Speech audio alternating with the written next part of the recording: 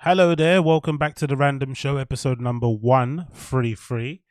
Random Show episode number 133 with your host Agostinho Zinga. I hope you're all doing well wherever you may find me on this illustrious live stream, which is Random Show episode number 133. I'm going to say that again and again and again so that I get the numbers right in my head because I'm a redact. 133. What's good? What's popping? Stream chat. Hope you're all good. Hope you're all fine. I'm already seeing some slander here on the fucking stream chat. What are you guys saying about me? What's Grim in Tank saying? She probably what? Mega fan. What's Mega fan saying here about me? I like them old apparently. No, I don't like anybody old, man. I'm married, bro. I'm married. Everything I say on here is a prank. Everything I say on here is a joke. It's all a prank. It's all addies and baddies talk. It's just boys being boys. You know what I mean, none of this is real. This is all a prank. Do not believe anything I say. I'm married. Happily, you know, I have children and shit, you know what I mean? Don't believe the rumors online, you know what I mean? Don't believe anything you hear me say. Even though you hear me say it on live stream and you hear it in full HD, right, coming from my fucking lips, do not listen to what I say. Everything I say is just, you know, whatever. It's just nonsense. It's just all over the place, okay? But I'm married. But yeah, big up everybody in the stream chat. Appreciate all of you for tuning in. Hope you're all feeling fine today. It is actually UFC fight night also today happening, but I'm not too sure, you know, how well my footage is going to be taken, really, to be honest. I've got it up on here on my phone at the moment. I've got UFC fight night on my phone. At the moment, it's a person called how do you pronounce his name? Bahamondes, and someone called Klein, who I'm not really too familiar with. I tend to only drop in on the big kind of like pay-per-views and stuff, so I'm not really too au fait with this. Although when I do watch fight cards, I do like to watch the whole entire thing, watch the early prelims. So most likely I will re-download this when it's finished and go watch it. I did watch a bit of the Cody Durden and Jake Hadley fight. That was really good, actually. I really enjoyed that one. For those of you in the stream chat who are a bit more balls deep in UFC, could you explain to me why what's his face? Why Durden kind of gave Hadley the fingers? Did they have beef before? I thought it was a pretty decent fight, very even for the most part. Obviously, Hadley got that massive cut on like the left-hand side of his eyebrow, just above his eyebrow. But I thought it was a very even fight between fucking Durden and Hadley. But I was surprised why Durden was so wound up and he basically gave Thingy-majiggy the two middle fingers. What was that all about? I don't really get that, to be fair, but yeah, if anyone could know in the stream chat and you could clue me in, let me know. And looking at the score points, Durden won that one as well. So we got a couple of fights on at the moment, as you can tell here, courtesy of the flipping. Let me get the thing up on my screen. So look, yeah, there's loading. Why is the text white? Should I have the text black or should I have it white? Anyway, it doesn't matter. It's up there anyway. You see it. So as you can see here from the topology, we're currently on this one at the moment, which is Ignacio Bahamondes and Ludwig Klein are facing together now. It's currently round one. Bahamondes looks like he's been all bloodied up and stuff. Klein looks like he's got control, but as per usual, I'm just going to stick to, you know, doing the fucking random show. If anything pops up of interest, just give me a shout in the chat, guys. Hey, big up Uche. Nice to see you. Big up Gretchen. Big up Mega Fan as per usual. Big up Sarlux. I see you here. Jorge Quinos. I see you here as well. Or Quinones, how do you pronounce that? I do apologize if I got that wrong. Jorge Quinones. Richie Rich, good to see you too, mate. Good, well done. What you call it? Long time no see. No, well done. Why am I telling you well done like you're my child? But Richie Rich, well done again. I nearly done it there. Thank you for being here. Big up Booth McGee, Gremlin Tang. I see you. Even though you were slandering me along with Mega Fan, I do appreciate you being here. And big up everybody else tuning in. As per usual, make sure if you are enjoying the stream chat along the way, please make sure you're liking the stream. That'd be greatly appreciated. I don't ask for much. All I ask for is a good likey on the old streamy. That's all I ask for. I think it's a pretty decent request. So if you can do me a favor and make sure you're liking the stream so that, you know, people see that people like it and stuff and they might want to join in. It's sort of like a nightclub. Have you noticed that? Like just now, somebody in my fucking, because I've got this little group that I'm a part of, this little techno London group where people talk, you know, about club nights and stuff. And if you're alone and you don't want to go by yourself to a club, you text people and they can basically maybe, you know, come out with you and shit. So it's a good little community of people on there, right? decent little crew, little group chat thing going on. And some random guy was like, oh my God, I went to this club and there were so many people queuing outside. Why is everybody there? And I was thinking, oh, some people have that tendency, which I never have. I tend to just go to things I just like to go to. But I know there's some people who generally like to see stuff already full and then they join in. So if they walk past a nightclub and they see a long queue, they're like, oh my God, I have to go. So if people see the stream and they see all the likes, they might be like, oh my God, this fucking black cunt might be speaking, you know, some actually, he might be providing an entertaining show. He might be somewhat funny. He might be saying something quite interesting. You never know, right? So if they see these likes, it might give me a chance, because you know how hard it is out here for black people, right? You already know, right? You guys know Stream Chat, no? You know how hard it is out here for us English African Americans, right? Us British African Americans, you know how hard it is for us, right? You know how hard it is for us, man. We're struggling over here, bro. We're struggling. But yeah, if you can like the stream, that'll be much appreciated. But beyond that, we're going to get right in on the show. I don't want to waste more of your time, so thank you for joining in as per usual, and let's just get cracking in it. Let's get cracking. So first thing I want to talk about is some No Jumper news, because I haven't spoken about this in a while. So I'm not too sure if you're aware, but No Jumper has been going through a little bit of a crazy time, because as of late, House Phone has decided to now become pally with Adam 22 again, which is quite weird when you consider that I would say maybe the point where No Jumper kind of was starting to fall off a little bit, or when everyone started to leave, was when everybody has to see how Adam 22 treated House Phone, because Adam 22 and House Phone have been good friends for a long time, or maybe they started off as colleagues but then they grew into a friendship, because he's been there from the, I'd say, literal beginning of the No Jumper media empire sort of blowing up into what it was, and the you know, the old kind of No Jumper show with him and flipping what's your friend Cam Girl and Adam 22, good little lineup, and Robes and all those kind of guys back in the day. Anyway, long story less long, things had to go a bit awry, and essentially Adam 22 was involved in a bit of a shit situation where he invited on a transgender person to come on the show, and that person ended up exposing House Phone. But not really, like, it was, I wouldn't even say it was a transgender person's fault. It was more so Adam 22's fault, because if I'm not mistaken, the show was pre-recorded. So they could have edited out that section where that transgender person basically said, yeah, me and House Phone did something. I think, I don't know, he's got his dick sucked or something like that. And he could have easily edited out that section, but he didn't. He chose to leave it in. So essentially, he exposed his friend before he wanted to basically let it be known to the world. Cool, he did that. Absolutely horrible. Then when it came to the point of like apologizing or owning to the mistake, he never owned up to it. He pushed all the blame to the editors, and he didn't want to take any ownership or accountability, and that made him look even worse. And then when it came to having a little sit down with House Phone on the podcast, it quickly turned into Adam 22 being the worst version of himself, which is incredibly self-absorbed, incredibly obnoxious, incredibly just annoying to talk to, because he doesn't, you know, accept responsibility, and maybe just being a complete dickhead. And that kind of, I felt like, was one of the dominoes that kind of led to the eventual downfall of No Jumper, with everybody else leaving, like AD and TRELL, and the whole beef with fucking, what's his name, with that fucking gremlin looking guy, what's his fucking name, I don't know, whatever, that weird looking guy that's like 40, but he looks like he's 60. But anyway, everybody left. So he left, and then everybody, you know, everyone kind of left, and it kind of makes sense. But House Phone now is suddenly run back to Massa, right? He's run back to Massa. House Phone has run back to Massa, and he decided to take part in some, what's it called? What they called again? I forgot the fucking name of No Jumper. I think on some shit.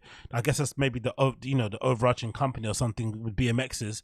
And No Jump, House Phone decided to go and do an on some shit DJ set. And he was promoted on the flyer and shit. And then of course Adam 22 got the much needed picture to kind of prove the doubters on Reddit wrong, that he was friends still with fucking Adam, with fucking House Phone. And the entirety of the Reddit and the No Jumper community went crazy, because essentially everybody kind of rode for House Phone and kind of left the platform, mainly because of how worried they were that if Adam 22 would treat House Phone the way he did, what about them? And it kind of got proven right. So cool, he did that, right? So it's kind of making House Phone look a bit weird. Like, why would you go there when this guy basically outed you? And then essentially when he sat in front of you, he kind of insulted your mum, who died, RIP to my House Phone, and just basically refused to take any accountability of this. And the other thing that makes this story even more wild is that before, you know, Adam 22 got into his little cuck era, we found out through how did we ever find out? I don't even know how we even found out, but somehow it got out that Housefan actually fucked Leonard the Plug before Adam 22 and Leonard the Plug kind of got together. It must have been very close. I think the dates, I think they all met each other at the same time. But Housefan actually managed to fuck Leonard the Plug before she got together with Adam 22. So that's kind of a weird thing that they kind of always have kept under wraps. And it kind of made Adam 22 look horrible because Housefan has never spoke about this. It just kind of got out as a rumor, but he never once exposed the fact that he fucked Leonard the Plug. So the fact that Adam 22 would expose his quote unquote sexuality and then go on to not take accountability for it or say sorry right off the bat kind of made him look horrible. Anyway, we all know Adam 22 is a horrible person.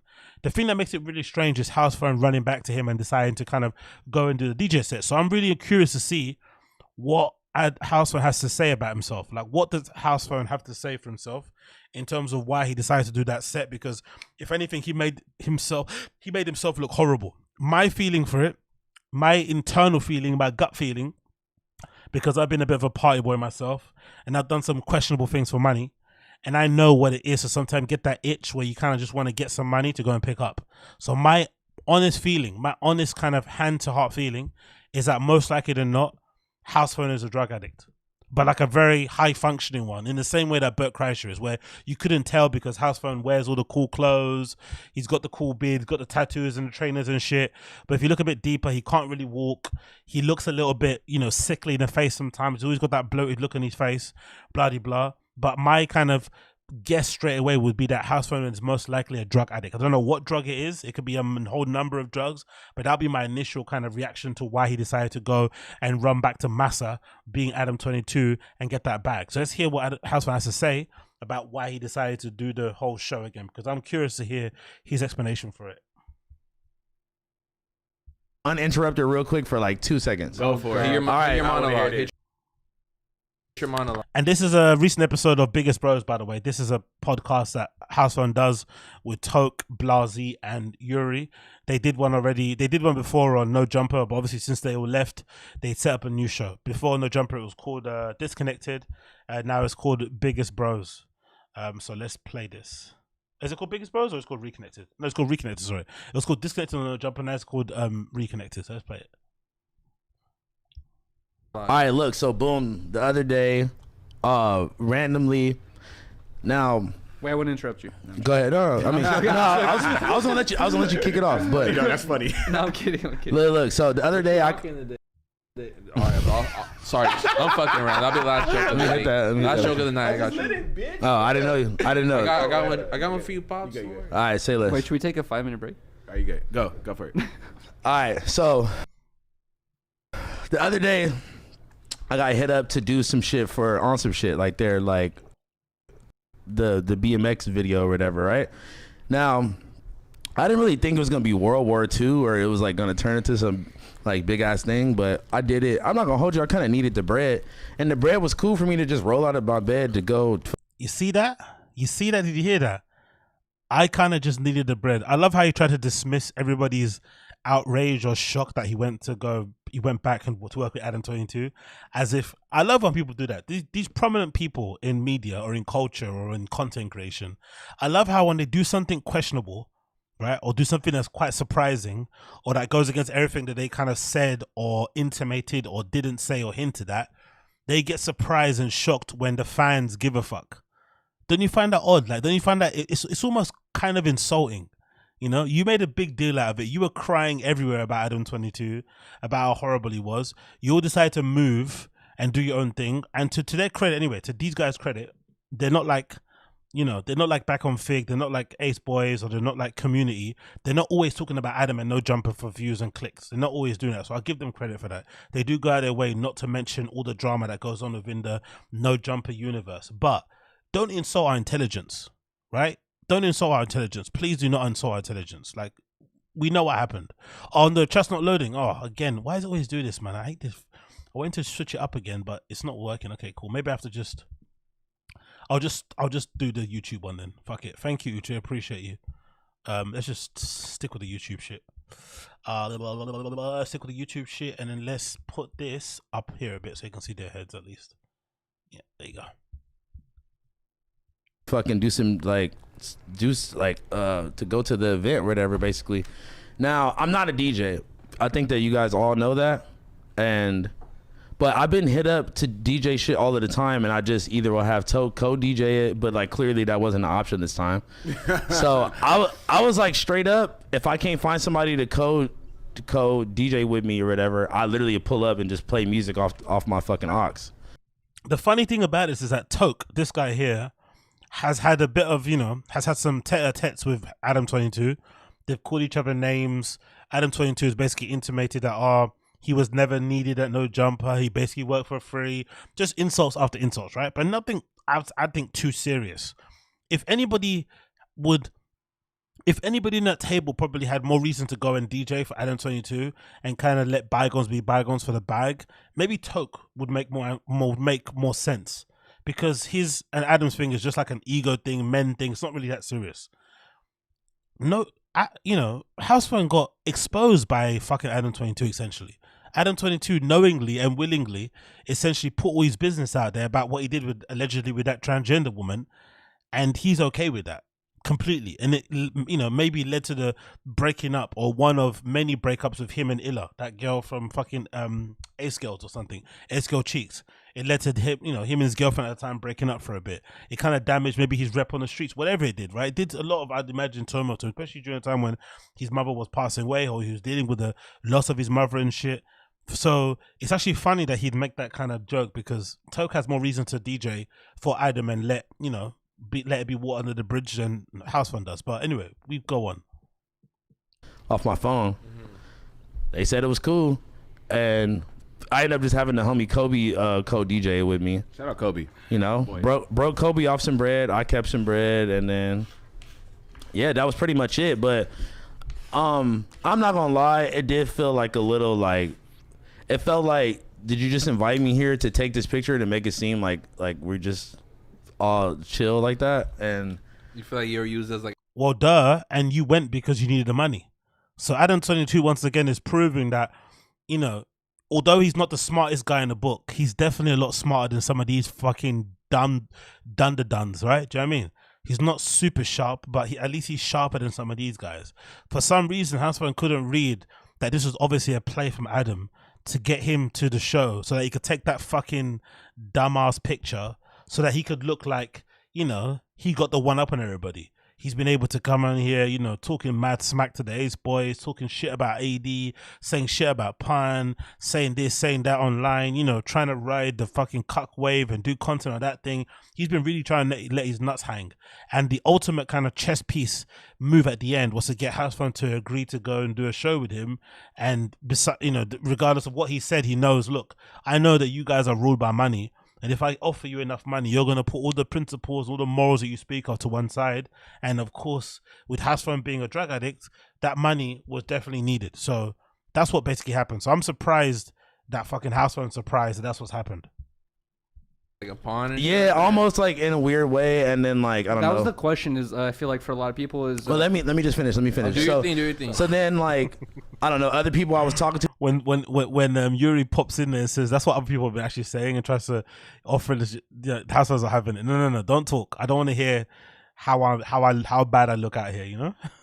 It was like, oh yeah, like we can't wait to like do other stuff with you and Yeah, blah big blah up blah. And I Crash. was just like, whoa, like I didn't really like foresee this into being that deep. Like I just thought it was like, you know, on one thing. it was a one thing, but I mean everybody turned it into like, oh my god, he's going back and all this other shit like that. And I'm just like, I don't think that it was that big of a deal. And I don't know, maybe I should have thought about that a little more before I did it. But to be honest, like I needed the bread, and it was really nothing for me to pull up. Like I've been cool with all those BMX niggas for mad long, like just as long as I've known Adam and all that shit. And I don't have no problems with Began. I don't got no problems with fucking Stevie. I don't got no problems with Connor. I don't got no problems with Nate Richter. I don't got no problems with Phil. I fuck with all of them. And like they asked me to do it, and I did it. Like I didn't really overthink. Basically, he needed the money. Essentially, he needed the money, and Adam 22 offered a position, a platform for him to go and make some money, an opportunity to make some money, sorry, and he went and took it. But again, it's just the context around it that's kind of upsetting and troubling, and also a bit surprising, just considering, you know, the levels at which he kind of got treated by Adam and the disrespect that he kind of got, you know, subjected to, both in terms of leaving that little clip in with the transgender person saying that they fucked around with Houseman back in the day, the lack of accountability and personal, you know, and for, you know, and asking for forgiveness and trying to make shit right on Adam 22's side. The interview that they had on one of the shows, I've got which one, when Houseman tried to threaten, you know, tried to act like he was gonna throw something at Adam, but wasn't really on it because he literally can't stand on his legs. So it wasn't really gonna be a fair fight if they did actually end up swinging, and he's all bark and no real bite. But that's the major disappointing part of it. Like, if you look at it from the personal point of view, fair, do what you got to do to make the money. But surely if you're the kind of person who's, you know, going to be swayed by money at all points, to kind of put aside your pride, your principles, your morals, your feelings even, just for money, then you know for sure mostly you're going to do quite a bit of shit for money as well. The door's going to be open for many other things, which probably explains the whole like transgender thing in the first place. You know what I mean? You put enough money in front of this guy and he will do literally anything, especially if there's a fucking line, a bump, a fucking key, a pill, or some fucking lean available. He's gonna do it. It's kind of disturbing, to be honest. Thinking too much, and that's all I wanted to say. You weren't trying to like cause like all like no, you but I also outside, I ain't fucking. Yeah, I also like wasn't trying to make it seem like, oh, like I'm just extending the olive branch. I mean, like I felt like the olive branch was extended, and like I don't know.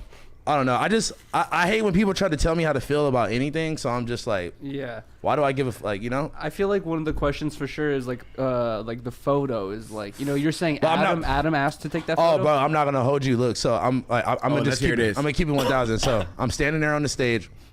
Lena comes up to the stage. She's like, help me up on stage. I pull her up. She's like, Adam wants us to take a pic.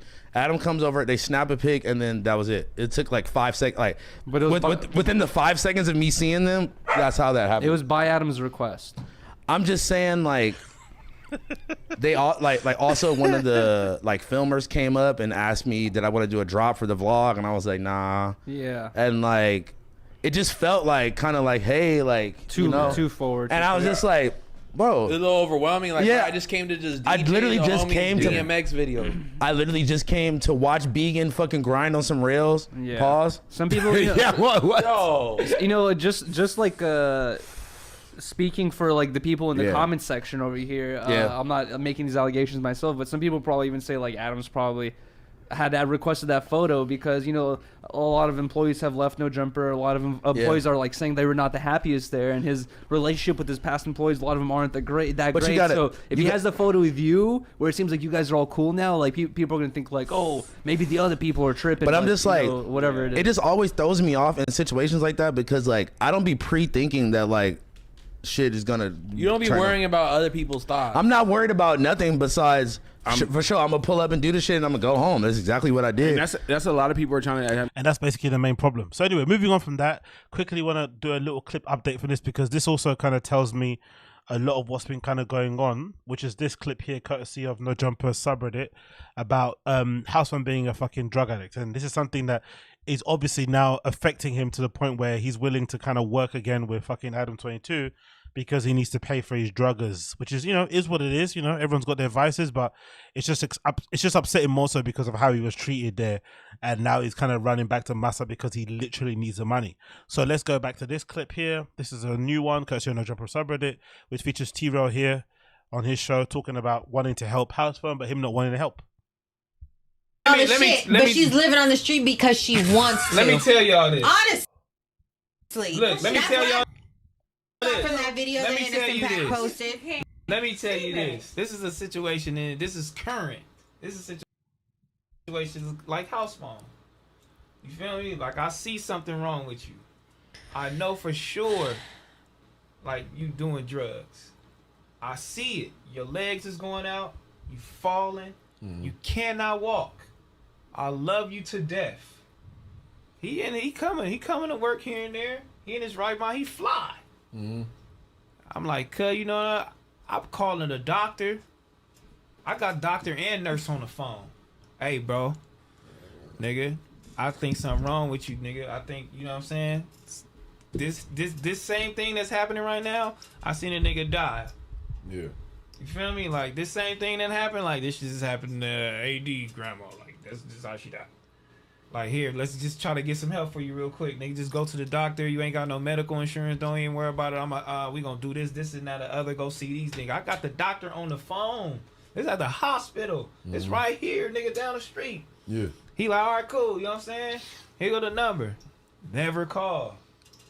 You feel me? Like, some niggas just don't be, like, want help. And I don't know if it's, like, a mental thing or however it is, but you got niggas that want to help, and some niggas just don't want to help. So at that point, they don't want help. Just go. You got to let them go. You feel me? Like, so obviously you're going to get the point of this. Now, just to kind of end my whole soliloquy in this, I don't want to go on and on about this because it's a fucking bit boring after a while. But essentially, I've got two kind of final points to make on this. As much as the whole drug addict thing is probably true with house phone, I think what this basically proves is that I've been watching a lot of these guys on that do content online, especially the guys who are like a little bit successful where they can kind of do it full time and shit. And I feel like a lot of these guys really and truly kind of overestimate their value in some respects, especially if they appear on a platform that's already ready made, like No Jumper. Essentially, on No Jumper, you sit in front of a microphone, you speak for maybe 5 hours a week or something, you get paid a decent amount of money. I think AD said recently he was getting paid $2,000, I think 2,000 something every 2 weeks for his appearances on No Jumper. And maybe he's not the best example because he did quite a bit for them, but imagine you do like 10 hours a week working for No Jumper, right? You know, which is not that much time really, but all you do is sit in front of a camera, everything's made for you, cameras are ready, you put a pair of headphones on, react to news online, and you get paid 2,000, right?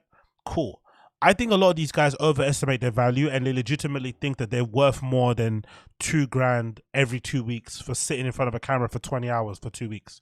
They overestimate their value. So they then go and try and do their own thing. But then realize when you try and do your own thing, it's a lot harder than sitting on the No Jumper platform. No Jumper platform's already got, 1 million plus subscribers, built-in views. No matter who they put in front of the fucking microphone or the front of the camera, they're always going to get a decent amount of views. But doing it on your own is a real grind and sort of the same level of opportunity. So I think a lot of these guys overestimated their value and they went too far, right? They kind of shot their load too quickly and they decided to go and run and do their own thing and it obviously didn't work out. And now they're realizing, some of them, that the grind is longer and the money isn't as frequent or as plentiful as it probably was in the past.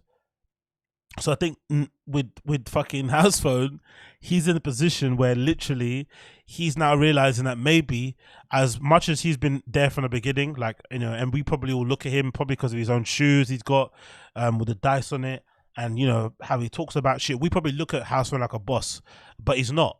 He's probably just a really good employee, and there's nothing wrong with being a really good employee. There really is nothing wrong with being somebody that works really well, or somebody that's a good number 2, a good number 3, a good number 4, a good number 5. We lionized way too much this idea that everyone has to be their own entrepreneur, everyone needs their own platform, everyone needs their own fucking station, and it's too lionized. Sometimes being a good co-host or being a good one of many hosts is actually a good thing to do. So maybe in House Phone's case, putting aside his drug addiction, which is clear, and his need for money in that respect, maybe he does need to go back to No Jumper. Maybe he should go back to No Jumper, swallow his pride, swallow his integrity, swallow his morals, and just say, you know what, fuck it, I need the money. I need the fucking regular income to kind of keep me somewhat stable. Because if this is what he's doing just to get a quick money, to kind of put some money in his pocket to do this and put his morals and principles and integrity to one side and whatever else it may be, just imagine how far this may go. This may go kind of far if he decides to do this more often. So maybe to kind of not have that dark door open, maybe go back and work regularly with these guys and kind of go about it that way. That might be actually a good way to kind of do things. But then the other side of things, the second thing I was thinking, number 2, is that it's okay to let people like this just crash out. I know this is a really strange thing to say, and I say it often on here, I think, because I know I have the proclivity to a proclivity or not even proclivity. I know probably I have like a possible part of me that's able to just like turn it all off and not give a fuck. It's never happened before, but I know I do have that button.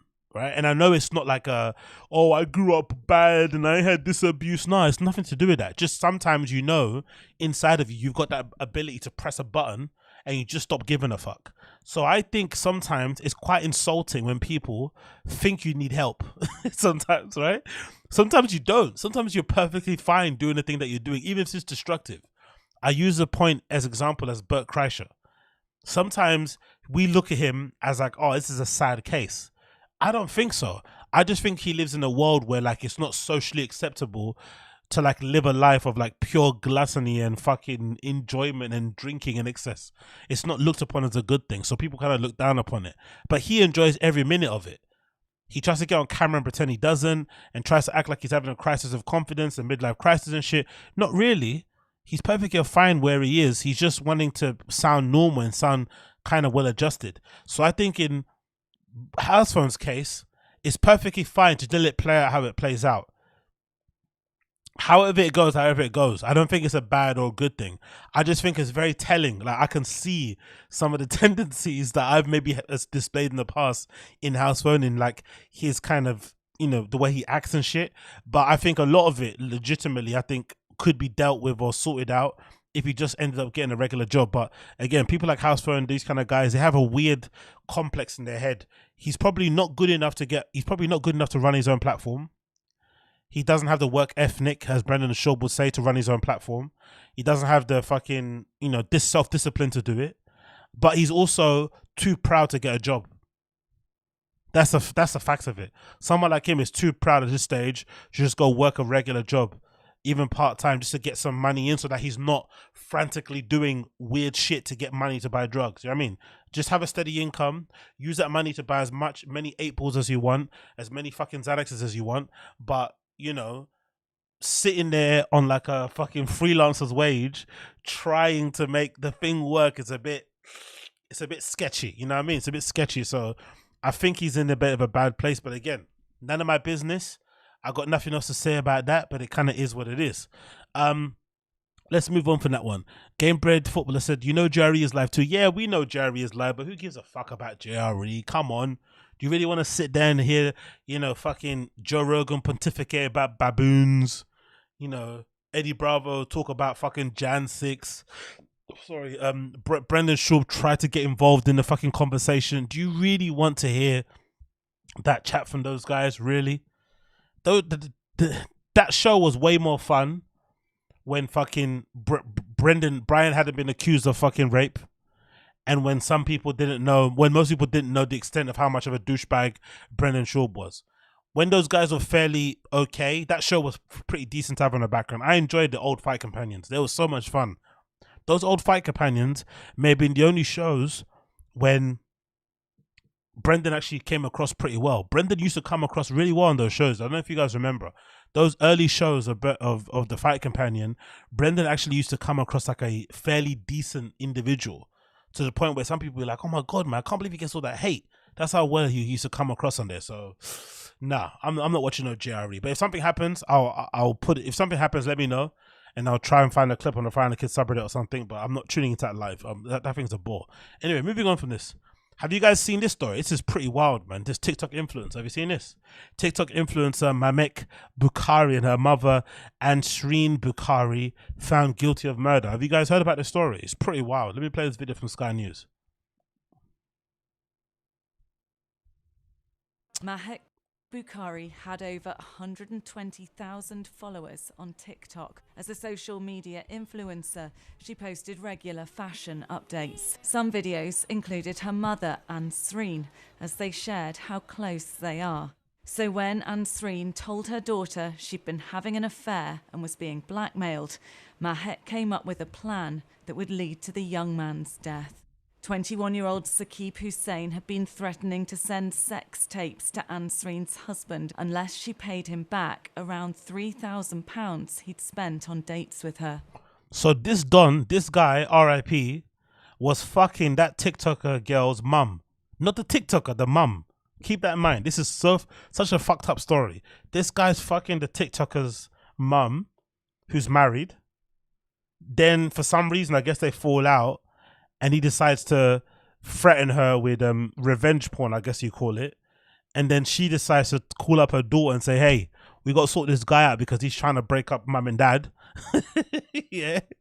And they essentially fucking, you know, chased him around the fucking motorway until he fucking died. Crazy story. Let's continue. On the night of the killing, they'd arranged a meeting in a supermarket car park in Leicester. As Saqib and a friend arrived in a Skoda, Mahek and her mother were in an Audi marked in red. Other people they knew were in the car marked in blue. After deciding not to get out, the young men pulled away, followed by the other 2 cars. They were captured still following the Skoda as it headed towards the A46. By the time they got here to the dual carriageway, the Audi had reached a speed of almost 100 miles an hour. Saqib Hussein made a panicked 999 call, saying, they're trying to ram me off the road. I'm begging you, I'm going to die. There was then a scream and the sound of a loud crash. The car had hit a tree. Both Saqib Hussein and his friend Mohammed Hashim Ijazuddin died as the car then burst into flames. Police visited Mahek, but she lied about where she'd been. Where was that? So we stayed here, and then we went straight to Nottingham. As soon as I've turned around, this silver car's gone. She sounds like Brendan Schaub telling a story, innit, right? You can already know she's lying from the hand movement. She sounds like fucking Brendan Schaub telling a story. Fucking hell. I can tell liars now. I can spot liars way more now because of all the times I've spoken about Brendan Schaub on this live stream. It's pretty weird, innit? It's pretty wild, pretty weird. But hey, what can you do? But after her arrest, her story changed. She admitted she had been on the road in Leicester, but claimed she wasn't involved in the crash. The silver car swerved to not my side, to the other side of the dual carriageway where the metal bits are, basically. And I didn't see the car after that. I didn't hear a bang. During the trial, she admitted she'd lied repeatedly to the police. I think sometimes it's been very hard for the families to grasp, to hear different accounts, no real admission of guilt or feelings of for the 2 lads that died. From the glamour of TikTok stardom to convicted killers, Bukhari and her mother now face long sentences in prison. Yo, South Asian people are fucking very, what's your thing called? South Asian people are, what's that thing about families and shit? When we say it's territorial, what's that thing where you're like, they're very family orientated, isn't it? Because I couldn't imagine a scenario where any other family, where any other person in the family, whether it was I can't imagine any other community of people who would do something like this. Like your mum gets caught having an affair with some younger dude, she asks you for help, and then the first thing you want to do is go and ram the kid off of fucking, drive around and rap. You know what I mean? Do you that's what I mean? Like South Asian people are very, no, I'm not saying it's a bad thing. I actually think it's oddly enough a really good thing. Like how fucking family orientated these people are. Like they don't mess when it comes to their family. They don't play no games. Like you're not gonna break up my family. You're not gonna embarrass my mom. We're not playing those games. They don't play around. So the fact that the kid, again, think about this. Keep this in mind, guys. It's the young boy who was smashing this girl's mum behind the dad's back, I guess. Then for some reason, he wanted to blackmail the mum with revenge porn. Then the mum got her daughter involved to help her. And they decided to kind of do this thing where they were going to follow the guys around in a car, which essentially led to them crashing and dying because the car went into flames and shit.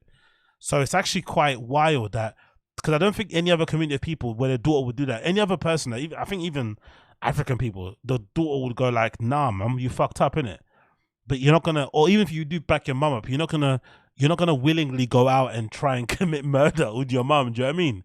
But this is, wow, this is definitely like ride or die mother and daughter fucking relationship. The only thing that's kind of wild off of this is just who I feel bad for. I feel bad for the boy that got into the car with his friend who was obviously the one, smashing the mum, because he did nothing. He was just there to support his friend, and he just died, he just kind of like a casualty of war, basically. He kind of ended up dying for just nothing. He did nothing wrong. But the other part of me also thinks to myself, what happened to the revenge porn? Have they got rid of it? Did it all get destroyed, or is it all out there? I wonder if it's something that everybody in that community is kind of seen, because I think Leicester has a big population of like Indian and Pakistani people. So it probably most likely people in that community have already all seen the fucking footage anyway. Do you know what I mean? So these guys essentially died for nothing because it's all been put out there. Most likely her husband did divorce her, is in the process of doing it. She's probably going to spend a lot of time behind bars. It's just a very unfortunate and tragic situation. But I couldn't imagine I'm trying to think, I couldn't imagine any other culture where the daughter would willingly help the mum in, in committing a murder because of a mistake that she done, you know? I think the other way around it would happen. I think the other way around, most cultures, the other way around, the mum's always going to fucking ride for the daughter. But what other culture can you think of? Like, white people definitely wouldn't do that. A white girl would definitely not do that for her mum. She's definitely not killing anybody. She's not doing that. But South Asian people are like, they don't fuck around when it comes to marriages and all that shit. They don't like getting divorced, but they're also very freaky behind the scenes because that guy was very young. You know what I mean? She had no business smashing that really young dude, to be honest. She kind of fucked up in her own regard, but hey, what can you do? What are you guys saying in the chat? Actually, Teju's saying it's not tribal type, it's just crazy family. It's crazy family. I don't know people who will ride or die for criminals. Yeah, true, good point. Support his friend's blackmail, lol. No, I don't think he support. No, I don't think you can blame the guy in the car, man. He didn't support the friend's black. He's just been a good friend. Just because you go with your friend to go and, make sure you got his back, it doesn't mean you support the fucking blackmail. I think most friends will do that with their friend, and if they're gonna go meet somebody up for something, they're gonna go help them out as much as they can. All parties involved went about everything the wrongest way. I agree with you, Uche. Banner says I'm going to need a review of the evidence. Lols. Oh yeah, daddy gonna get all the money while in jail. Yeah, hopefully he does anyway. Big ups. Yeah, big up Koila. Nice to see you, my friend. Hope you're good. 7 Dirties there. Revenge porn only stings for about a week. Exactly. It's not. It really isn't that deep, man. It really isn't that deep. Like, no one's gonna be searching for her Desi revenge porn forever. Do you know what I mean? People are gonna watch it, bust a quick nut, and keep it moving. But hey, what do I know, innit? I'm just a young boy living in a fucking crazy city, talking out my fucking ass. I don't know what I'm talking about. You get me? I don't know what I'm talking about. You get me? Anyways, moving on from that one. Have all of you guys seen what's happening with fucking CENAT? That's been a pretty crazy story. I'm just surprised again. Maybe you guys can tell me out here, you guys that play video games and shit, but hasn't it been quite a long time since the fucking PlayStation 5 came out? Why is it still causing such a ruckus? Aren't they readily available now in shops? Why is CENAT's fucking, potentially offering free PlayStations causing such a riot in fucking parts of New York? Like, what's going on? Aren't they available to buy in normal stores like on Amazon and shit? Why are people still going crazy for PS5s? Please tell me in the chat if you know more, because I'm really disturbed by this whole thing. It doesn't make any sense, really. Social media streamer faced a charge of inciting a riot on Friday when an event in Manhattan Union Square where he planned to give away a video game console descended into a mayhem, drawing a crowd estimated as several thousand young people. In addition to the riot, the live streamer Kai Carroll CENAT III, the blackest name ever, was expected to be charged with unlawfully assembly and potentially other crimes. Jeffrey Madery, the police department's chief of department, said at a news conference. The episode, which began shortly after 3 p.m., was effectively over by 6 p.m. 3 hours of absolute mayhem, actually, not murder, resulted in 65 arrests, nearly half of them juveniles, injuries to officers and some of those in the crowd, and damages to food cart, police vehicles, stores, and officials said. It was uncontrolled. It took us a while to get it under control, and a lot of young people got hurt, said Chief Madery. Mr. CENAT and another streamer, Phantom, how you pronounce his name? Is it Phantom or Phantom? Anyway, I was going to say Phantom, had announced plans to hand out PlayStation 5 consoles at the park at 4 p.m. I'm not going to lie, right? Like, maybe if I was that, I don't know if I would do this if I was that age. Honestly, I did some crazy shit when I was like 19 and shit, right? Or even younger than that. But I legitimately think I have too much pride to go and get a free PlayStation. I'm just not doing it. Unless it's a competition where it's going to get sent to my house, that's one thing. But I'm not about to go to a park and ask for a free PlayStation from a streamer. Like, That's never happening, right? Do you know what I mean? I'll enter a competition online. I might retweet something. I might like a post. I might leave a comment, but I'm not physically going to a park to try and get a PlayStation with my hands out. Like, you must, honestly, no way, never happening. But hey, maybe if I was younger, I may have done it. It continues. Mr. CENAT's YouTube channel has more than 3.6 million followers. The event was spontaneous and came together without a city permit.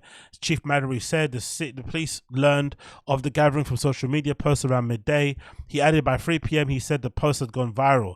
At that point, he said the event grew exponentially rapidly and vast. Hordes of young people were soon packing the park and spilling onto the surrounding streets and sidewalks where they were blocked cars and pedestrians. The popular Union Square Green Market shut down early. Subway trams began bypassing Union Square. As 4 p.m. approached, the crowd grew restless and police department initiated a level 4 mobilization. Imagine that, man. New York has stuff like level 4 mobilizations. That sounds so fucking bleak. That sounds so 1984, right? It's the highest level of response. While parts of the crowd remained mostly peaceful, others tipped into unruliness. One cluster of people stormed the construction site and then began hurling building materials, rocks and bottles at one another. Fucking insane. You had people walking around with shovels, axes, and other tools of construction trade, adding that the others had been lighting fireworks and tossing them at officers. When the scheduled giveaway time came and went, the pandemonium increased. So when no one actually got a PlayStation, from what I'm led to understand, right? No one actually got one. So it's already embarrassing enough having to go to a park to go get a PlayStation for free from a streamer. No one actually got one in their hands because it just got too crazy. Great. Water bottles, basketballs, and computer and fireworks sailed through the crowd. One group of young people pushed back against police officers carrying riot shields.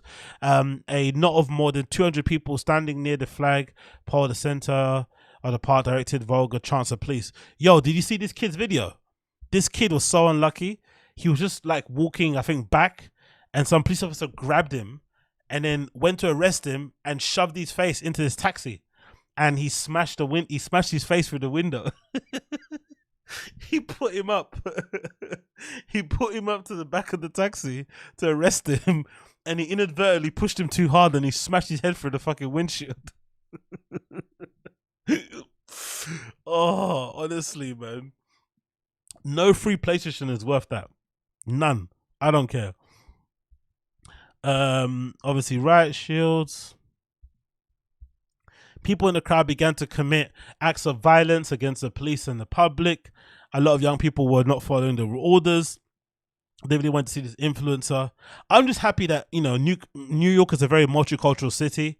CENAT, obviously being one of the biggest streamers in the world, also attracts a very multicultural, you know, group of people. His fan base is multicultural too. So I'm just happy it's not all niggas. Because if this was all fucking niggas, people would have been going crazy. The fucking response on social media would have been so awful. But because there's plenty of, you know, very excited, you know, under 18-year-old fucking Caucasian kids, you know, who also love CENAT, it makes it a lot more tolerable to see online. You know, that's it basically. So I'm happy that happened. I'm happy it's not all niggas. A lot of these young people were not following the orders. By 5 p.m., the police had pushed most of the crowd onto the Park Avenue, with hundreds of young people flooding both lanes, stopping traffic and banging on cars and hurling things. That's my friend you're arresting in teenager, yelled the officer. That's my boy. Imagine thinking this is going to get your friend, you know, is going to get your friend released from fucking arrest from the police. That's my boy. He's got 20,000 followers on TikTok.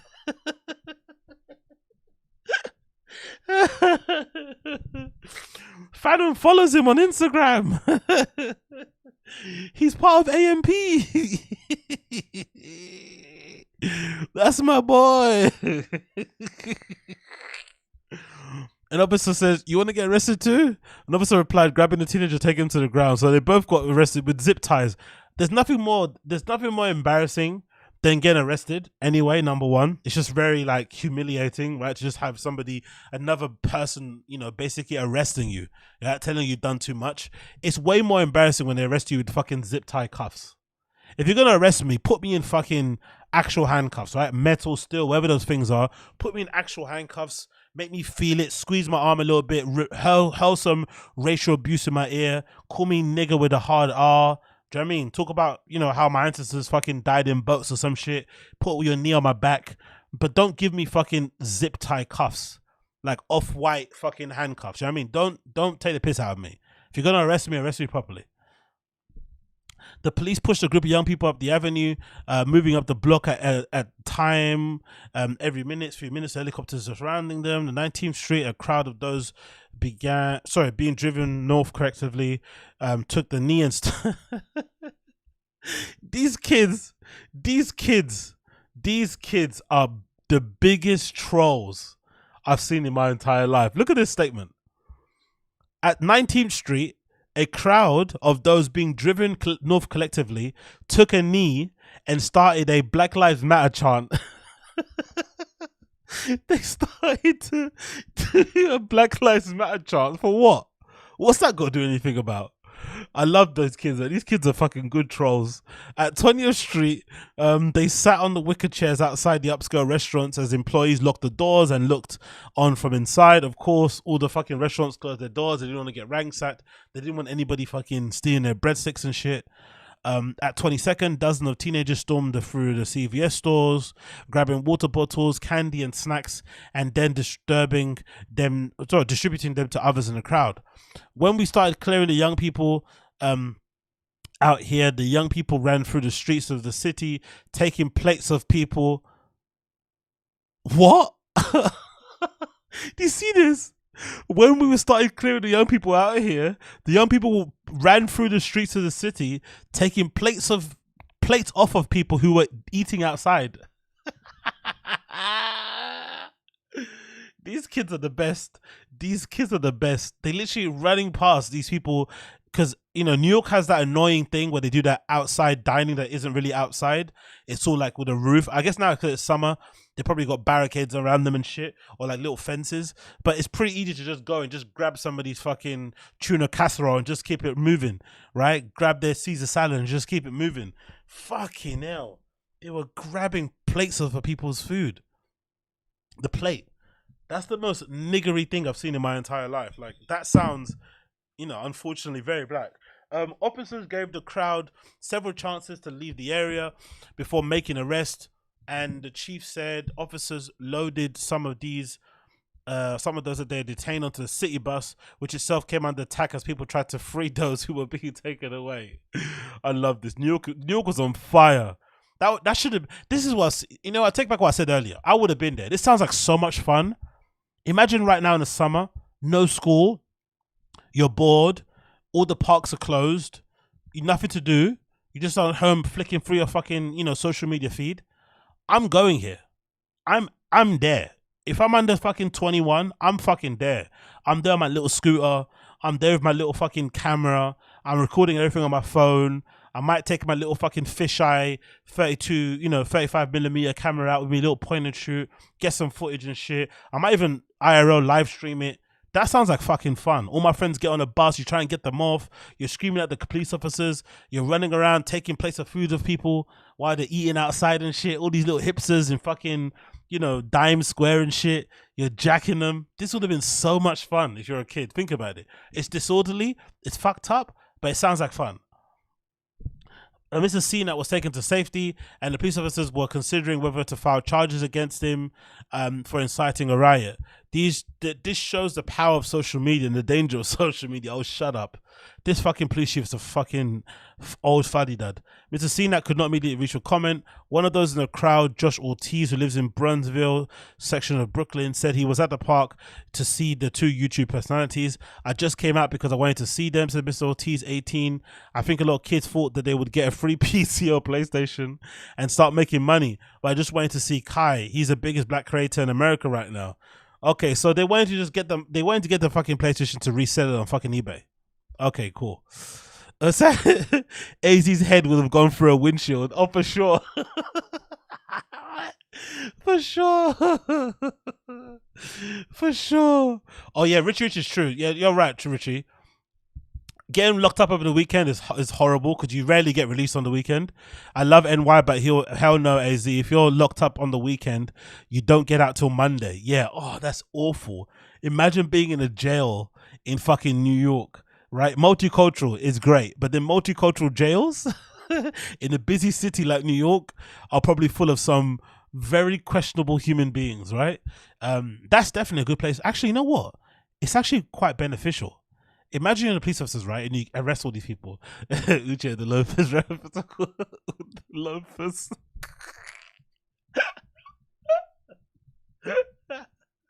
I would be a mark. So as soon as I walked in there, clicking and clacking, right, with my little fucking loafers and my white socks and my black trousers up a bit high so you can see the socks, like looking like fucking Michael Jackson, clicking and clacking, I'd be a mark. I'd get marked out so quickly. They'd be like, okay, get that fucking guy, run his pockets, put your finger in his booty. I would get marked out so quickly. There's no way I'm surviving in there, especially with this accent. Imagine the accent, the fucking shoes. Oh my god, the whole look, everything. I'm just clicking and clacking there. Oh, I'll fucking get marked out. Okay, I take it all back, guys. I'm thinking in my head I'm a bad boy, but the reality of it,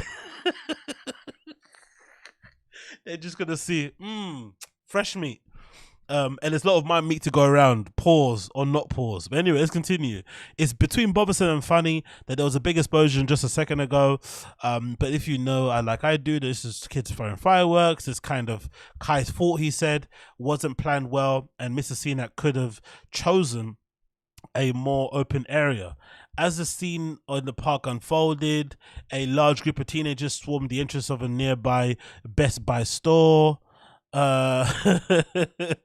prompting workers to lock the doors. These guys are huge, said 21-year-old gamer from Queens who identified himself only as Zap. Yeah, that's what I'd be doing if I was 21. I'd call myself Zap as well. Call me fucking Zap. I don't have a real name. Real names don't exist. He said that 90,000 people had been watching CENAT's live stream several days ago when he announced a giveaway. Adam Mass, a 20-year-old student from Brooklyn, said he had come to the park after hearing the pandemonium. I heard that they were here. I didn't even want to get a giveaway. I knew something was happening, so we came here. Exactly, see what I mean? That's what it is to be young. You don't even want the fucking free shit. You just want to be around that energy, bro. You want to be around that fucking energy, like chaos, anarchy, anarchist. Yeah, man. Kill people, burn shit, fuck school. You know, golf wang. That's what you want to be. You want to be in there, man. I want to be in there clicking and clacking in my loafers, skidding all over the place, you know what I mean? Oh, mate, fucking hell. Big up the kids who were screaming their fucking I can't breathe chant. That's fucking awesome. The BLM, whatever the chant was, BLM I can't breathe, all same thing. But whatever they did there, big up those kids. Kai CENAT might get charged. I think it's a bit excessive, to be fair. Considering everything else that goes on in that city, they need to kind of chill out. There's loads of footage coming out of Kai CENAT actually trying to help some of the kids and wanting to kind of chill everybody out and kind of, you know, dim the hype a little bit. So people need to relax a little bit. That's what we need to do. You need to relax, you need to chill. It's not that serious, not that deep, and just let the guy kind of live. In my humble opinion, it's not that deep. But again, I could be wrong. I'm not there. It could have been more excessive and more crazy than what it actually was. But hey, in the long and short of it, everybody is okay. Everybody survived. So let's fucking relax.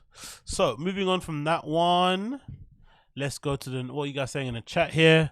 I've never heard of this person. Zap, not one of our guys. Zap's not one of our guys. It's fucking hilarious. Also, big up to, hold on, let me actually I've got to get a tissue quickly. Bear with me 1 second while I get a tissue.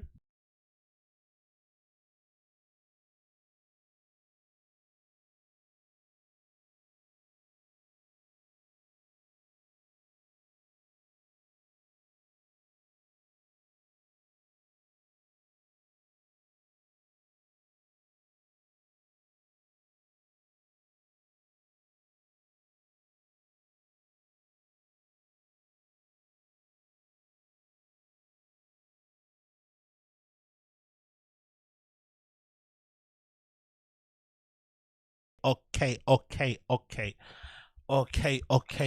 Let's go. So, next one, talk about. Have you heard this? Yeah, this was quite good. So big up Taylor Swift also.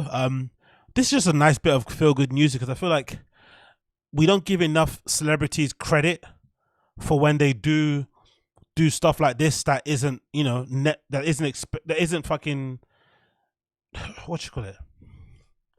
When they're generous like this, I think it should be celebrated. That's basically what I want to say, right? I think it should be celebrated when they're generous like this. So this is courtesy of TMZ. Taylor Swift gave over $50 million in bonuses to entire Era's crew. And it says here, Taylor Swift gave away more money in bonuses than previously known. In fact, it was more like in millions. Sources tell us that Taylor did in fact shell out over $50 million to every member of the Era's tour crew. That includes the 100K per truckers, to obviously take the whole thing around the fucking country, which itself came up to about 5 million, seeing how there's about 50 guys hauling per tour from city to city. There was a lot more dough to go around. As it turns out, we're hearing that the additional 45 million plus was divvied up among everybody working on the tour, including sound engineers, techs, caterers, stagehands, backing musicians, etc. Of course, our backup dancers got paid too. People reported it was more than 55 million the total give out. So big up her. She's making a lot of money, clearly. The tour's obviously going very well. She's obviously doing the fucking, you know, the white Beyonce thing, because I see all the black girls online loving Beyonce's tour. I see all the white ladies and mums and daughters and shit absolutely loving Taylor Swift, even though I don't really like the music at all. It's actually good to see that she's also giving back to the people that are being able, the people that are helping her put these shows together, because as much as she's a star, there's so much that must go on behind the scenes to put these live shows together for Taylor Swift. She's not some fucking mediocre normal chick out there. Do you know what I mean? This is a really big deal pop musician artist out there. So she needs a lot of moving pieces to be working together in accordance to kind of get her where she needs to be. So I like that she's kind of recognizing that and obviously thanking these guys for their fucking hard work and paying them. I said this before. I think a large part of why I kind of hate the scene sometimes, or my little industry that I'm in, is that sometimes there isn't a lot of kind of onus put on the need to kind of pay people correctly for their time and to kind of make sure that they are fully compensated, right, in the right way, in my personal opinion, right? I think people should be compensated properly. And this is a great example of it, in my personal opinion. Compensate people properly, give them the money they're owed, and then most likely when it comes to them working for you, they're going to work a proper shift. You know what I mean? They're probably going to put it in. So I like to see this happening. So big up Taylor Swift for being an absolute G and doing things that she probably doesn't need to do, but doing it anyway, because that's what good people do if they want to, like, you know, number one, get some good press, but also do a good thing for the people and make sure that they are looked after in the right way. Oh, big up who just won. Thingy just won, innit? I just saw him win just now. Was that a tap?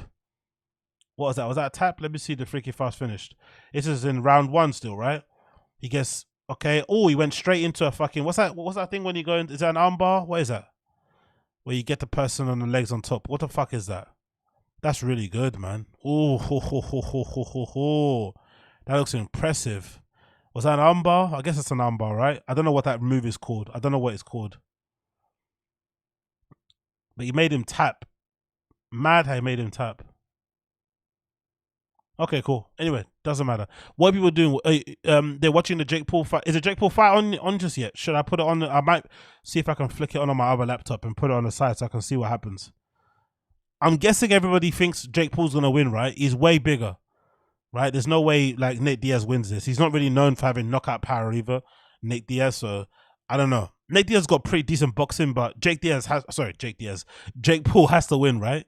Like, he definitely hits way harder. So he's probably going to, if you flatlines Nate Diaz, this is going to be so embarrassing. But yeah, most likely. Anyway, moving on.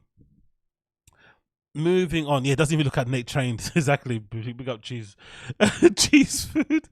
It's true. He doesn't even look like, don't get me wrong, he never looks super, super ripped, but he definitely doesn't look like he gave a fuck. I saw footage of him training. I'm not sure if this is a troll.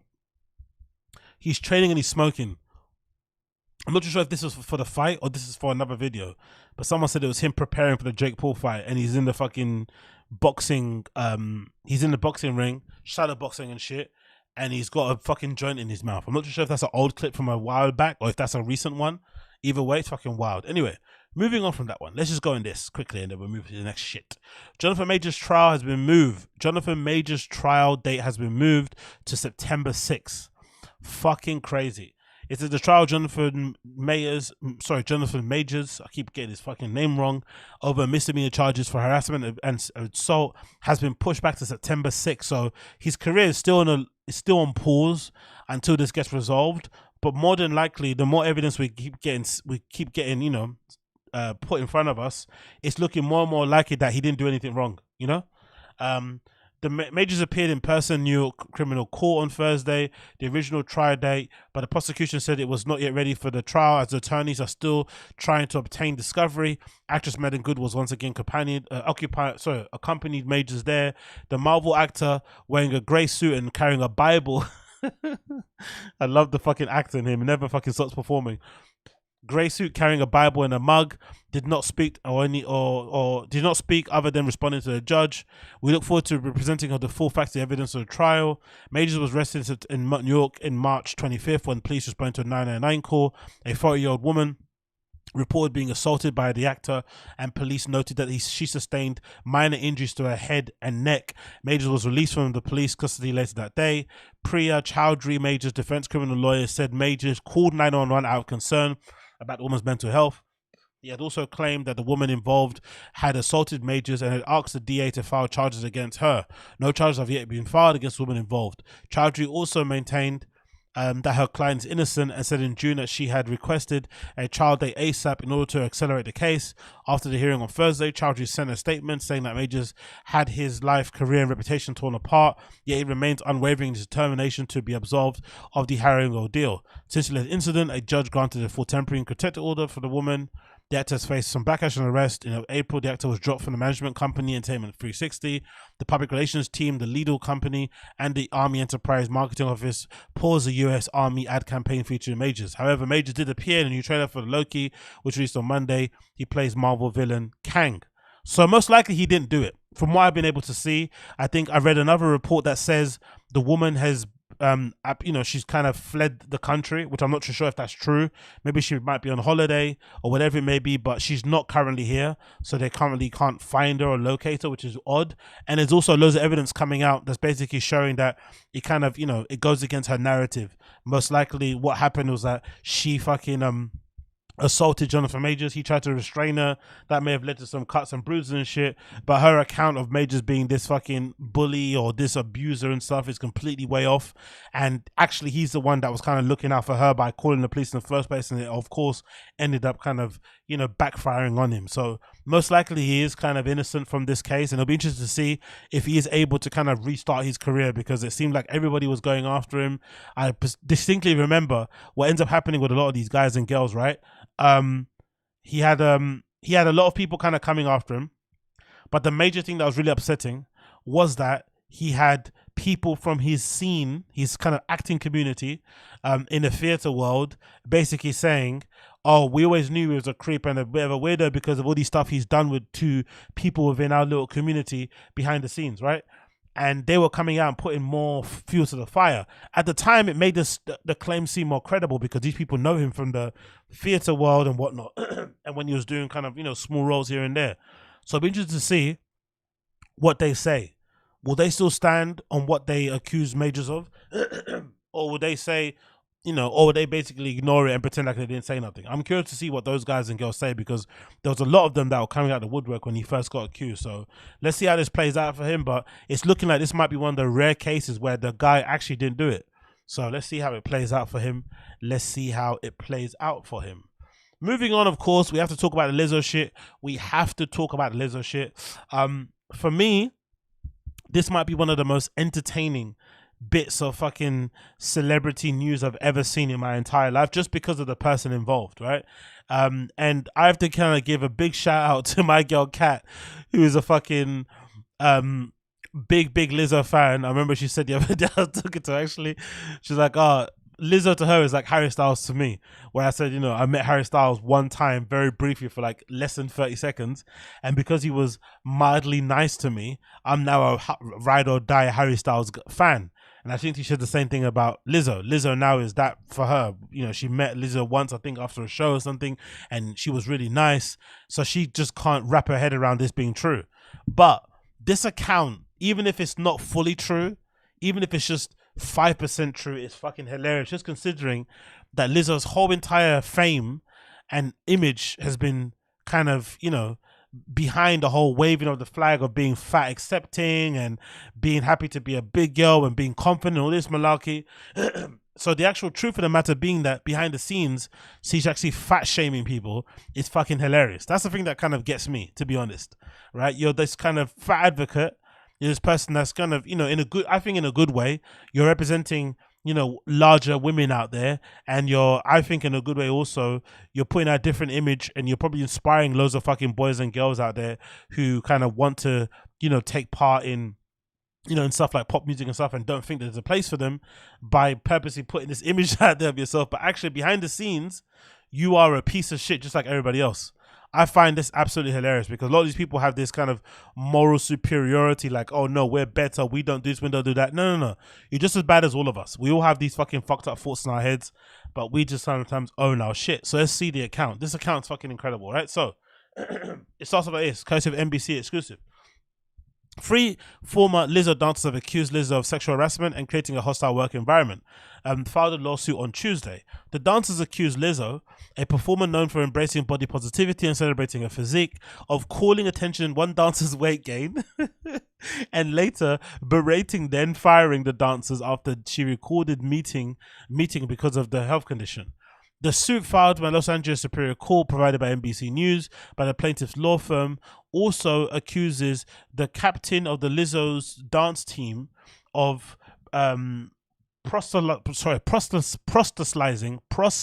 proselytizing, that's preaching, I'm assuming, right, to other performers and deriding those who had premarital sex, while sharing lewd sexual fantasies, stimulating oral sex, and publicly discussing the virginity of one of the plaintiffs. You gotta love this shit. The suit does not say if Lizzo knew about the allegations linked to the dance captain Shirley Quigley, who plaintiffs believe the singer was aware of the complaints about, according to a lawyer, Ron Zambarano.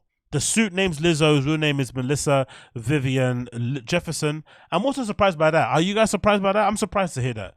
I didn't know Lizzo's name was nothing to do with Lizzo. I thought maybe, I don't know, Elizabeth, Lizzie, I don't know, something. There's not one part of her name that's Lizzo. It's Melissa Viviana Jefferson. I'm surprised by that. I actually thought Lizzo was like her name, you know? But maybe I'm naive. In addition to accusations of a hostile work environment, sexual harassment, and suit brings claims of religious and racial harassments, false imprisonments, and interference with prospective economic advantages. The stunning nature of how Lizzo and her management team treated their performers seems to go against everything Lizzo stands for publicly. While privately she weight shames her dancers and demeans them in ways that are not only illegal but absolutely demoralizing. I fucking love it because I think we all know, I've definitely had my periods in my life where I've been ultra fat and shit, and we've definitely known ultra fat people, you know, we've all got friends and stuff, and we know generally most human beings don't enjoy being fat. We know that. There is a small percentage of people out there who are more than comfortable in their own skin, but for the most part, I feel like being comfortable in your own skin, you're not really gonna be bragging about it and waving it like a flag. You just live your everyday life. It's not really that big of a deal. I always got this feeling when people are like, on this whole fat acceptance thing, it's usually just a projection. You're trying to somehow stop people from trying to bully you by pretending like you're fat accepting, kind of getting in front of it, but actually behind the scenes you're probably way more insecure than people who actually just embrace it and kind of live their everyday lives without actually flying a flag about it. That's just my personal opinion, but it continues. The suit accuses Lizzo of calling attention to his weight and appearance at the South by Southwest show. The singer and her choreographer later told the dancer Ariana Davis that she seemed less committed to her role, a comment the suit describes as a thinly veiled concern of Davis's weight. So they were pissed off that she was losing weight on tour or something. This is fucking insane. Representative for Lizzo did not immediately respond for a request for comment. Quickly did not immediately respond. Efforts to reach Lizzo production company Big Girl were unsuccessful. Anyway, the allegations. The trip to Amsterdam strip club, whatever that name is, Bananan Bar, happened after a performance in the city earlier this year. So this is recent. The suit states that Lizzo's after parties were routine and non-mandatory. Everybody hates that sort of shit. Have you ever worked in the workplace? No, actually, let me take that back. One of the keys to surviving in corporate in the corporate world or in any 9 to 5, especially office jobs, I found, is to be very willing and very up for going to staff drinks. You don't have to drink. You can sometimes fake it and act like a drinker when you're not. But actually physically going to pubs and going to bars and going to people's dinners and shit will go a long way to ensuring that you never get fired and you're always in the good graces of people, more so than the work that you do. It's really bad to say this, but it's actually true. No one really cares about how well you do your job, as long as you do it decent enough where it's not obvious that you're stupid and you're incompetent. But if you're more willing to actually go to, you know, after work drinks and shit, that actually goes a long way to protect you somewhat. So when you go to a workplace where it's like non-mandatory, where you kind of have to, it's really disgusting. You know, and it kind of puts you in a weird position. But unfortunately, in some places, it does actually help in terms of, like, you know, protecting you in some respect. So anyway, let's continue. But it alleges that those who attended were favored by the singer and had a greater job security. Exactly. See, they're non-mandatory, but if you went, you clearly saw the benefits. At the club, Lizzo allegedly began inviting cast members to take turns touching the nude performers, catching dildos launched on the performers' vaginas, and eating bananas protruding from the performers' vaginas, the suit says. Lizzo then turned her attention to Miss Davis and began pressuring Miss Davis to touch the breasts of one nude woman. In my personal opinion, this already is kind of bad. Taking staff members that you hired and stuff to a strip club is incredibly suggestive. And then even if it's just like hanging out, people that want to go should want to go for their own, you know, sake. You shouldn't be telling them they should be coming here. It's kind of a bit strange, right? So if you're going to do it, it already, I feel like, is one of those things that's going to get you in trouble. I think if you're going to do this properly, going to a strip club with your work colleagues is a thing that you do after the staff drinks. But you kind of tell a select group of people, like, you're like, hey, in a bar, hey, do you guys want to continue the party? You still want to get lit? You want to go somewhere else? There's another place I know around the corner. Cool. It's like kind of like a, you know, need to know basis, whispers. But you can't be telling people after work, hey guys, we've got a staff night out, we're going to a fucking brothel. Right? That's a little bit unprofessional. It's a tiny bit unprofessional. Davis declined, according to a suit, and Lizzo allegedly led the chant, goading her to do so. After Davis declined 3 more times, the chant grew louder and more strident, demanding a visibly uncomfortable Miss Davis to engage with the performer.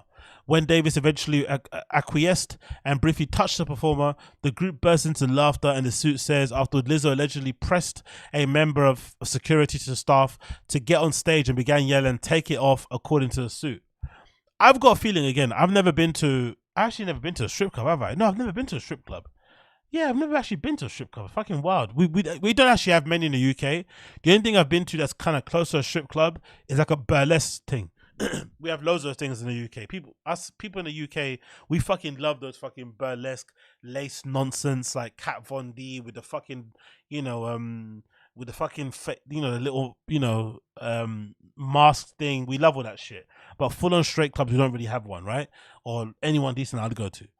But I've got a feeling, I bet you if you go to a strip club and you ask the strippers who's the most aggressive and maybe a little bit more annoying customers, I've got a feeling it's fat girls.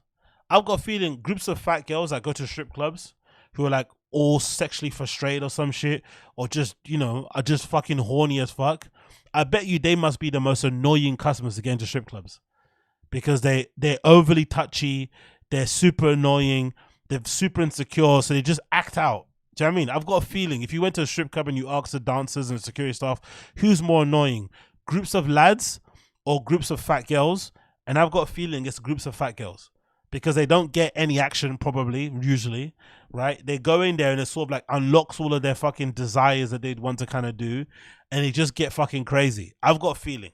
That's my just personal feeling out there. There's something in there. Players were aghast with how little regard Lizzo showed for body autonomy or for her employees and those around her, especially in the presence of many people whom she employed. A week later after the show, Lizzo invited her dancers to a club so that they'll be able to learn something or be inspired by the performance. What Lizzo failed to mention when inviting the dancers to the performance was that it was a nude cabaret bar. Oh my god, Lizzo is fucking freaky, innit? She's not faking the funk. All those times she's online shaking her ass, she's going to fucking NBA games with a t-shirt cut out the bottom so you can see her fucking bum. I've always been surprised why Lizzo, you know, regardless of how big she is, she's got pretty small tits and a pretty small bum for someone so big, no? She looks quite tall. She looks like she might be like 6 foot or something. But she's got a pretty flat ass. It's a lot of mass there, but it's not that, you know, it's not that rotund, and her tits aren't that big. It's always interesting to me, isn't it? Like, sometimes it happens. Sometimes you get really fat and all the fat goes all to your boobs and your bum. But sometimes you get fat girls who just have no bums, no tits. Strange, right? The suit describes the performance as artful, but plaintiffs were shocked and that Lizzo would conceal the nature of the performance from them and robbing them of the choice not to participate. Harassment claims. The ratio, so what are you guys saying in the chat here? AZ, stop lying. No, I'm not lying. I've never been to a strip club, mate. Never want. So you have to leave. So you leave last job. Didn't eat the boss's pussy. Exactly. Didn't eat the boss's. Oh my god. Lizzie feeling good as hell. 8 yo ho. Oh, sorry, I'm burping too much into the mic. I apologize.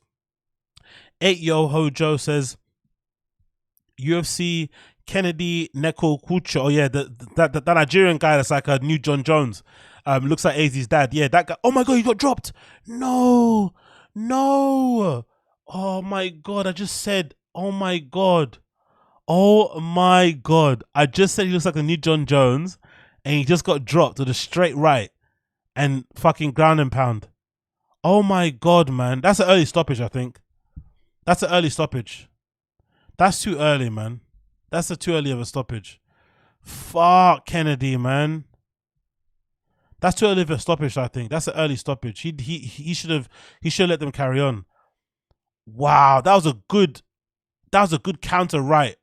Whoa, he dropped him straight away, ground and pound. He started covering up. He didn't look like he was in control. Yeah, the ref should have fucking gave him more time. Couple more seconds, man. Fuck, my fucking timing is awful. I read that fucking stream chat and then I said, he's a new John Jones. The Nigerian John Jones. John Jones would have never got flattened like that. Anyway, whatever. We continue. Fuck, man. I've got the Brendan Schaub touch, slyly, you know.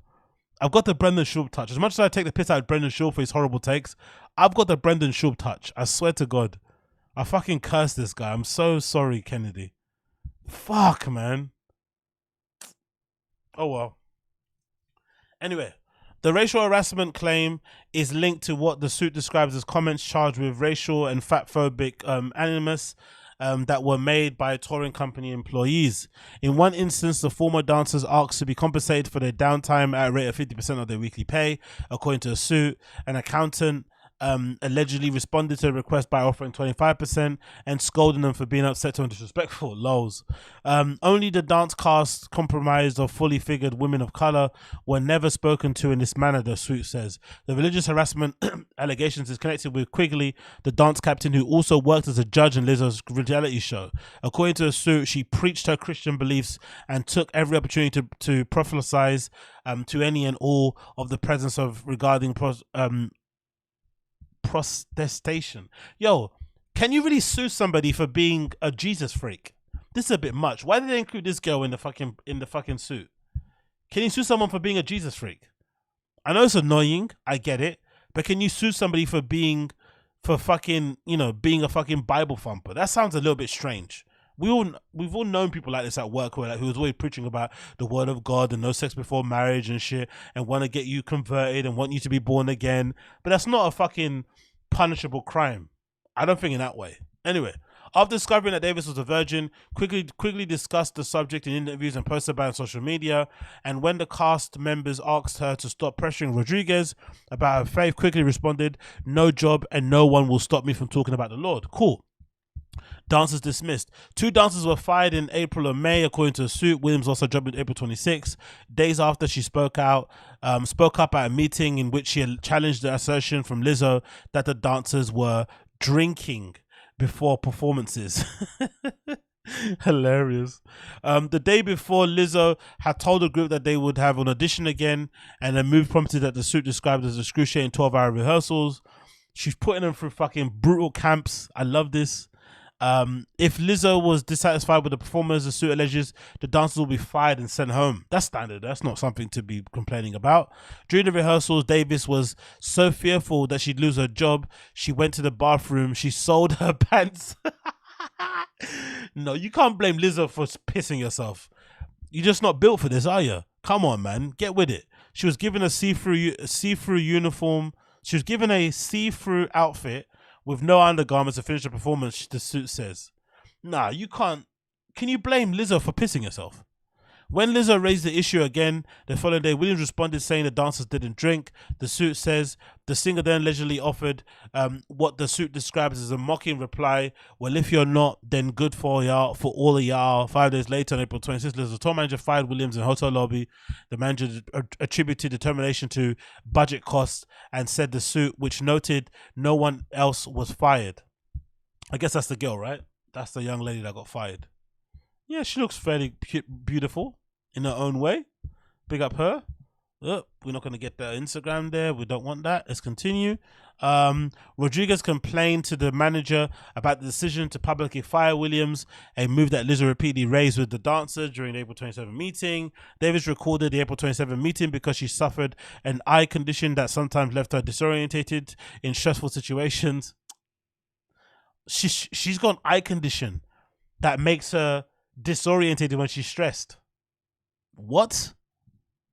Yo, some of these women feel like they're full of shit.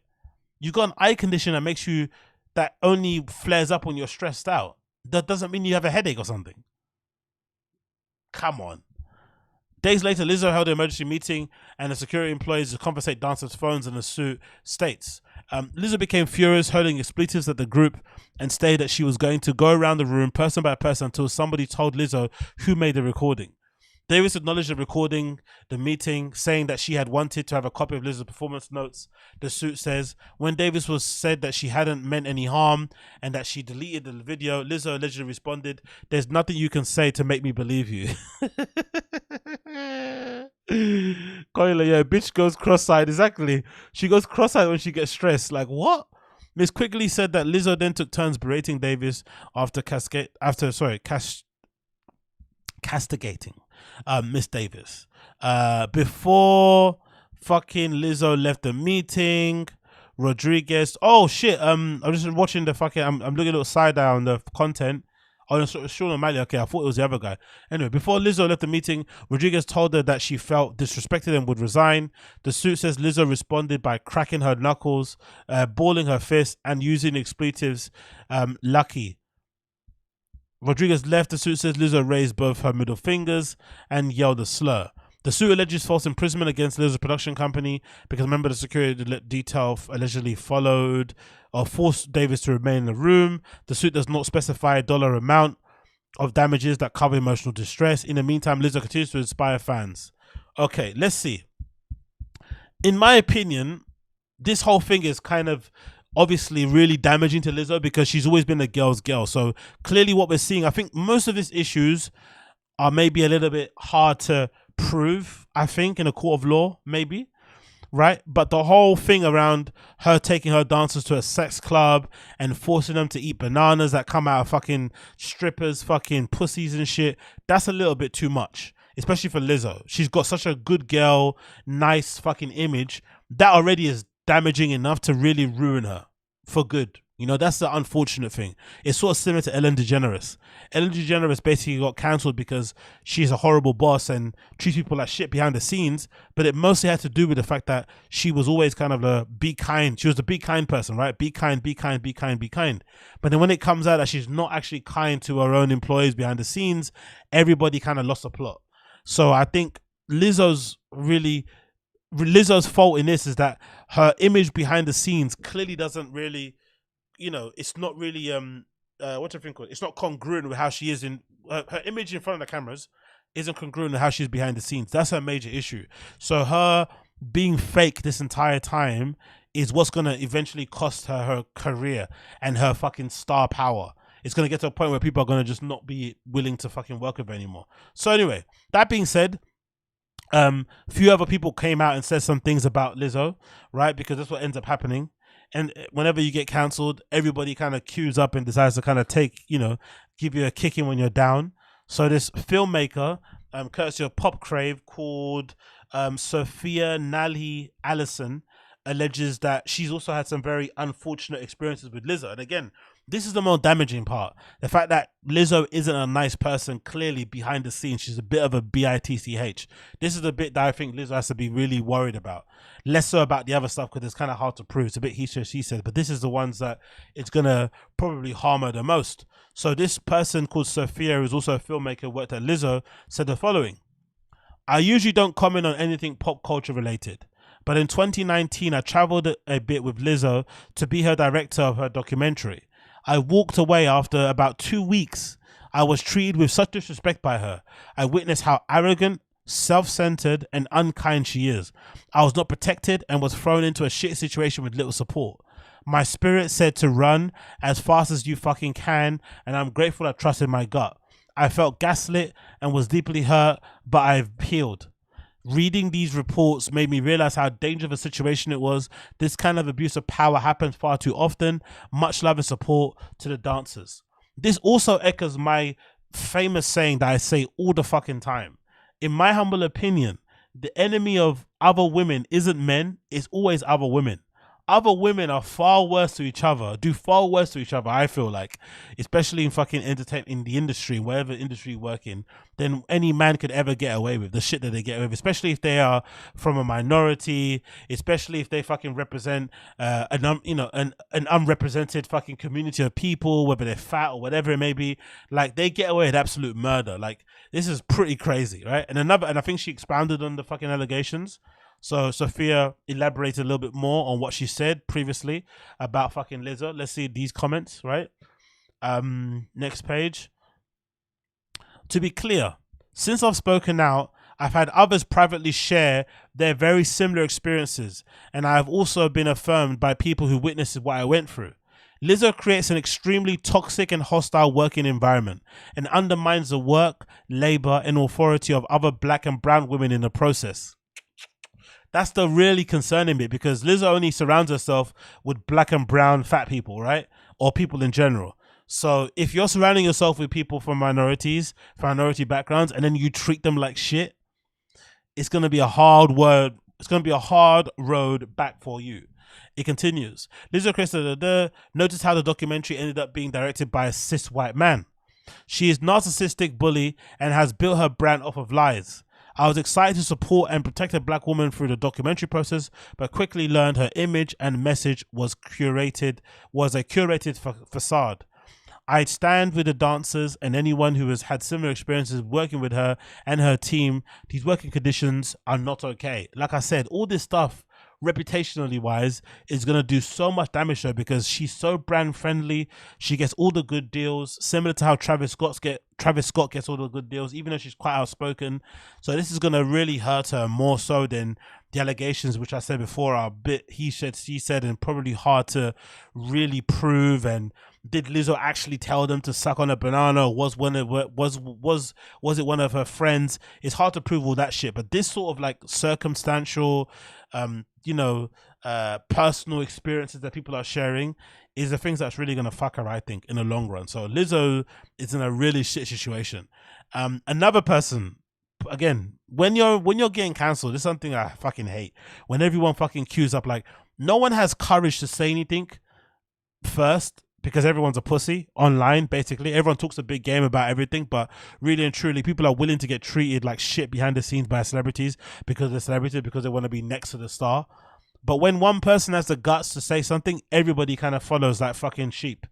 But you know what I mean? The girls that got assaulted and got abused, they took the fucking hit, and now these other people are fucking falling in line. So let's read this bit.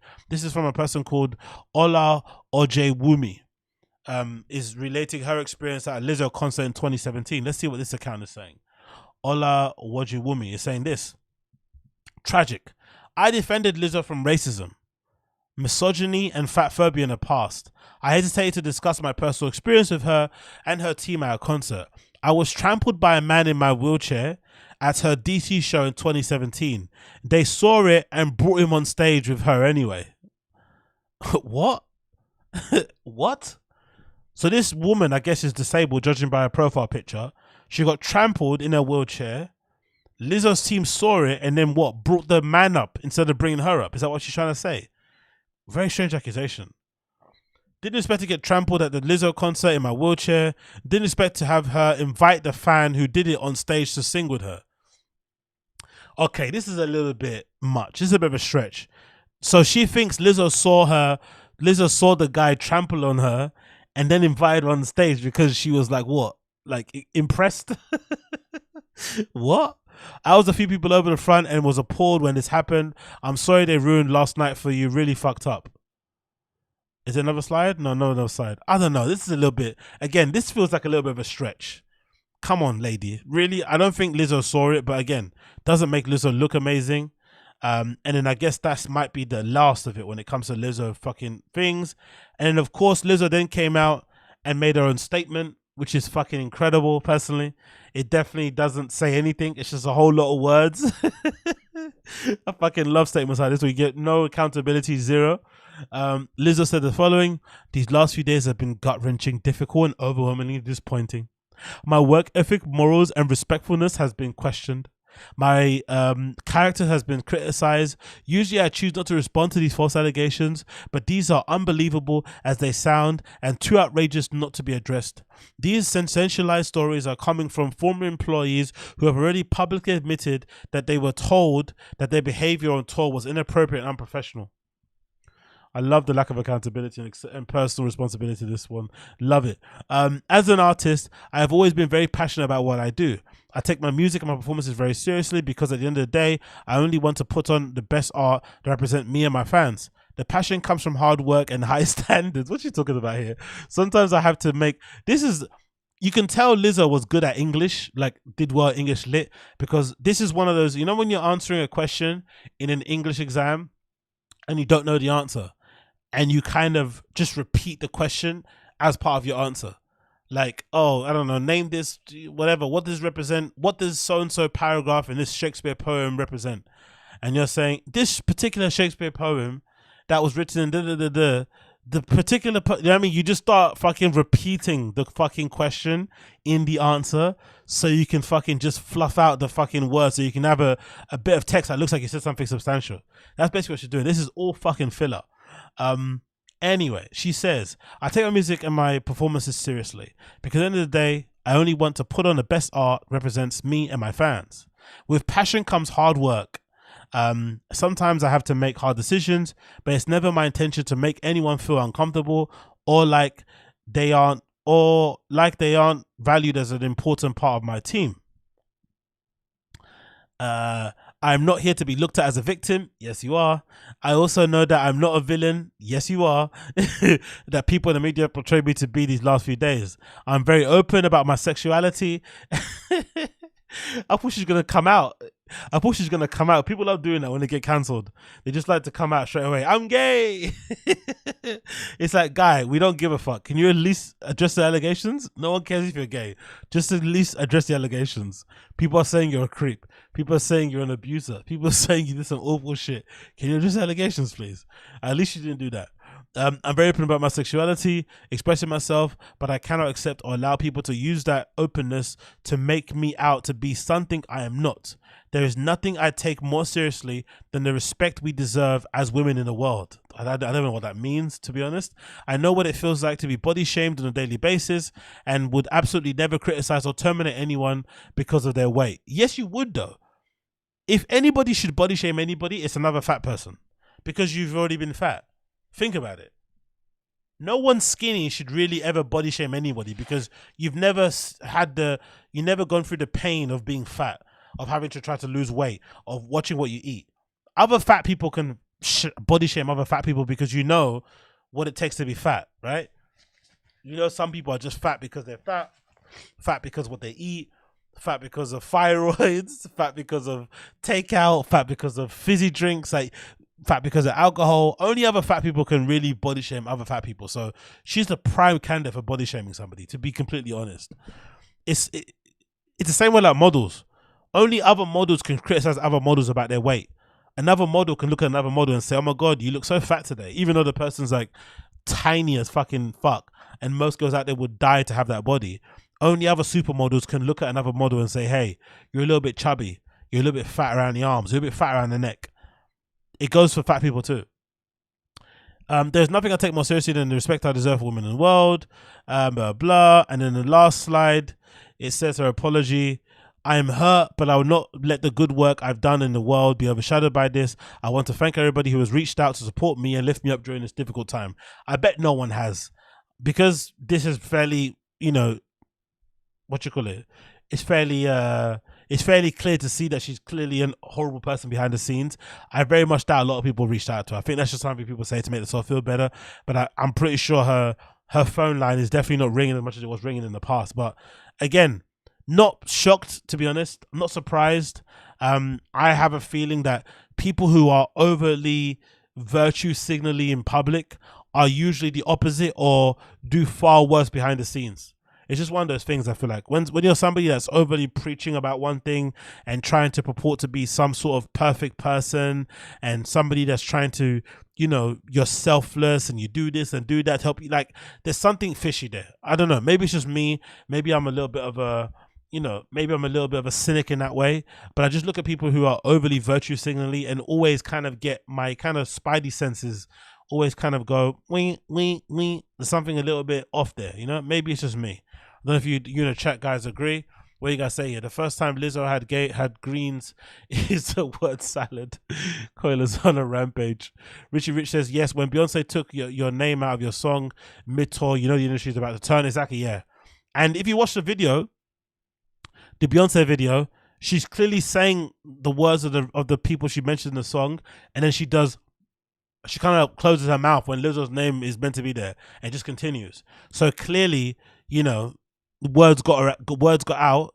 You know, you're on tour. The only thing you got to do after the show is to fucking get on your phone. So I'm sure Beyonce have seen all the news, and clearly they're all distancing themselves from her. So it's looking kind of quiet for fucking Lizzo out here, to be honest. If she's able to fight back at it and prove the allegations to be false, fair play. But again, I think the damage more so is not even the allegations about the fucking strip club and shit. I feel like that stuff you can easily probably kind of refute. I feel like it's more so the reputational damage she's going to take for it being revealed that she's not a girl's girl, you know? She's not really here, you know, fighting for women's rights and all this sort of shit, whatever she's purporting to fight for. Because clearly behind the scenes, she's a bit of a fucking nightmare. Clearly behind the scenes she's a bit of a fucking nightmare. So, you know, what can you do? What can you do? So let's move on from this one and let's go on to some fucking Brendan Schaub stuff, some T-Fat-K things. Let's see what the T-Fat-K things are going on here. Let's talk about that sort of stuff. So let's move on to here. So this is courtesy of the Finding the Kids subreddit. This is pretty wild, right? Back to back little clips taken from little screenshots taken from fucking Brendan Schaub's wife's account, actually, on Instagram. Some of these stories and comments have been very interesting to read. These sort of things, very, very weird. So the first one is this one, which somebody's titled quite precisely "Define bullying." Right, really, really correct way to describe this fucking screenshot taken from Brendan Schaub's wife's Instagram account. Right, how she put this story up on her page. So she wrote this maybe a few days ago as a PSA to parents, right? Which is, I think it's odd because, again, you're coming from a weird point of authority as if people follow you for parental advice. But again, I don't really follow a lot of like young mums, so I don't know what goes on like young mums Instagram. But maybe this is something a lot of young mums do. They take like little posts online and they just add to it their own little wisdoms of raising kids and shit, and they post it. But I find this very odd, to be honest, because no one really knows who you are. You know what I mean? You're not really that well known, even though you got a verified account. I feel like not many people actually know who Brendan Schaub's wife is. But anyway, it continues. She posted this. She said this. Parents, school is almost starting and I want to ask you a favor.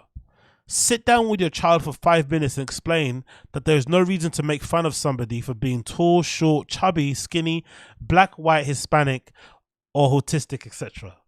I find that hilarious considering that she's married to fucking Brendan Schaub, right? This guy is a ultimate hater and he finds real pleasure in fucking taking a piss out of people for what they look like. He loves it.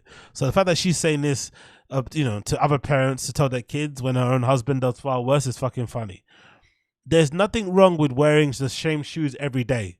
This is hilarious also considering her husband is Brendan Schaub and he spends a lot of money on replica fucking expensive shoes and, is in a sneakerhead. And also the fact that it's clear from the outside looking in that these guys are a little bit of no, it's not a bad thing because every parent's different, but they're obviously the kind of parent that enjoys, having their kids in like designer clothes, having their kids wear the latest Nikes, having their kids wear fucking jewelry and shit. I didn't grow up that way for the most part, which I was fucking happy I didn't because, I still developed a fucking addiction and a passion for fashion and shit. But I didn't grow up like in a family where like my parents bought us fucking Nikes when we were like 7 and shit.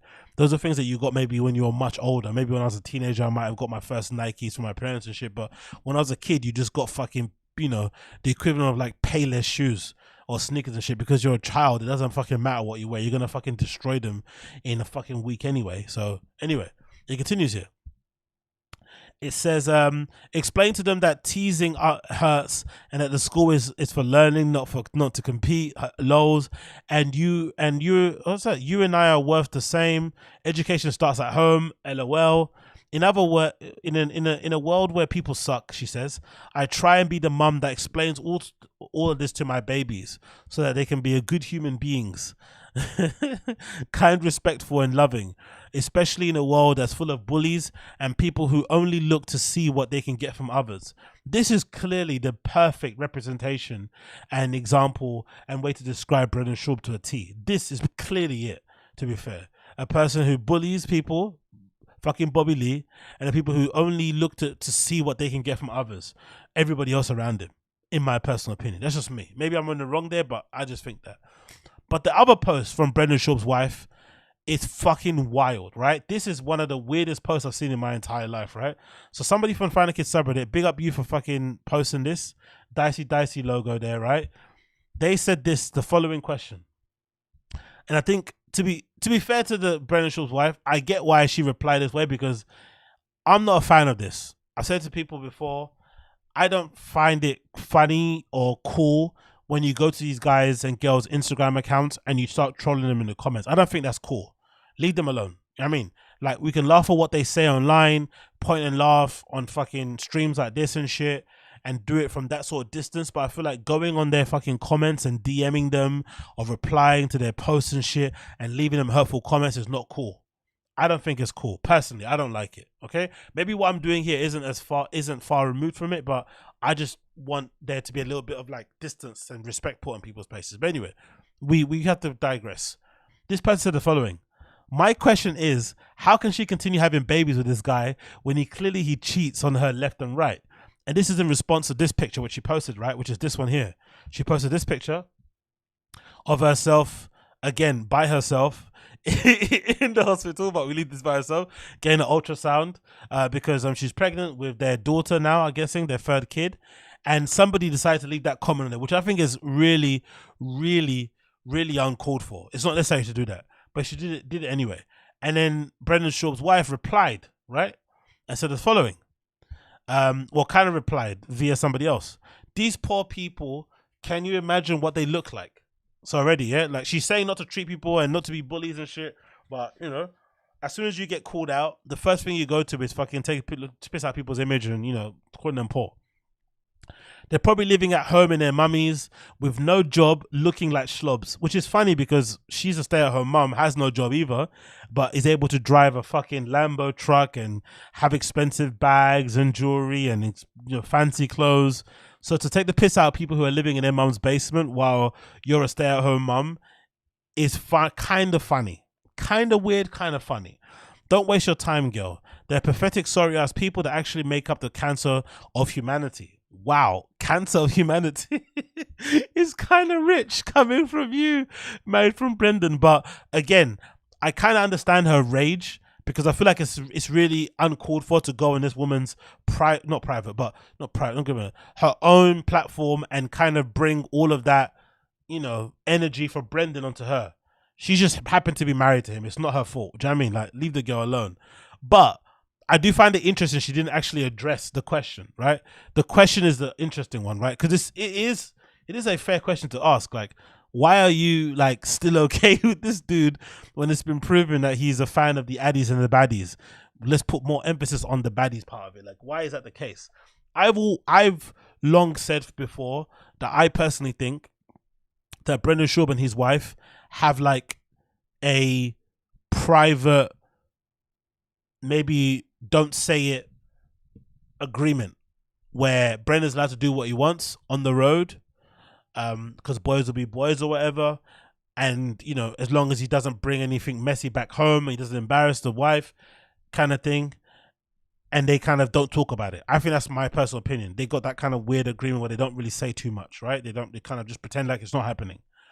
Or the other solution is that most likely she's really redacted, and you know, some of her posts and stuff, you can see she might be like low double-digit IQs, like clearly somebody that probably didn't study that much, has been working for a long time since she's young, and just isn't the brightest person in the world. So it wouldn't surprise me if also Brendan in this regard just knows her very well and is able to kind of get into her head and kind of make her not believe the things that she sees with her own eyes, because the evidence is pretty, you know, it's pretty substantial. Not to call the guy out on his stuff, because everyone's got their things, but the evidence out there about what he gets up to and stuff is pretty, you know, it's pretty obvious that there's stuff that most women out there wouldn't be too happy about. But you know, that could be the case. Maybe Brendan has got really good game, he's able to kind of get into her head and kind of convince her it's not real, or they've got a silent agreement where she's like okay with it and just kind of turns a blind eye to it.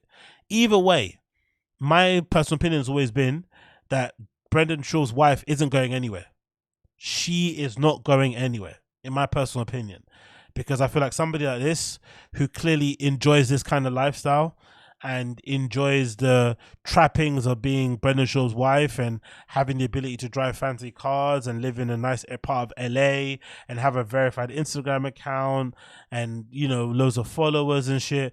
You're not going to get that anywhere else, right? And you're not going to get the ability to kind of do that without doing much work. Even though people say she would maybe smash on the OnlyFans because she looks good and stuff, I still think OnlyFans requires a lot of work. And is she really going to be willing to go and do that, film all the shit, put it up online? It's going to take a bit to do. With 2 kids also, will she be willing to, I don't know. So I feel like this is the perfect solution for her at the moment. She's just kind of, you know, be Brendan Schaub's wife and be happy to kind of turn a blind eye to the odd cheating here and there. But the question that didn't get answered is the funny bit, because she's actually better than Brendan, right? She actually left the question up. She didn't delete it or anything. She actually left it up there. I think Brendan would have deleted this a long time ago. So I want to see what the other replies were below and see what the fucking vibe was. Let's see. This got 62 likes, right? So people are generally curious, like, just why would you stay with this guy if he's clearly been cheating on you left and right and center? But it seems to be the solution most of these girls do, right? Chris D'Elia's wife did the same thing. As soon as Chris D'Elia's documentary come out, she's suddenly pregnant with another kid. Sim happens to him. I guess they love a bit of makeup sex, innit? When they get accused of fucking adultery and shit. So anyway, it continues. This person says, why do you follow her if you're going to leave nasty comments on her page? Shame on you. She's pregnant, happy and in love, and you're miserable. But that's what I'm saying. No one's answering a question. No one's answering a question which this person asked. My question is, how can she continue having babies with this guy when he's killing children left and right? It's a pretty, you know, it's rude, it's unnecessary, it's uncalled for, but it's a question. It's like reverse Adam 22 kind of thing. Okay, lols. The same reason your wife is with you, lols. Stupid reply. Man, you're goofy. Let's see the woman replied. No, okay, she replied. See, and everyone's agreeing. So this guy's comment got way more likes than Brendan Schaub's wife. So 62 likes. Brendan Schaub's wife's reply got 21 likes. They probably work at PF Chang's or some. LOL losers. Now he made his profile private. This person says, pathetic ass people. I just felt the need to put his lame ass being in his place and stick up for you because you don't deserve that, mama. I got your back always. And she didn't even like your comment. This is the thing that's really fucking pathetic about it. You did this capping for this woman. You went and got down on your knees and licked her out, and she didn't even like your comment. She didn't even give you a little like. That's pretty bad. Another person says, couldn't take the heat. Oh, same person, couldn't take the heat. Why are you on another man's wife's Instagram trying to stir up shit, you scumbag? Fair question. What is it you do exactly? I mean, what are you doing here? She says, can you imagine what they look like? Because that's more important than being a trash human being on every level. I mean, water. Exactly. And of course, there's fucking Cat in the comments. Finally, another girl. What? Okay. What's this person saying? Oh my goodness, big frustration. She has a smile already. What? Is this... Can I say this out loud without it being weird? Is there like a group of men that exist that go on women's profile pages when they announce their pregnancies and say weird shit like this already? Like, she has your smile. I hope this is a woman, not the guy in the profile picture. I hope it isn't. Is it the woman or the man? I don't know who it is, but I hope it's the woman. But what is all this shit? Like, how can you see the smile of the kid from an ultrasound? From there, there's no smile there. It's a blob. Like, what is that? Is that game? Is that weird way to kind of fake like affection, like you're with them? Like, what is that? That's so bizarre. The smile already modeling, like what? Like, it's just like a weird way to kind of like get in. Like, are there guys out there that enjoy trying to pull women who are already gonna wait to have kids or something? Like, I don't know how to explain it. I don't know if I'm mumbling and making it make sense. Yeah, it's like saying simping. Is there like a version of simps out there who try to like get in when a woman announces her pregnancy? Oh my god, you're glowing. You look so beautiful. You look so, I don't know, not beautiful. No, you're glowing. Oh my god, pregnancy suits you. Like, yuck. Drink some water, man. Take a breather. Go for a walk or something. Have a wank. Relax. Amazing, huge congrats. Like, loads of dudes in the fucking comments, like, rothead. I have a feeling she's gonna look like you, Joe. This woman is fucking sloshing all over fucking her, innit? Hopefully you're her friend in real life, because if you don't know this woman, you're a fucking loser. Another Ficky, congrats to y'all. Congrats. And loads of dudes, innit? Like, bit cringe. Bit much, to be fair. Brendan got, yeah. I just found that comment hilarious. Nothing else to say on that regard. Credit to her for not deleting the comment. You know, she's better than Brendan in that regard. She actually also understands social media and knows however bad and horrible and distasteful this comment is, all engagement is good. So credit to her for actually leaving the fucking comment up. But people need to chill with bringing this kind of energy to the wife, personally, in my opinion. Maybe I'm in the wrong here because I'm also talking about it, but I feel like it's unnecessary. Keep the attention to Brendan. He's a redact. He does enough stupid things to entertain everybody, myself included. There's no need to go and personally try to attack the fucking the wife, in my opinion. But maybe I'm saying too much here. AZ, there are dudes into everything. Don't act brand new. No, I know, but like, you know what I mean. You know what I mean, Uche. Like, it's not even that. It's more so like, how do I say this?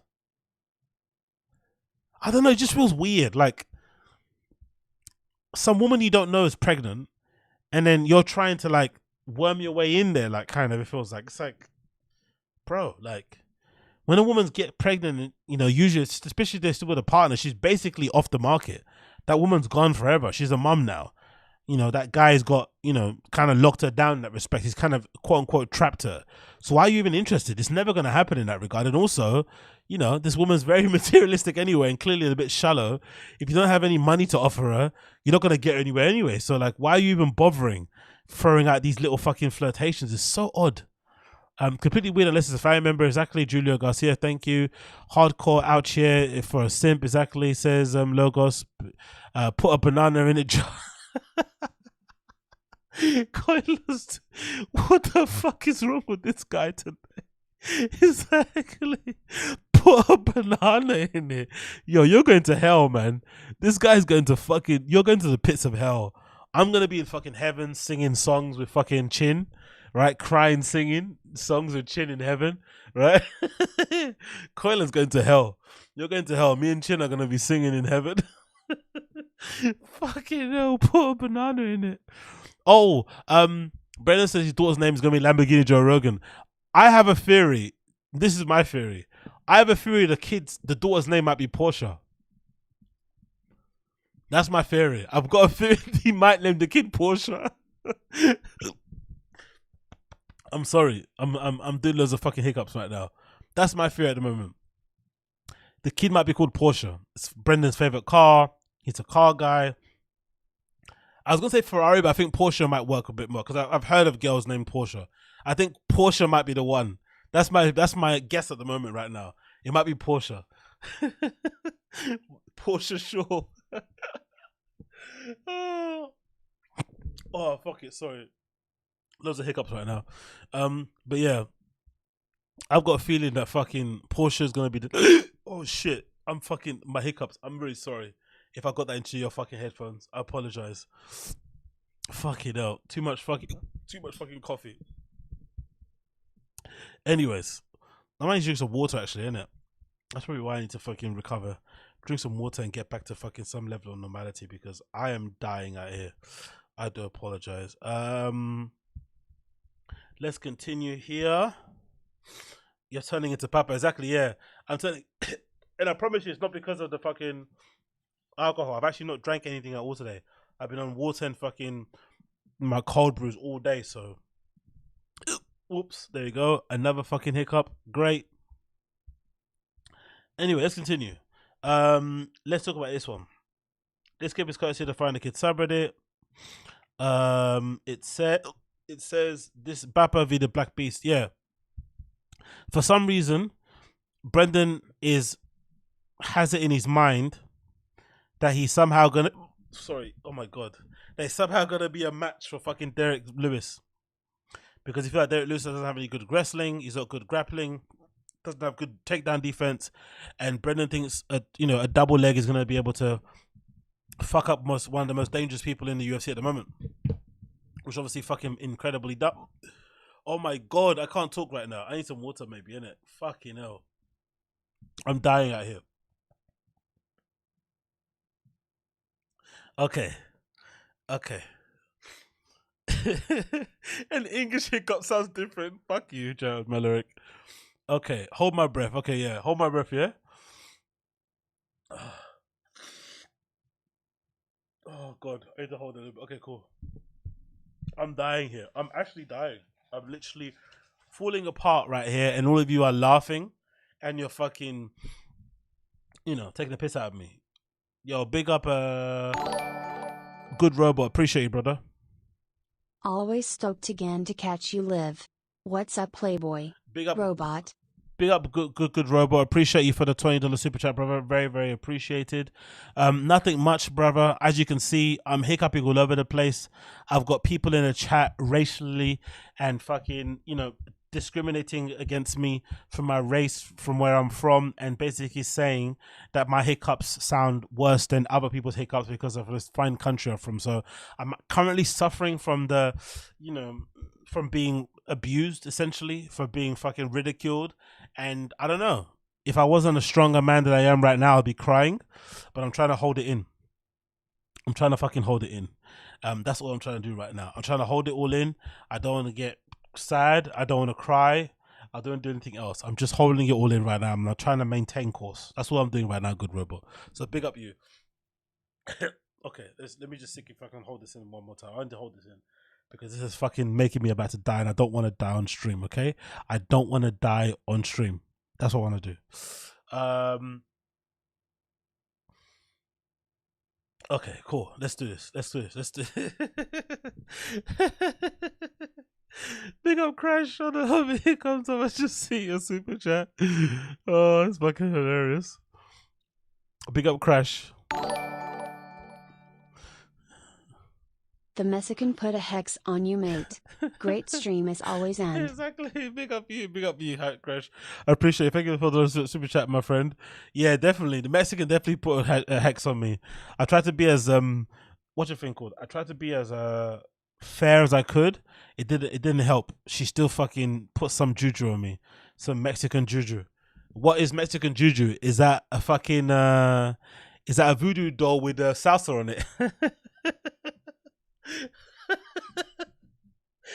Mexican juju is a voodoo doll with salsa on it.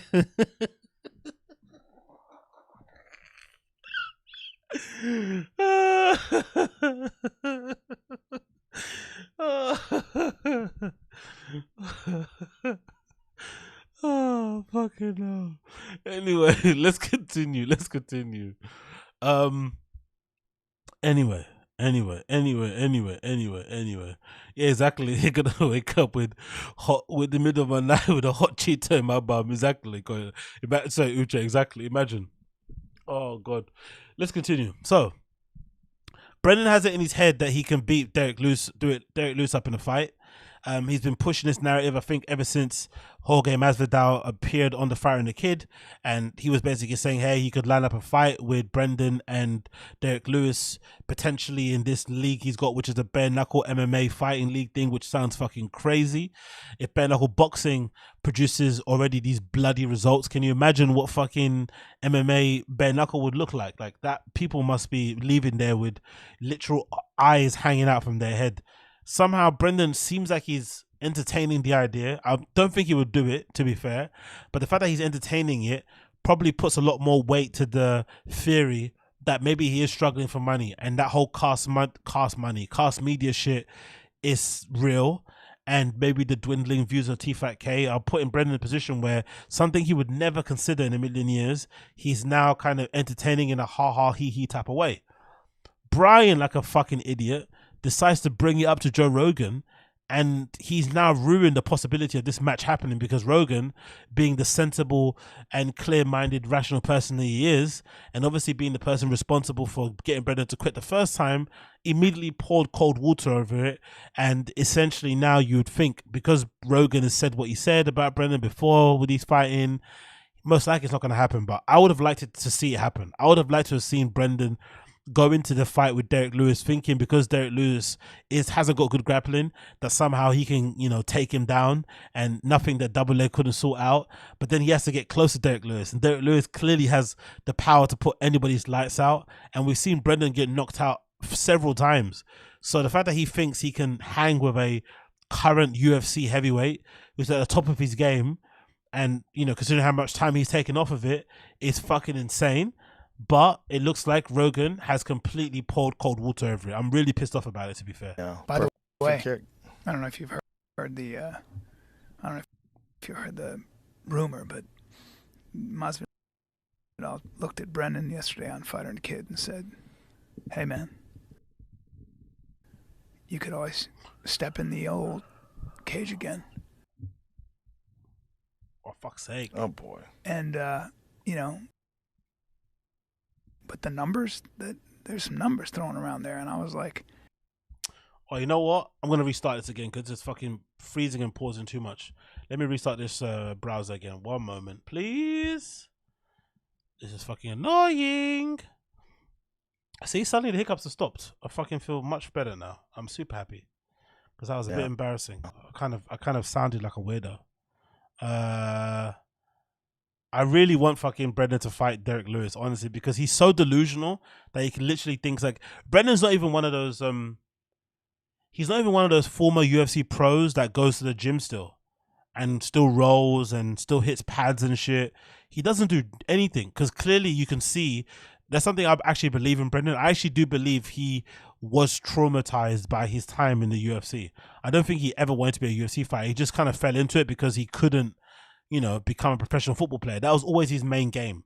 His main aim in life was always to be a professional NFL player. Don't believe him when he says, oh, you want to be a comedian. That's all lies. He fell into it. It's a good career to fall into, make your money. But I always believed Brendan kind of fell into the UFC and made the best out of it. But he clearly hated it, which is why he's never done it. He doesn't even do jiu-jitsu. He does nothing in terms of combat, martial arts and in that way. He clearly doesn't like it. So for him to sit there as a comedian on a fucking podcast with fancy shoes on, drinking whiskey every day, thinking he could legitimately hang with fucking Derrick Lewis in the octagon is legitimately one of the most insane, delusional things I've heard in my life, but also perfectly encapsulates who Brendan Schaub is. That he could sit there and think, yeah, Derrick Lewis is the first person I'd go for in a bare knuckle MMA fight. Can you imagine how insane that is to think that you can do that now? By the way, I don't know if you've heard the oh, for fuck's sake, why is it doing I don't know this? if you heard the rumor, but so annoying. Masvidal looked at Brendan yesterday on Fighter and Kid and said, "Hey man, you could always step in the old cage again."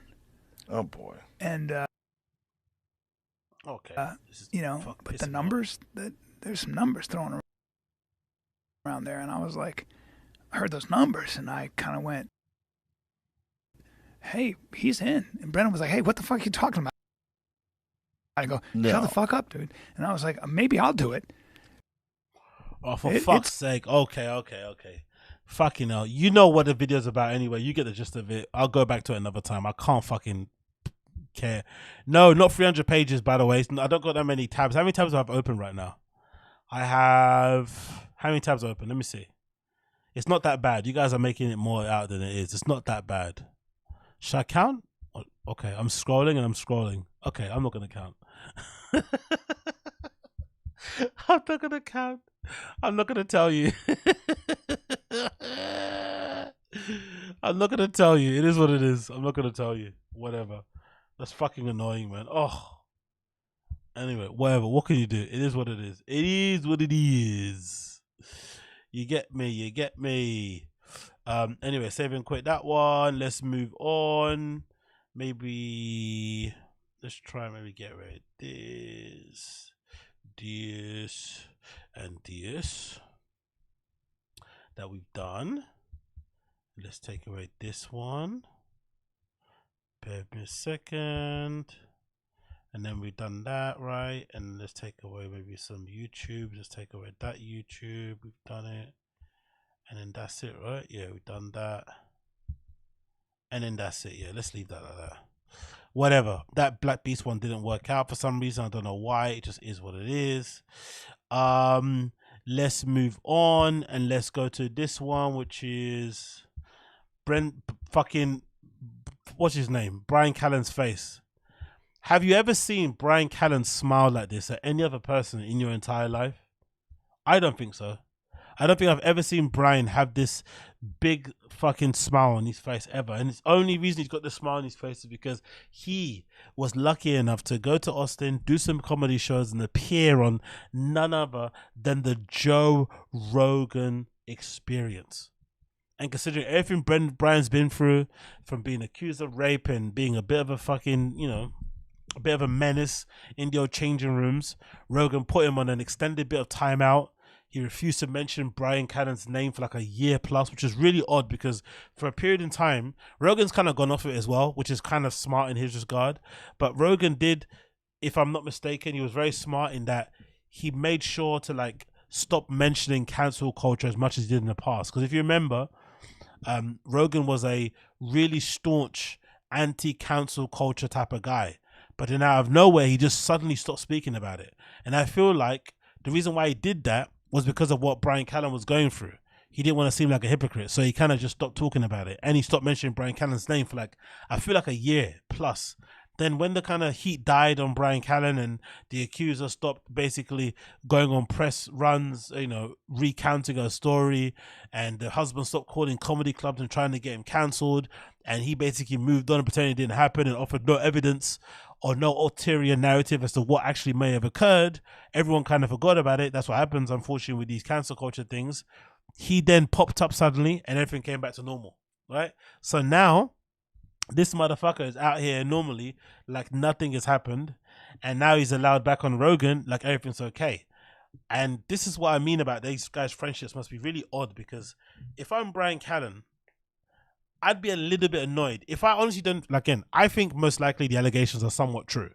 If I'm just speaking from, you know, my own personal opinion from what I can read and what I've seen, and being a fan of the podcast, of Firing the Kid before it, before it got to shit, and before Brendan's ego got out of control, and how Bryan talks about women and how he generally talks about life in general and his approach to dating and hooking up and shit. I've got a feeling that account from those women in the Los Angeles Times, most likely 70% of it is true. At least 70%. If that's the case, right? No, sorry. In the case of Bryan Callen, most likely he doesn't think it's true. If I'm Bryan Callen and I know Joe Rogan, he's my friend, and he has one of the biggest platforms in the world, I would be a little bit annoyed that he didn't invite me on his show. I'd be a little bit pissed off he didn't invite me on to defend myself, to say my piece, to kind of clear the air and set the record straight. It kind of annoyed me that he kind of would go out of his way to excommunicate me, right? To excommunicate me and sort of like, push me out there, in my opinion. I'll be a little bit annoyed by that, personally. But these guys clearly don't really give a fuck, but I'd be pretty much annoyed if that was the case. So Bryan's back on Jerry, having a good time, fucking enjoying it, which is funny, considering how everything kind of played out. But it also goes to show that bad people get away with bad things all the time. I feel like this idea that sometimes people get their just deserves and it's always going to come back around is very much false, and it's not really kind of representative of what happens in the real world. In the real world, if you have money and if you have connections, if you have influence, whatever it may be, you can basically weather any storm. And cancel culture is just a storm. Most regular people like you and I, we couldn't survive a counseling, right? Because it would put us out of work. We couldn't get another job. Most likely our house will go into foreclosure, wherever it may be. We might get kicked out of a place that we're renting, and then we're suddenly living back out in our homes, inside our mum's basements, on fucking message boards, right? That might be our actual fucking future. But if you've got money like a Bryan Callen, think about this way, right? Bryan Callen went through his fucking rape allegation.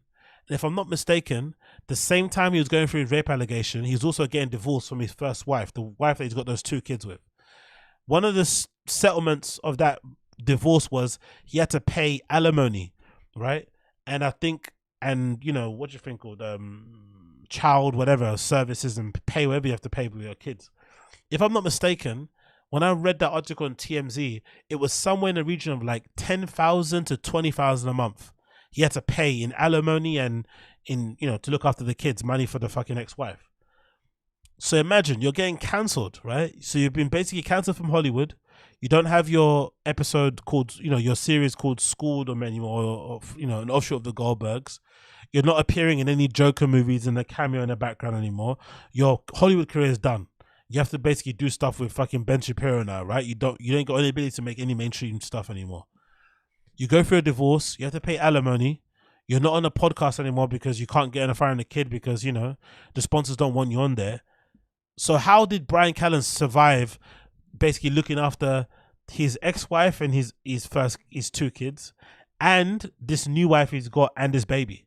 Clearly because the guy's got a fucking incredibly rich dad who worked for a fucking big bank in Middle East and shit and did what he did.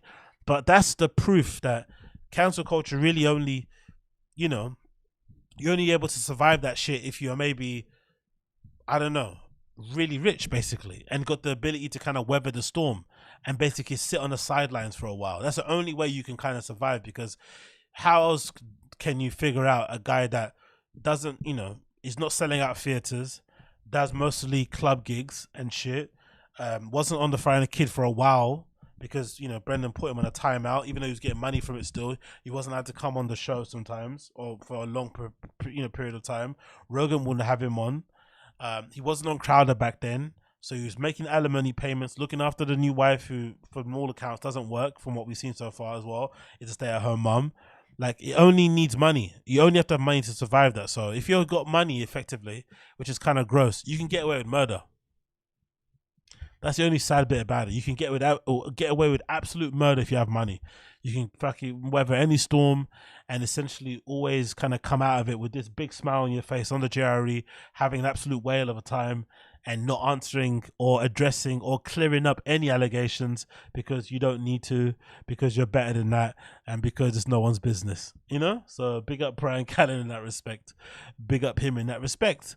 What are you guys saying in the chat? What happened to Crowder gig? I don't really know Logos Cartel. I have no idea what happened to the Crowder gig. He said on the Friday the Kid he's going to be there again in August sometime, which is odd because I felt like that Crowder gig was a regular thing. They made a big push about the promo Crowder did with all the other guys and blazers and shit, walking and looking all alpha, and now suddenly Bryan's hardly on there. I don't know what's happening there. Maybe maybe that was always the plan. Who knows? Did all the previous fight companions not have chat? Yeah, no, they never had chat. No, sorry. Am I mistaken? Yeah, fight companions have never had chat. Or am I bugging out? I don't think they've ever had chat personally. I don't remember them having chat. I've watched them before on YouTube. I don't remember them ever having chat. Rogan's businessman. He doesn't want that stuff on his platform. He would get all the dork scientists after defending Creep True. Joe and Duncan Trussell, 27 is crazy. Crowder get there. Crowder was on hiatus. Oh, he was on hiatus. Really? Okay. Was he on? Thank you, Trisha G. Was he on hiatus because of the allegations that his wife made, or is it because that he just takes a break? Okay, cool. I didn't know Crowder was on hiatus. I had no idea about that, actually, to be fair. That basically explains it then. That basically explains what happened. And then we're gonna go and check this. We're gonna check this though. This is one of my favorite clips. It's called The Betrayal. Bryan's betrayal of Papa. This is fucking incredible because I'm not too sure what happened. And I'm a bit confused and I want you guys to help me here, right? What do you guys think happened here? Do you think most likely Bryan Callen was invited to Austin a day before Brendan on the Thursday to go and hang out with Joe on his show to do a JRE and then appear at the Comedy Mothership, which he did, right? Bryan Callen appeared at the Comedy Mothership and he's now being followed by the Comedy Mothership. So he's got the double fucking stamp of approval. And if I'm not mistaken, Bryan Callen's picture is up on the Comedy Mothership Instagram too, if I'm not mistaken. Let me quickly check. I'm pretty sure I saw it there. I'm pretty sure I saw Bryan Callen's picture on there. So I'm not too sure what happened. Did Rogan tell Bryan not to tell Brendan? Or was it always kind of agreed that, you know, he wouldn't let Brett, because it's kind of wild what's happening here. Let's see if I can find it. I think he might have been on this show with Bert. Yeah, there he is. There, Bryan's there. Bryan's got his official picture listed on the fucking Comedy Mothership Instagram page, right there, looking all manly and man-dragony.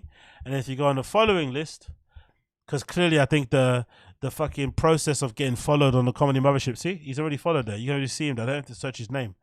Bryan, the Kid Callen, is already on there. So clearly their approach to kind of stamping you as a friend of the Comedy Mothership is that you got to have either a show coming up or you already played there. But, you know, you have to basically perform at the club to get followed.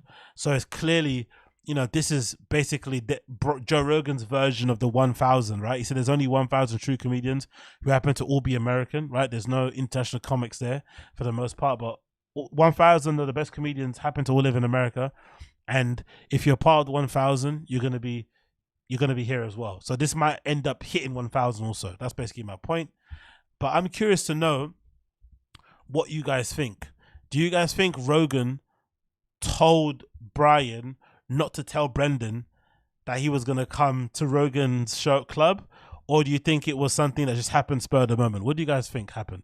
I'm really curious to hear your fucking clues on this. This is Coach of the Final Kid subreddit. Bryan's betrayal of Papa. Let's see if this plays properly. Please do. Oh, the sounds are on now. Thursday, Friday, Saturday? Yes, we are. This weekend, Daddy? I got Cap Cities Thursday, Friday, Saturday. Yes, we are. I will see you Friday. I don't get there till Friday. Beautiful. So I'll see you Friday and Saturday. Let's have some fun. Are you? How much? We should call Rogan after this because you're gonna be how long on the companion? Because your show's at what time? I think my shows in Cap Cities are probably 7:30, and I don't know. Because I think the main card starts at 8 Central Time. Yeah, so 8 o'clock. So no, Saturday 7 and 10. So you definitely missed that. Yeah, I'll hit the stage. I hate a 10 8. o'clock start, but yeah. Yeah. Boy, so I can't see my face in that. So even if we did, if we start at, Yeah, we'd have to start at 5. You're not making a companion. I don't think I am. No. I thought there was a prelim thing and we're starting at 4, but we're going to all have dinner, I think. Yeah, we're having dinner, but 4. I don't want to be from 4. I'm not. No, we're going to have dinner at 6. Yeah, I know. So I'll join you guys for Din, and then we'll go from there. But even you can't do a companion for a fight night. Do the early prelims from. Why don't 4 you guys? to 10. Why don't you guys get the companion and come watch me? Yeah, I'll get you good seats. At Cap Cities. I might be able to make your 10 o'clock show. I'd like it. See what you can We'll do. see how long the companion, because we'll see. See what you can do. The companion goes from 8 to 10-ish. You Jump start on. at 10. We'll see. We'll see. We'll see what happens. But I'll be the Friday, buddy. Good, buddy. But I'll be the Friday, buddy. Good, buddy. But I'll be the Friday, buddy. Good, buddy. What do you think happened? I've got a feeling because Rogan is so particular about who appears on these fucking podcasts, and because of how much disdain he treats people that he doesn't like, and he makes it very clear that, hey, this is my fucking platform, this is my safe space, I only want people on here that I actually like or actually want to be on here. I've got a feeling he does that with the club as well. I've got a feeling that Rogan has a fucking iron grip on the bookings of that club. In the same, obviously he works with Adam Eager, the former guy that works at the Comedy Store, but I think Rogan is very involved in the bookings of that club. So for whatever reason, he's decided Brendan isn't good enough to perform at the Comedy Mothership, even though he told him to do fucking comedy and, helped him fucking get the special and supported him when he did it, had him on his fucking podcast promoting You'd Be Surprised and Google Pappy. A part of me feels like Brendan has a point to be annoyed, because if I was Brendan, I'd be kind of annoyed. Like, you supported me with You'd Be Surprised, you supported me with Gringo Pappy and had me on your podcast, but now you won't have me perform at your club. And you also had me perform with you doing Joe Rogan and Friends at the Comedy Store or Laugh Factory or Laugh House, whatever. It makes no sense. Anyway, cool. Rogan had a crisis. Rogan had a fucking revelation and decided to be a bit more strict with his friends in terms of the club he has. Cool. But I've got a feeling Brendan definitely told Bryan, hey, don't mention to Brendan that you're going to perform on Thursday. Don't mention it beforehand. So most likely they're going to act like, yeah, it just happened spur of the moment. He was just there, but he was always going to perform there. That was always going to be the plan. He flew in there specifically on the Thursday to perform at this fucking Comedy Mothership, which makes sense because it's a big deal for Bryan. But it's a clear indication, if ever, that for sure Brendan just isn't going to perform there anytime soon. It's not happening. Because this would have been a perfect opportunity to kill 2 birds with 1 stone. Have Bryan and Brendan play the same day. Have maybe Brendan open for Bryan, then Bryan open for Bert, whatever it may be. That would have been perfect to have them on the same day. So the fact that Rogan didn't make that thing happen is a thing. And clearly Brendan will drop everything from Rogan anyway. He's shown it in the past. And even in this instance, actually, it's actually quite interesting. If you watch this, right? If you watch a lot of this, you'll see that, especially in that earlier clip I played, you kind of get the feeling that Brendan is kind of, I won't say looking down on Bryan, but he's a little bit surprised that Bryan wouldn't want to, cancel his shows to go on the Fight Companion. He doesn't get it. Like, why wouldn't you want to do? But clearly, Bryan kind of won. He kind of figured out a better solution. He was able to get a solo show with just him and Rogan, which is far more valuable than sitting on with them as a Fight Companion. And he was able to perform at the Comedy Mothership, the hottest club in the world, right? So he kind of won in that respect. So I don't know, man. I kind of feel bad for Brendan. I'm not going to lie, because this for me is a clearest. If I was Brendan, I would know for sure now. I'm never performing at this guy's club until he thinks I'm funny enough. I'm never performing there, because he went out of his way to tell Bryan, hey, don't tell Papa that you're coming here, please. Because Bryan had every opportunity in that clip to mention it and he didn't say nothing. He just kind of kept his mouth fucking shut. So that makes me think, most likely, Joe Rogan said, shh. Let's play it one more time. This weekend, also, Daddy? I got Cap Cities Thursday, Friday, Saturday. Yes, we are. I will see you Friday. I only get there till Friday. Beautiful. So I'll see you Friday and Saturday. Let's have some fun. Are you? How much? We should call Rogan after this, because you're gonna be how long on the companion? Because your show's at what time? I think my shows in Cap Cities are probably 7:30, and I don't know. Because I think the main card starts at 8 Central Time. Yeah, so 8 o'clock. So no, Saturday 7 and 10. So you definitely missed that. Yeah, I'll hit the stage I hate a around 10 8. o'clock start, but Yeah. Yeah. Boy, So I can't see my face in that. So even if we did, I mean, if we start at, I mean, yeah, we'd have to start at 5. You're not making a companion. I don't think I am. No. I thought there was a prelim thing and we're starting at 4, but we're gonna all have dinner, I think. Yeah, we're having dinner, but 4. I don't want to be from. I'm not. No, we're gonna have dinner at 6. Yeah, I know. So I'll join you guys for Din Din, and we'll go from But there. even you can't do a companion for a fight night. Do the early prelims from. Why don't 4 you to guys? 10. Why don't you guys get the command and come watch me? Yeah. I'll get you good seats. At Cap Cities. I might be able to make your 10 o'clock show. I'd like it. See what you can We'll do. see how long the companion, because we'll see. See what you can do. So the companion goes from 8 to 10-ish. You Jump start on. at 10. We'll see. We'll see. We'll see what happens. But I'll be the Friday buddy. Good, buddy. But I'll be the Friday buddy. Good, buddy. But I'll be the Friday buddy. Good, buddy.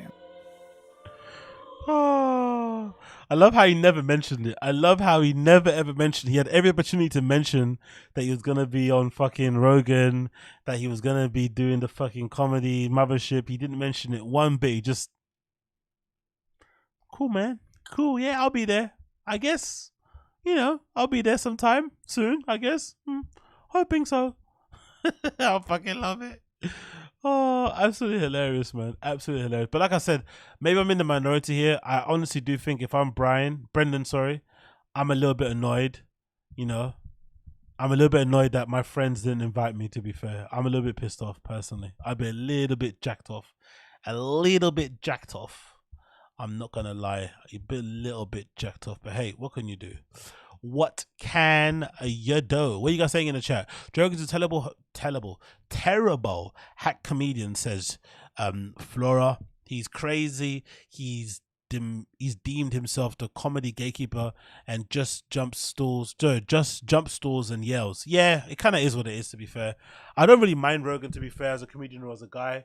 I just think, you just got to take what he says with a pinch of salt all the time. But I also think, weirdly enough, I said to somebody else the other day, actually, I think Rogan should actually be more of inspiration or of a North Star, as Brendan says, to most comedians and others, because he's not exactly talented at comedy.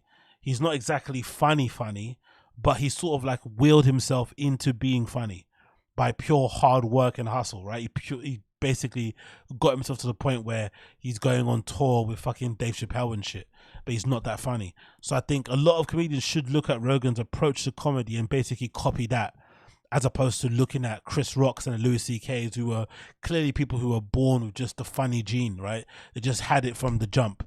Dave Chappelle, another good example.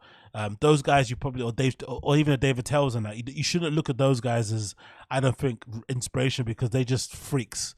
I feel like Rogan should be a far better person to sort of mold your career around, because I feel like he basically did it through pure sets and reps, getting up a lot all the fucking time, every single day, multiple times a day, and just bombing after bombing after bombing after bombing until he actually got halfway decent. And even then, he's not that decent, So I feel like Rogan should be a far better inspiration for people than others. Maybe I've been wrong, but that's basically what I think. What people saying in the chat, that store is my North Star. Lols. That store is my North Star. It's fucking hilarious. Let's have this one. Let's play this, which features, what is it? Chris has flashbacks of his own cancellation. Let's see this clip. What's fucking Chris D'Elia talking about here now? Chris having flashback about his own cancellations. What's this all about? What's this all about? Let's go and get it up on the screen. Bear with me a second. Full screen. Let's see what Chris is talking about here. Oh, that's a whole other. If you're writing a story about this later, or you're recapping something later, this is always what they do. In the moment. Okay. Don't you love it, right? That this, I think they're talking about LIZZO. Look at fucking Eric Griffin's face. That pause is wild. Don't you find it interesting that the Golden Hour so far has been the only podcast? Maybe I haven't listened to the new Tim Dillon. I think maybe Tim Dillon defended LIZZO, but I can't think of any podcast out there that has gone out there and seriously defended LIZZO. Because I feel like even if Tim did defend LIZZO, he'd do it in a joking manner. But these guys are the only people out there in media or in content creation that are actually defending fucking LIZZO. And you know why that is? because they're all fucking victims of cancellation in one way or the other, right? Erik had his Dilliance where some girls came out and said some fuck shit about him. Chris D'Elia obviously has had fucking hundreds of girls and, you know, double-digit fucking documentaries made about his creepy behavior and shit. And now he's having to fucking basically work with Brendan Schaub. That's his punishment. Chris D'Elia may not end up in prison. He may not end up losing everything because, you know, again, he's a fucking Nepo baby, so he's going to be fine forever. But maybe Chris D'Elia's penance for his crimes is the fact that he has to work with Brendan Schaub forever and he relies on him for a paycheck. That's probably the worst thing that could ever happen to him, because there was a point in his life where, you know, he used to do fucking TFATK for charity, right? He'd do that shit for fucking shits and giggles. And now he actually needs Brendan Schaub to pay his bills, which is fucking hilarious. So I feel like these guys, what they do, because they're fucking, you know, pussies, instead of standing up for their own cases, instead of like saying what they did, or no, addressing their own, you know, allegations, they'd rather sort of like do it via, you know, via proxy of somebody else. So somebody else prominent gets cancelled in you know, in culture, they'll use that story as a way to sort of like talk about it themselves. So in this clip, they are trying to defend Lizzo by saying that, you know, in the moment, everybody loved getting fucking vagina bananas in their mouths. Fucking crazy. Let's go to the start again. Let's start at the beginning again. Let's go. Well, that's a whole other. If you're writing a story about this later, or you're recapping something later, this is always what they do. In the moment, I'm sure it was like, you 100%, see that? of course. Oh, like, of come course. on, stop being, don't be a bitch. Yeah, and they're having fun. Yep. And then because she's Lizzo and famous, it's like, well, how can I get some She's attention? this monster. Yeah. Now 100%. it's being 100%. presented like that. Yeah. I have such a problem with that. Yeah, me too, man. Yeah, now I'm upset. But So Brendan, so what? Brendan didn't get why Chris made that joke. Is he that dense? No way. Did Brendan not understand why Chris D'Elia made that joke in reference to his own cancellations? Chris D'Elia is basically saying, yeah, I get what Erik Griffin's saying, because all those allegations against me were girls that were loving it in the moment, but then turned around and basically said I was a monster. What? No way. Is Brendan seriously that dumb that he didn't understand what the fuck happened there? Let's play that. He can't be that dense. You know what that felt like? That felt like the canceled horn. It's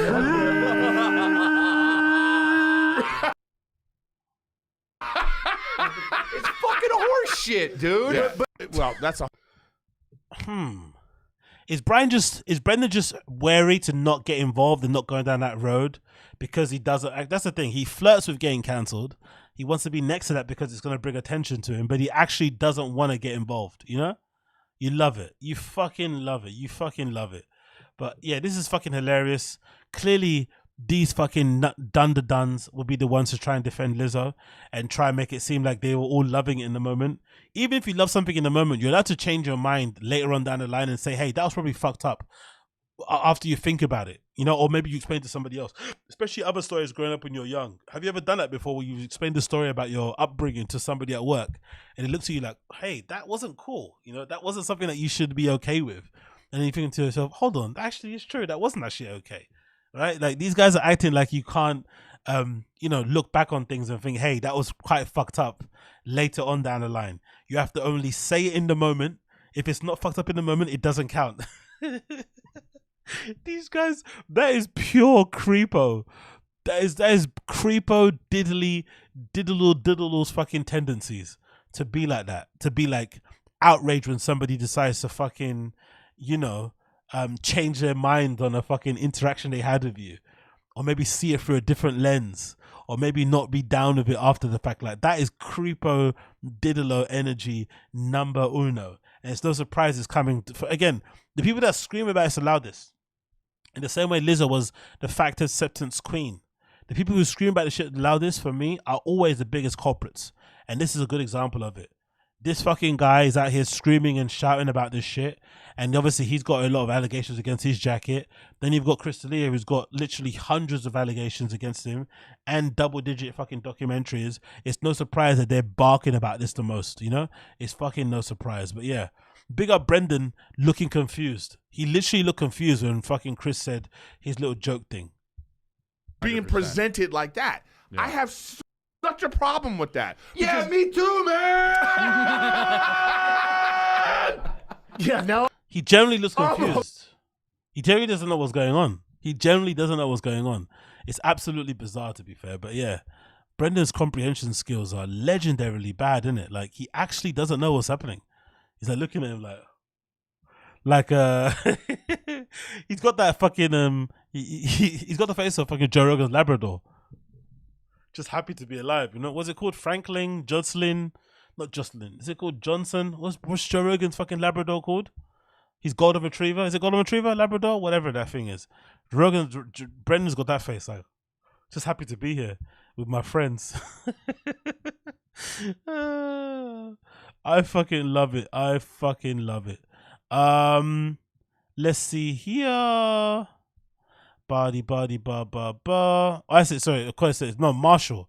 I called it Johnson. Marshall, you know. Anyway, yeah, Johnson and Marshall is in the same sort of category, I think. Yeah, big up, Koila. Thank you. Marshall. That's the name of the fucking dog. Let's go for another one here. What's another clip I want to play for you guys? I played that. I told you about Thingamajiggy being followed by the comedy Mothership. This post was pretty weird, in it, don't you think? A little bit strange. Right? This post from Brendan, where he posted the flyer for his show that he's doing in Phoenix, Arizona. It's very comedy Mothership coded. So was he trying to do this to send a hint, wink to Rogan to get him to book him at the comedy Mothership? Or is this just like cool artwork that maybe, you know, ties in with the location of it being Arizona and UFO sightings and shit? What do you think? Am I reading too much into it, or is this perfectly fine? I feel like it's a little bit sucky uppy, right? It's a little bit of a, you know, if you could make a fucking flyer that was a personification of fellatio, this is what it would be. It's a little bit fellatio coded, a little bit. It's a little bit too much, you know, a little bit, because we all know what the UFOs are about now. Comedy Mothership is basically trademarked that without trademarking it. So being this person and putting that as your fucking artwork is a bit strange. It's really cool though. Don't get me wrong. The artwork's really good. Whoever did it, who did the artwork? A person called Gallery_233. You're really talented. The artwork is really cool. I really like the artwork. It really looks pretty impressive. You've even made Brendan's redacted face look pretty decent. But I actually like the flyer. But I think the flyer is definitely an attempt to try and kind of, you know, let Rogan know, hey, I'll do a set for you, mate. I'll pop in. I'll do a set for you if you want, you know? Oh shit, Area 51 is in Nevada. Lols. But anyway, you know what I mean. You know the gist. You know the gist. Big up Brendan for doing that. What the comments saying here? Kind of shitty to basically steal Joe's logo from his comedy club and use it to promote a different comedy club. That's like saying, this is my new host, Mo Rogan. Okay, that was a good one. 1 million followers and 30. Again, I don't like this sort of stuff. I don't think trolling in people's comments is necessary. Leave the guy alone, right? But you can see that fucking Cat is not around anymore. He doesn't have BGO around to delete comments, so he just has to kind of let them fly. 1 million followers, but only 30 comments. Closest you're gonna get to the Mothership be fucking hell. Only 20 comments on the post up for 4 hours. Deleting comments, are we? No, it just doesn't. That's the thing that's obvious about Brendan's account, where he shouldn't be buying followers, because it's clear Brendan buys followers, because I don't think Brendan has any business having 1 million followers, in my opinion. He's not that famous. He doesn't have any business having 1 million followers, but he wanted to have that number because it makes him look like a proper celebrity. But the problem is, when you buy loads of followers, million is good to have it as a number, But then when your engagement is this shitty, it kind of is a bit obvious. When you've got a post up for an hour or 4 and you've only got 20 comments, everybody knows you bought the followers because, you know, on my account, I've got like 2,000 followers. If I put up a post, you know, of me playing somewhere or something cool, I'm going to get way more than 20 comments in 4 hours. You know what I mean? Even though I don't check that sort of shit, like, that's pretty obvious that it's, you know, not good to fucking buy followers because it fucks up your engagement. Oh yes, a world famous Arizona mothership, home at Area 51 and everything played. Just because you make the flyer look like mothership, it ain't it. I thought that Lionel Richie for a moment. Oh, does that look like Lionel Richie? Yeah, it actually does, doesn't it? He needs obviously a bit of the goatee, but it does actually look like Lionel Richie. That's actually true. It actually does look like Lionel Richie, doesn't it? Imagine having 1 million followers but only getting 500 likes. B, you gotta get Eddie riled up and in spirit. 51 comments. I thought you were a comic, such a clown. Wow, these comments are brutal, bro. Too much words. Like, look at this. Trying to rip up the mothership. Vibe I see. Thank God Rogan has not let you ruin the club there. I hope he never gives in and does. Too many amazing real comics destroyed there. This person does not like Brendan. If you don't know Joe Rogan Experience, you would literally have a career worst in comic nation. Jesus Christ. If you didn't know Joe Rogan, you would literally not have a career. Worst comic in the nation. Fucking hell. Why not perform at the comedy mothership? Yo, these comments on his fucking Instagram are brutal, innit? I didn't know that he's bad. Fuck, bro. I'm paying off debts of the first 5. Okay, cool. Yo, anyway, I like the flyer. The flyer is cool. I'm going to stop this, man. I'm going to stop fucking reading the comments because they're pretty bad. Papa's watching the fights from some crappy food truck. There's a reach. You can keep this one. Cool. Let's go back to the fucking videos. I said that. I said this. Nothing a double leg couldn't sort out. We already played that. Actually, let me just play a video again with Rogan and fucking CALLEN. Let's see if I can get it loading one more time. Come on, please play for me. I beg of you. No more pausing and stopping. Come on, give it to me. Give it to me. Give it to me. Everything else played. Let's see if this can play. Yeah. By the way, I don't know if you've heard the. Rumor, yeah, it's working now. Masvidal looked at Brendan yesterday on Fighter and Kid and said, "Hey man, you could always step in the old cage again." Oh boy. And you know, but the numbers, there's some numbers thrown around there, and I was like, I heard those numbers, and I kind of went, "Hey, he's in." And Brendan was like, "Hey, what the fuck are you talking about?" I go, "Shut the fuck up, dude." And I was like, "Maybe I'll do it." It's some numbers. Yeah, Brendan does not need to get hit in the head anymore. Just.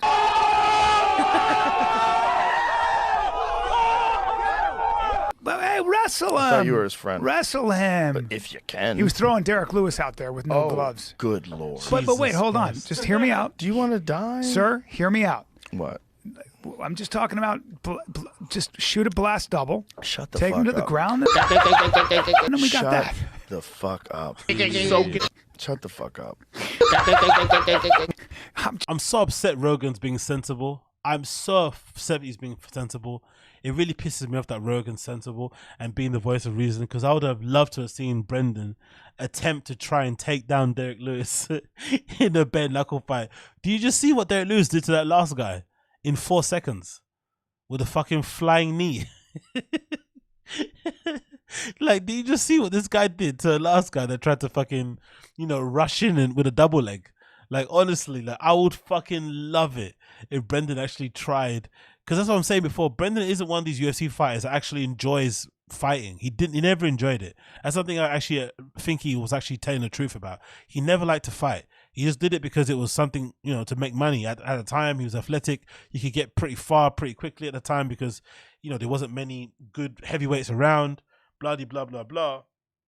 But as soon as he quit, he doesn't really hit pads. He doesn't hit mitts. Doesn't roll. He stopped doing anything in terms of martial arts a long time ago. Don't get me wrong. He'd fuck me up. He'd fuck you up. He'd fuck regular people up on the street. But Brendan is far off of being a competitive UFC fighter of any ilk. Like, he would get murdered by most of these guys. Murdered. even light heavyweights will probably give Brendan a good running around. You know what I mean? Like it's not smart for him to do this, but because of the man's hubris, because of his fucking ego, and because of his delusion, I would love to see it. I'd love to see this guy actually try to get back into the UFC right now and fight. And I think Dana hates him enough. That's the thing. Forget Jorge Masvidal's thing. That's crazy, the bare knuckle thing. But I think Dana White hates Brendan enough that if he was to re-sign Derrick Lewis on another contract, I think Derrick Lewis is a free agent now. But if Derrick Lewis re-signs to the UFC, Dana hates Brendan enough that I think he would set it up. I think he would set it up. I think Dana hates Brendan enough. He would set up the fight with Derrick Lewis because he'd want to see Derrick Lewis flatline Brendan. Like, and you would see Dana fucking be jumping on the sidelines if it happened outside the octagon. I bet you Dana would legitimately put his hatred for Brendan to one side and he would sign it. He would get it all sorted. I guarantee it will definitely happen because I don't know, like Brendan is fucking insane. Like to even entertain the idea of fighting Derrick Lewis is fucking crazy. I hope it's all a joke and it's all a bit of a troll, but it's just pissing me off that Rogan is sensible and is like, hey, he shouldn't do that. He should never do that. It's a bad idea. If you're his friend, never suggest this, please. I beg of you. But I wish that he wouldn't, because I would have loved to have seen Brendan actually get in there thinking he could do something and then get absolutely flatlined. It would be fun to watch. Just to watch as an experiment, you know? That's it. But, you know, it's not happening now. So, unfortunately, what can we do? What can we do? It's not going to happen. It's over. It's over. It's over. Moving on here. What do we do? Moving on. That's just happening. Oh, the fight card's over now. Tapology. Are they all done? Is it all done now, or am I missed it? Yeah, well, it's all been done. Corey Sandhagen won on the okay, cool. Right, I missed everything, didn't I? It was a pretty short card, wasn't it? Corey Sandhagen won. Tatiana Suarez beat. Oh, Jessica Andrade is going through a bit of a tough run at the moment, isn't it, man? Damn. It's like, I feel like she's like losing one, winning one, losing one. Obviously, my guy Kennedy lost. Unfortunately, I put a hex on Kennedy. Oh man, that's a shame. Okay, cool. And what's happening with the boxing at the moment? What's happening? Is Nate Diaz winning and shit? I don't know how to get up on my. I don't have a bit to get up on my phone to watch or anything. I didn't do the pay-per-view. Let's see if people are giving a stream link on the fucking Twittery. What's happening here? Is it happening? The fight? Nothing happening. Dana White walked out during the fourth round. Jesus Christ. Okay, cool. What was a fight between Corey Sandhagen and Thingamajiggy really crap? Why did Dana White walk out? Let's see here. Let's see here. Can we see anything here? Peep Discord coming soon. What's that? What's coming soon? What, the link you mean? Okay, let me see if I can see anything on here. Bear with me a second. I'm trying to see if I can get anything loaded up on here. Let's see. Nate Diaz, or let's do Nate Diaz v Jake Paul. What's happening here? Do I have anything? Is it actually on at the moment though? Is it actually live right now? The fight is it actually on? If it's on, I might check it out. Let me actually see. Let me go to the Final Kids sub and see if anything I've missed out on there. Not to keep you guys waiting for me to fucking check my phone. It's a little bit bad live streaming on this regard. Let's move on. Let's see if there's any other clips I can talk about here. I'll talk about that, the flashbacks, anything on TFATK that I missed on the channel. Let's see if anything on TFATK live channel that I missed out on. Where's the YouTube channel TFATK? Let me load it up on here. Not yet. Okay, starting soon. Okay, cool. Okay, cool. Starting soon. Fair enough.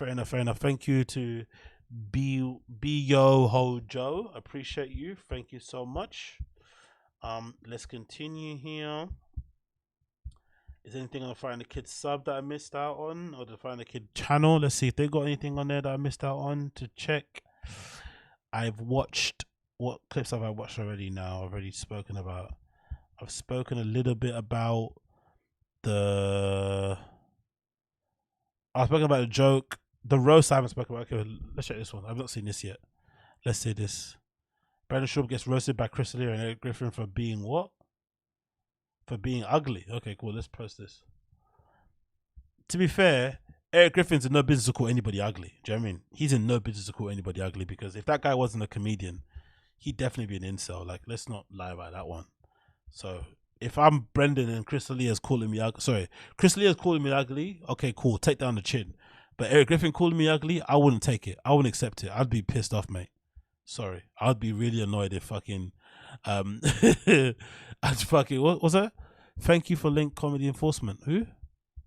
Comedy enforcement posted a link to something. What, in the Discord?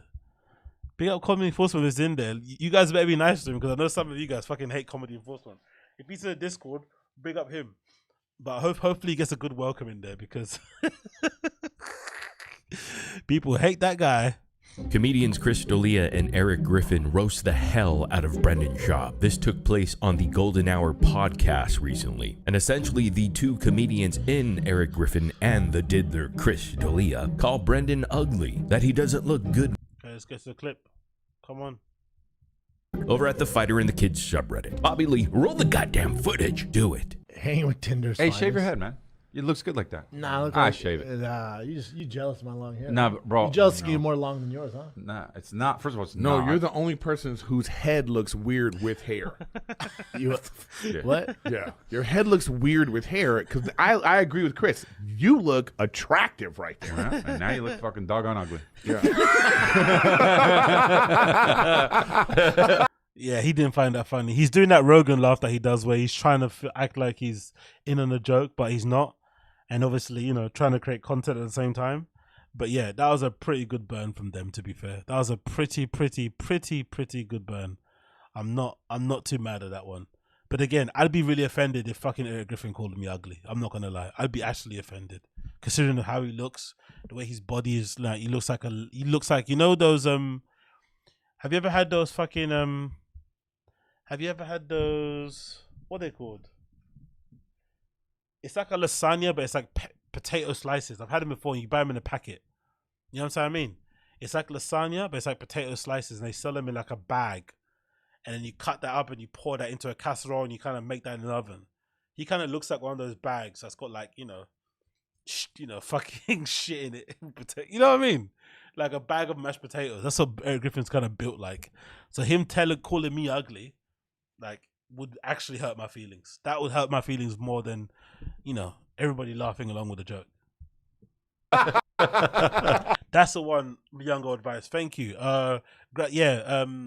Scalloped potatoes. That's the one. Gratin. There we go. Yeah, that French thing with the, and sometimes it has like bacon bits in it. That's what fucking That's what Eric Griffin's body reminds me of. No pause on that one. It kind of reminds me a little bit of that. The ready-made version, though, not the ones you make yourself, but the ones that you buy in a. Maybe comes in a cardboard box, and it's like, you know, you cut it. Fat boy shit. Nah. That's fucked up, bro. Nah, you're a good-looking dude. But what? Yeah. But what's up with your hair? Even all that stuff. Look with the little. Oh, that you look handsome. Look at that fucking. With the, oh no, they're googling stuff. You notice what they do when they Google stuff now? They have to zoom in pretty quickly. They're Googling things. They should stop Googling stuff, because when they Google stuff, the only things that come up about them guys on Google Images is troll shit. Especially from the Fighter and the Kids subreddit. Look at the stuff they've got here. Let me see if I can read the stuff. Brendan Schaub, new haircut. Brendan's on something.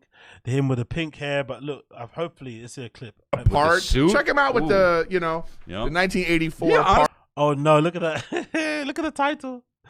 Warning, UFC vet, Brendan Schaub is probably going to piss you off again. Already there's something on there. Oh, they should never Google themselves on here, man, because it always ends well. It always ends disastrously. Remember last time with fucking Chris D'Elia Googling himself and then seeing the fucking documentary, the clip of him realizing Snapchat can get recorded. Absolutely horrible. But yeah, big up these guys. Big up these guys in general for fucking calling Brendan ugly. Absolutely brilliant. He actually needs to get, you know, teased like that more often. I think he'll actually do he'll actually do the show well to have him being trolled like that more often. Maybe it'll make him more likable on those shows. But you know, he's too thin-skinned for it, so it's not gonna help. Moving on from that, let's see what Unix is saying. What's my guy Unix saying? What's my best pal Unique saying? What's he saying? I know some of you guys love Unique, so let's see what Unique is saying right now. What's his latest? What's he on right now? Unique, give it up, brother. Tell me what the deal is, brother. So, I missed a bit, but I'm not gonna watch all these. Jim Cornette one, I don't care about. Ariel, as much as I love him, I don't care about this either. Lucia Gomez thing we can check out. Let's see what Lucia Gomez is saying about Bert here. Cursive and Unique. Let's see what he's saying.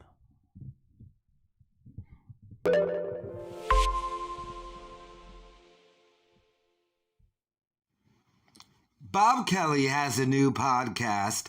Not you know what, dude. It's called Regs, and they started their own YouTube channel for it. And it's a podcast with Bob Kelly, Joe List, Dan Soder, and Louis J. Gomez. So another fucking comedy podcast. I actually thought this was Bobby Kelly's normal podcast he does. What's it called again? It doesn't really matter, but you know what I mean. I didn't know it was another fucking podcast. It's another one. Fucking hell, man. How many shows do these guys fucking have? How many? I'm going to play something Louis J. Gomez said about Bert Kreischer.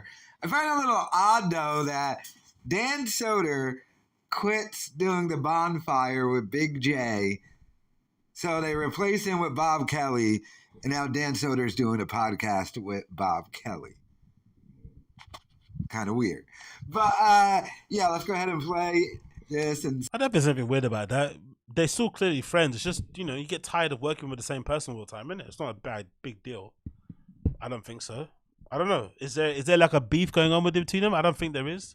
It seems like Dan Soder and Big J are pretty cool with each other. I think Dan Soder's maybe one of the funniest guys of this whole East Coast crew of people anyway on podcasts. He's incredibly hilarious.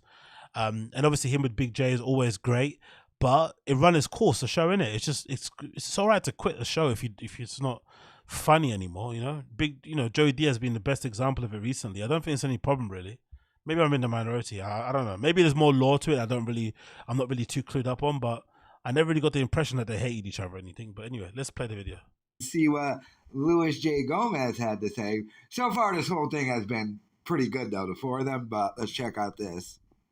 Hey, we're doing this. No, I asked, and you guys agreed. You said, we'll try to find the time. And we said, we did try to find the time. We did. You know what? When Bert's like, I have an idea for a trailer. What happens with him? We do it. 7 people all roll around him. Every comic goes, don't do it. Fuck it, let's go right now. But it's insane.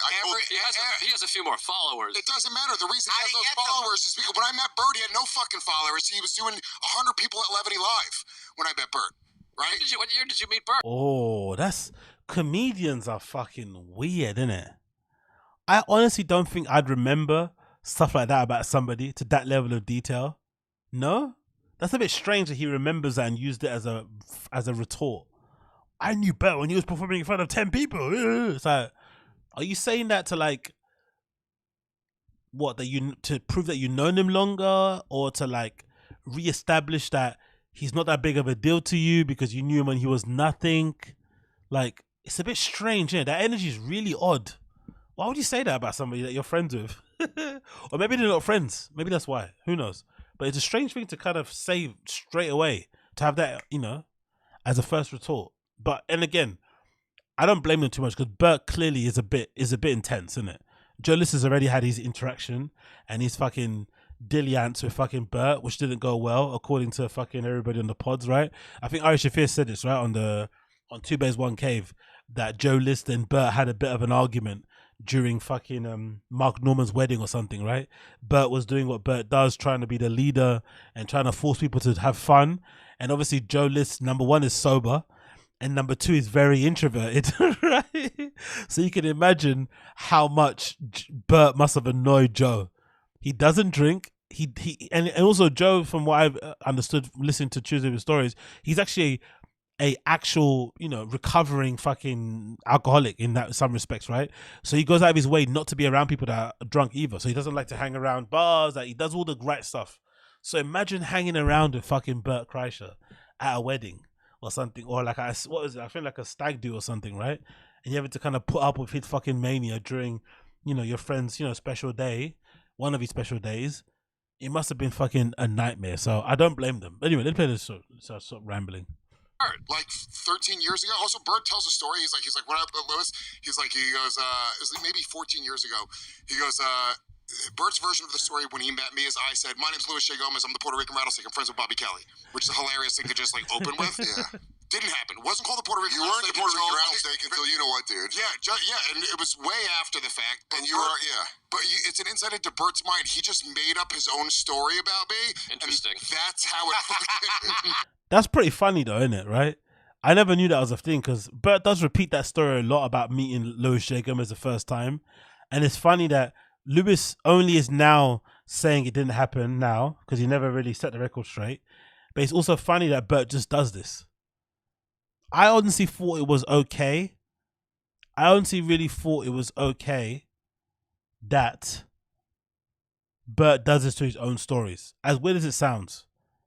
Because he sort of like lives in a perpetual state of arrested development anyway. So part and parcel of doing that is kind of like always exaggerating the things that you did. What you did with girls, how much you drank, how long you stayed up, how many drugs you consumed. It's part and parcel of being that guy, we all knew in college who kind of acted like they were the big boy on campus or big girl on campus, but really in actuality, it wasn't what they said. They always spiced up their stories, but they were fun to listen to, right? To hear somebody's stories. But it's obviously a little bit sad when you're like a grown man in his 50s with children and shit and you're doing this sort of stuff. It's a bit weird. So you would say, you just lawyered the shit out of that. He goes, so you would say that's how you think. I don't want to be a part of any. Fuck you, we're trying to take over, and this is how we... Yeah, Joe List is definitely not a fan of Bert. I don't want to be a part of any of this stuff. From what Theo said, isn't it? Theo even said it. I think he let it slip during Mark Norman's appearance on Theo Thorne's podcast. He said that Joe List and Bert are still not talking till this day. Till this day, they're not talking. So definitely, Bert Kreischer is a lot to deal with. He's a fucking lot to deal with, which is fucking awesome to hear. I love it. Like, it's obvious that the things that we see as fans and as regular civilians on the outside is definitely probably far worse than what happens behind the scenes or in person. Like, imagine how exhausting Bert is on a podcast. Can you imagine how exhausting Bert must be in a green room, in a bar, at a club, on the road, just hanging around? Can you imagine how exhausting it must be to be around Bert in his fucking full mania, fully drunk, looking like a ripe Savaloy? We take it over. Take over. Yeah. We got your back, Joe. Can I get another milk latte? What did Ari do? What did Ari do? We're going to have to protect our parks. Oh, yeah. And fuck Shane Gillis. Damn. Well, let's... Fuck Mark Norman. Whoa! Joe! I don't agree with the fuck Joe Rogan. I think Rogan's a good guy who does a lot for comedy. Rogan's great. I love Rogan. You're fucking badass. You're so badass the way you just said fuck Joe Rogan, dude. This fucking awesome. I didn't say fuck Joe Rogan. Joe's badass. Joe's a badass. Joe's a badass. I got a new special coming out. Joseph, fuck Rogan. Joseph, why you got new special coming out, and I don't want any of those four to promote it. Whoa! You're gonna need. Hey, can I talk to you real quick? You're gonna need all four of those. We need all really lay on the gas. I don't need any of those. Hey, can I talk to you right now? If just Shane alone plugs that thing, you're gonna be. We really need you. I got at least Shane. I got Lewis, Bobby, and Soda to promote. Oh, buddy. That's how friendships work in the LA in the comedy scene in general, right? Who can help me promote my special? Who can help me sell tickets? Who can help me get views? Who can help me get followers? Who can help me get sponsors? The ones who can help me the most is my best friend forever and ever. It is collectively, I don't know, 320,000 Instagram followers. Together, the same three guys. I saw Bobby posted it. There's literally 20 people that don't follow all three of us. No, Louis J. Gomez, there's probably one person you want to follow you. Does Rogan follow Louis J. Gomez? That would be funny if he doesn't. I don't want to go through his followers because he's got too many. But does Rogan not follow Louis J? That would be funny if he doesn't follow him. He follows Dan Soda. He follows Big J. He follows Dave Smith, right? He follows all these other guys, but he doesn't follow Louis J. Gomez. That'd be funny if that's the case. Rogan He's fucking. He's a funny guy, man. He's a funny guy. By the way, I saw it on Lewis's, then I saw it on Bobby's, then I saw it on Soder's. It's annoying. So all the dance fans hate me because I took over his spot in the bonfire. You're not Dan! And you're like, guys, come on. We're all the same. Because it all came from the same place. No, we're going to blow up. This is going to be the biggest podcast. And this is going to be the biggest podcast. And the regs with a Z. That's like... Whoa! I don't know. Is that safe? Is that safe to do? Spell stuff with Z's? Yo, what up? What up? Bloop, bloop. The reg. Ever. We really are just fucking boomer hacks. Yeah. Dude, I got it, dude. The regs, but with a Z. And then we do the logo 80s style. Nobody ran the regs with a Z by me either. Not one thing's been run by me. You don't want to do it. You don't want to show up for a trailer. You don't want to take a train or Uber. I did the lighting setup. I did everything. I paid you. I paid you. I personally took money out of my son's mouth. Yeah. Really? In his mouth? He was eating money. What are you, Ted DiBiase? Gives him the sleeper hold. His son is gay and retarded. He goes, it's time for bed, Max. I'm going to give you the $1 million dream. My name is James Ted. No, we did try. We tried. I don't know if this is a podcast that anybody needs to be watching anytime soon, but yeah, man. Trying to coordinate. Okay. Yeah. Anyway, I don't know. It's a lot. There's a lot of podcasts out there at the moment. I'm not sure. Are you guys gonna watch it in this chat? Are you guys gonna be a fan of watching the regs on YouTube? Let's see. Where is it on anyway? Regs. What channel is it on? Regs with what? The Regs. It's called The Regs. Are you guys be tuning in to watch this podcast? There you go. It's called The Regs. There's the channel. Episode 1. Robert Kelly. It's a pretty decent lineup. Don't get me wrong, but it's a brutal one. The fight's starting now. Okay, cool. Who's got the link? Is there a link in the fucking Discord or something? Is that I need to check? I need to see if there's a link here. Who says? Oh, okay. Yes, big up, Yoho Joe. Thank you for the link, my friend. I see you there. Let me see if it works on my phone. Let me see if this can work on my phone. Let me see. Let me see if this works on my phone. Let's see. Nate's getting tapped up already. No way. Oh, Jake is swinging for the fucking rafters. Nate's already covering up. Oh my God, Nate looks horrible. Bro, Nate looks so bad. It's over already. Bro, he's fucking him up. Jake is fucking him up. Jake is fucking him up. No way.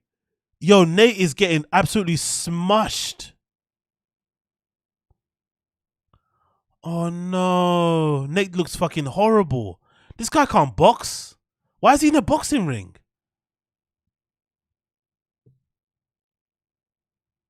Oh my God, this is horrible, man. Why am I watching this? Jake is fucking destroyed. Is it 10 rounds? No way this lasts 10 rounds. It's the first round and Nate looks like he's already blowing out of his ass. Jake's stamina's all over. Oh my God, Jake is walking him down. Patient. I hope Nate goes for you know the meme? Have you seen the meme online, guys? The meme online is that Jake is going to fuck him up, right? And Nate is going to go for a fucking triangle or something. I'm looking forward to it happening. I hope that happens. I hope Nate just like takes him down and tries to fucking choke him out. Fuck it. I'm losing anyway. Fuck it. Let's just choke this guy out. He just goes for a fucking guillotine or something. I hope it happens. I really hope it happens. No way, man. There is absolutely no way. What's the Logos Cartel? Wait till it gets to round 7 and he'll be warm by then. Lols, you're fucking hilarious. Round 7, he's gonna be warm. Yo, his face is already red. He already looks tired. Jake is just like jabbing him to fucking death. He's getting some swings in now. Let's do Jake Paul. Nate. Let's see if I can get live play-by-play footage on here. Telegraph, ES. Let's see who's doing it here. CBS Sports. Let's see if they got a good little live blog. Yo, Jake is fucking him up, man. I'm not gonna lie. That was quite sad to see. Let's see let's see what they're saying here on CBS Sports. Oh my God, that was horrible to watch. I opened it. Oh my God, he's already got a cut on his eye. DIAZ poured a few jabs away. Paul for a jab and a body shot. Paul missed. 10-9 for Paul, of course. Easy one. Easy 10-9 for fucking Jake. He easily won that first round. Fucking hell. Round 2 already. Who's that? Is that Sweetie? Is that Sweetie actually doing the ring card girl? No way. Or is that some? I think it's someone just. Who is that, bro?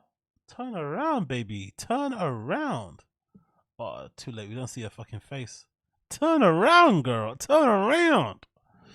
Okay, probably not. Anyway, yeah, Jake going to the body. I'm liking what I'm seeing, man. Let's put a poll in the chat. Let's see what you guys are saying here. Let's start a poll. Who do you want to win? Right? We already know who's going to win. Jake's definitely going to win, unless Nate Diaz something crazy. Who do you want to win? Let's see what you guys are saying here.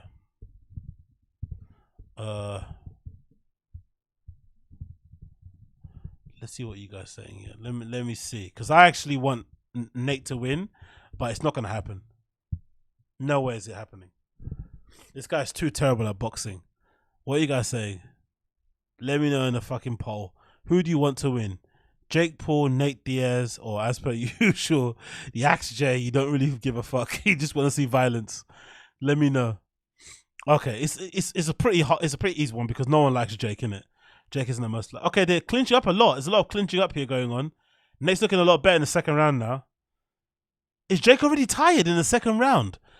Hey, you guys in the chat that know about boxing more than me and a bit more clued up on boxing, is Jake looking tired already in the second round? Is Jake already gassed?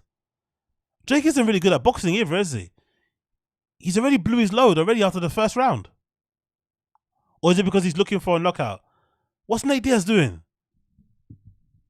He's pointing to him, looking at the crowd. What's happening here? I think Jake is going to take this fight, mate. Yeah, of course he's going to take it. What do you guys think? What's happening here? Why is fucking Jake already looking tired? Nate Diaz has great stamina, so he probably has a game plan. Is that pause for the Nate Diaz has great stamina? Nate Diaz has got stamina. He goes for days. Trust me, I know. Yo.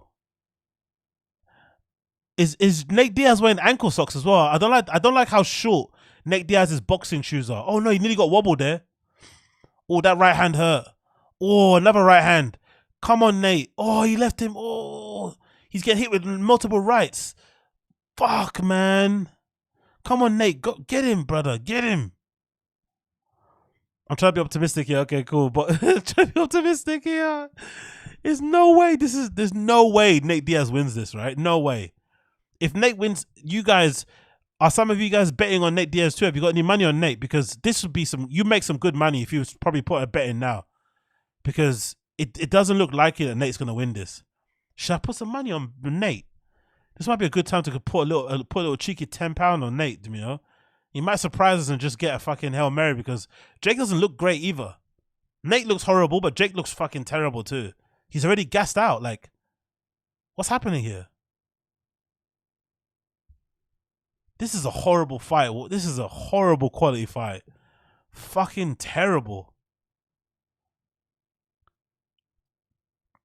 With cardio, right? Again, I don't know much about boxing, so please forgive me. I run a lot, you know. I've done a few half marathons myself and whatever. And I know when you run a lot and you run more often, you improve your cardio. With boxing, though, because you have to punch and box, you know, you have to basically, you know, move around the ring. You have to punch back. You have to take blows. It's going to take cardio. Is there just no way of really improving your cardio? Of like getting to like a point where you can actually go many rounds? Or is that just like a sparring thing? Like, how do you actually improve your cardio like in a legit way in boxing? So you can actually last a long time. How do you do that? Bronze Arm View said, yes, you do it. Yes, you can do. Okay, cool. But how do you do that? Is that just through sparring? Or is that through long runs? Or is that through everything? Like, how do you actually improve your cardio? Because I'm surprised that Jake looks the way he does. Obviously, really fit dude. Not super muscular. He's not like huge. But his cardio is terrible, man. Like, and Nate looks like the way he looks. But he clearly looks like he could go all the way. People are saying here, intensity of boxing is about having composure. Okay, cool. True. That I guess that makes you tired too. Nate's been sparring 10 rounds daily. True. CrossFit, try marathon. Okay, cool. Dirty Mate, you've got a point there. Speed bag and running, says Coiler. And roadwork, says Bala. God's Node said, it's about pacing yourself like Mayweather. Controlled, and you choose your spots to use your energy.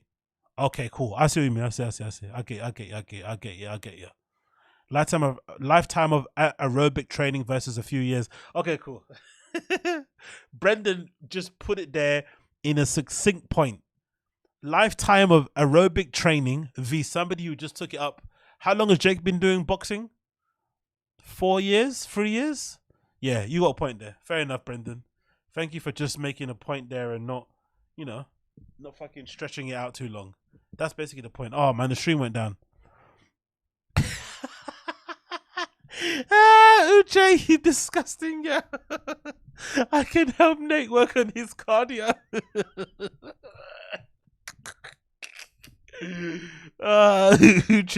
Uche's gonna be like the girls at the Drake concert, throwing the bra at fucking Nate mid-fight. Throwing. I'd let Nate cuff me in. Oh, you're disgusting. What's Coiler saying? I'd let Nate cuff me and outhead through the window. Oh my god, you guys are awful, man. You guys are going to hell. Like I said, I'm going to heaven with Chin. I'm going to be holding the fucking guitar and Chin's going to be singing these shitty R&B songs. But the rest of you guys are going to hell. I swear to God, you're all going to hell. It's hilarious to hear. This hilarious thing is Nate used to spar with Andre Ward. Fucking hell, really? Nate looks horrible as a boxer. Again, I'm not really too familiar with boxing.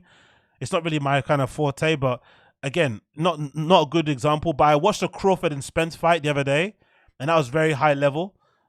And these guys don't look that polished. For lack of a better, a bit of an understatement there, but they don't look that good. Don't get me wrong, Jake Paul is picking Nate off with the fucking jabs. Some good right hands are going through Nate's defense, but Nate's hard to put down, isn't it? He doesn't get knocked out too often. How many knockouts has Nate had in the UFC anyway? How many times has Nate been knocked out in the UFC? Those of you in the chat who know more than me. I don't think Nate's been knocked out a lot. He's lost. Has he ever been submitted? Has he ever been knocked out? The guy's fucking durable, isn't it? Like, he's actually weirdly durable. He can take a lot of punishment. He's never been knocked out. No way. Nate's never been knocked out. No way. Fuck off. I got to check that out myself. I didn't know. I'm just thinking, has Nate ever been knocked out before? I can't remember. Let me see his Wikipedia. Nate's never been knocked out. This is fucking crazy if true. Let's see this. Okay, it's not what end of second round, yeah. Okay, Jake's getting some nice uppercuts in on the clench when they're close together. I kind of like that. Let's see his record. Mixed martial arts career record. Let's see. Let's go to the bottom here. Loss, decision, loss. Okay, so he's been submitted. He's been submitted. Okay, he lost one fight with TKOs to Josh Thompson. This was when? 2013. Fucking hell. It's been a long time, innit? Okay, and Jorge Masvidal also beat him in 2019 with TKO. So he doesn't get knocked out, does he? Doctor stopped that one. And then that was the last TKO that he lost to was Josh Thompson. Is that the one that does the fight? Oh, the one that does the show with what's his face? Wow, man, that guy is durable, bro. Nate Diaz is a fucking animal. He doesn't lose by getting flatlined. So Jake's gonna have to do something very special to get him out of here. But bloody hell, what a way to earn your living, innit? He's already sounds a bit slurred in his speech and shit. Doing this fight, I don't know, man. This is a good way to earn your living. But hey, he's making money, innit? Thompson was a kick. Okay, cool. Wow, Nate Diaz getting the quick little punches in there. I like this. Fourth round now. Let's see what what's it called? CBS are saying on the scorecard. For the guys in the chat, Nate Diaz hasn't won a round, has he? I don't think Nate Diaz has won a single round. Let's be fair. Has he won a single round? I don't think so. I don't think Nate's won a single round. Yeah, so far they're giving it to Jake Paul. They're saying 10-9, 10-9. Jake. I don't think he's won a single round. Jake got a good sucker punch in the last round. Okay, cool. You're better off betting on Luton winning the Prem, says Dan Dotter. Okay, cool. Oh. What's that thing called? Okay, Dan Dotter saying it's like running then. More boxing improves boxing. So it's like running. More running improves running. The more you run, the better you get. But it's just really hard to run because it fucking takes a lot out of you. Okay, I see. But it's obviously hard to catch up with guys like Terence Crawford and, you know, and Spence and shit because they've been boxing since they were literal children, innit? So if you get into it really late, that's probably why people make such a big deal about Deontay Wilder, right? Because he got into boxing when he was like, what, in his late teens, 19 or something? Which is quite rare. Oh my God, he's doing quite well here, Nate, at the end of the fourth, no? He kind of got Jake backed up against the ropes. He's hitting him with some good punches. Don't you guys think? I like this. Last 25 seconds so far. Nate's cardio is still crappy. He's got pillow hands though, and that's a problem. He doesn't really hit too hard. So I don't know how he's going to get Jake out of there if he does have the possibility to, but he's got really soft hands. It looks like there's not a lot of power in them. MMA and boxing are totally different, says Logos Cartel. Okay, cool. Joke's got a good, all my days, just woke up. What happened? Did you knock him down? What are you saying all my days for? Don't do that troll thing on the chat people do. But they try and say something happened and then something didn't happen. Okay, this link is okay, but it keeps going up and down. So whatever, but it's working. I got something. Better than nothing. Can't complain. And it's right up on my phone as well. So big up Yoho Joy for fucking sending that to me. I appreciate you, my friend. I appreciate you very, very much. I guess the end of the fourth round happened. Uppercut is followed by a few left hands and a right. Paul again landed a right. Unofficial card is 10-9 Diaz, 39-7. Really? So he won that one. So Jake Diaz has won one round now, the fourth round, right? Cool. Big up him then. Big up Nate Diaz for winning at least one round. That body memory has got to hell to Diaz. He's not to bust out. Yeah, exactly. Wilder had a really hard time finding sparring partners as well, says Perkengo. Okay. Diaz is a national treasure. I hope he beats Jake. Yeah, I hope he beats Jake too. Young and old vibes. But I don't think this is happening. Doesn't seem likely. He's trying to. He's not. He's just not got that good boxing, man. He's just not really good. He's got that Mexican fucking toughness. He's able to walk someone down. But Jake is also picking him apart and hitting him with some good uppercuts really well, to be fair.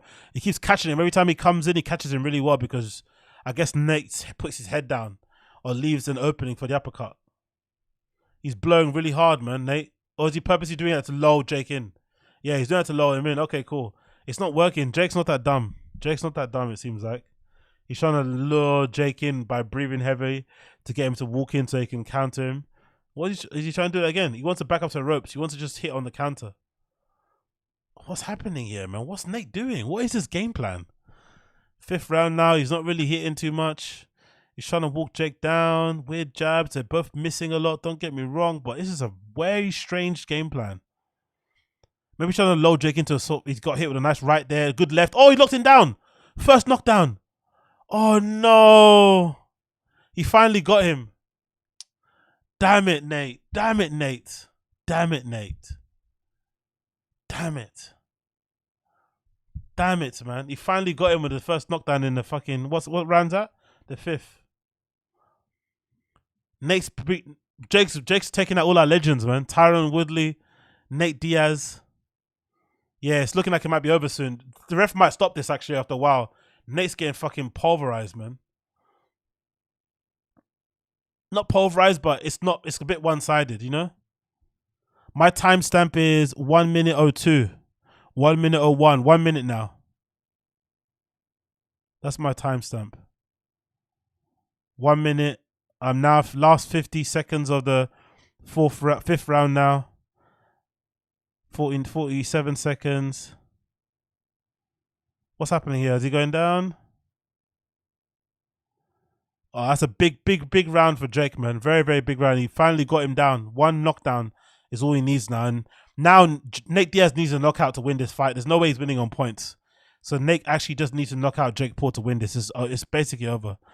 Done. Just shoot the leg at this point, mate. Exactly. I would as well. Fuck it. Just shoot the leg. You're still gonna get paid anyway. Fuck it. Just shoot the quick double leg. Fuck it. Take his back. Yeah, I think it's. There's no way Nate wins this, man. No way he wins this. What's he doing? What's Nate doing? He thought the round was over. Nate is fucking done for, man. Round 5, Paul landed a few straight shots. Paul landed a big uppercut and continued to flurry. Slowed down. Paul threw a hard right to the body. Yeah. Fuck, man. Diaz is fucking done for, man. It's been a really good journey for Jake Paul though. These fights, easy money, easy fucking money. What was that knockdown again? Was it left hand? I thought it was a left hand that fucking got him in it. Bam, behind it, yeah, right on the side of the head. It got Nate Diaz nearly falling out the ring. That's gonna be a picture all over the place, man. Jake's gonna have that of his picture on his Instagram for sure. Jake Paul's definitely gonna put that picture of Nate Diaz nearly falling out the ring on his Instagram. Fucking hell, man. Yeah. He looked like Bambi on ice, man. Come on, Nate. You're better than that. You shouldn't be go. Walked right into it, exactly.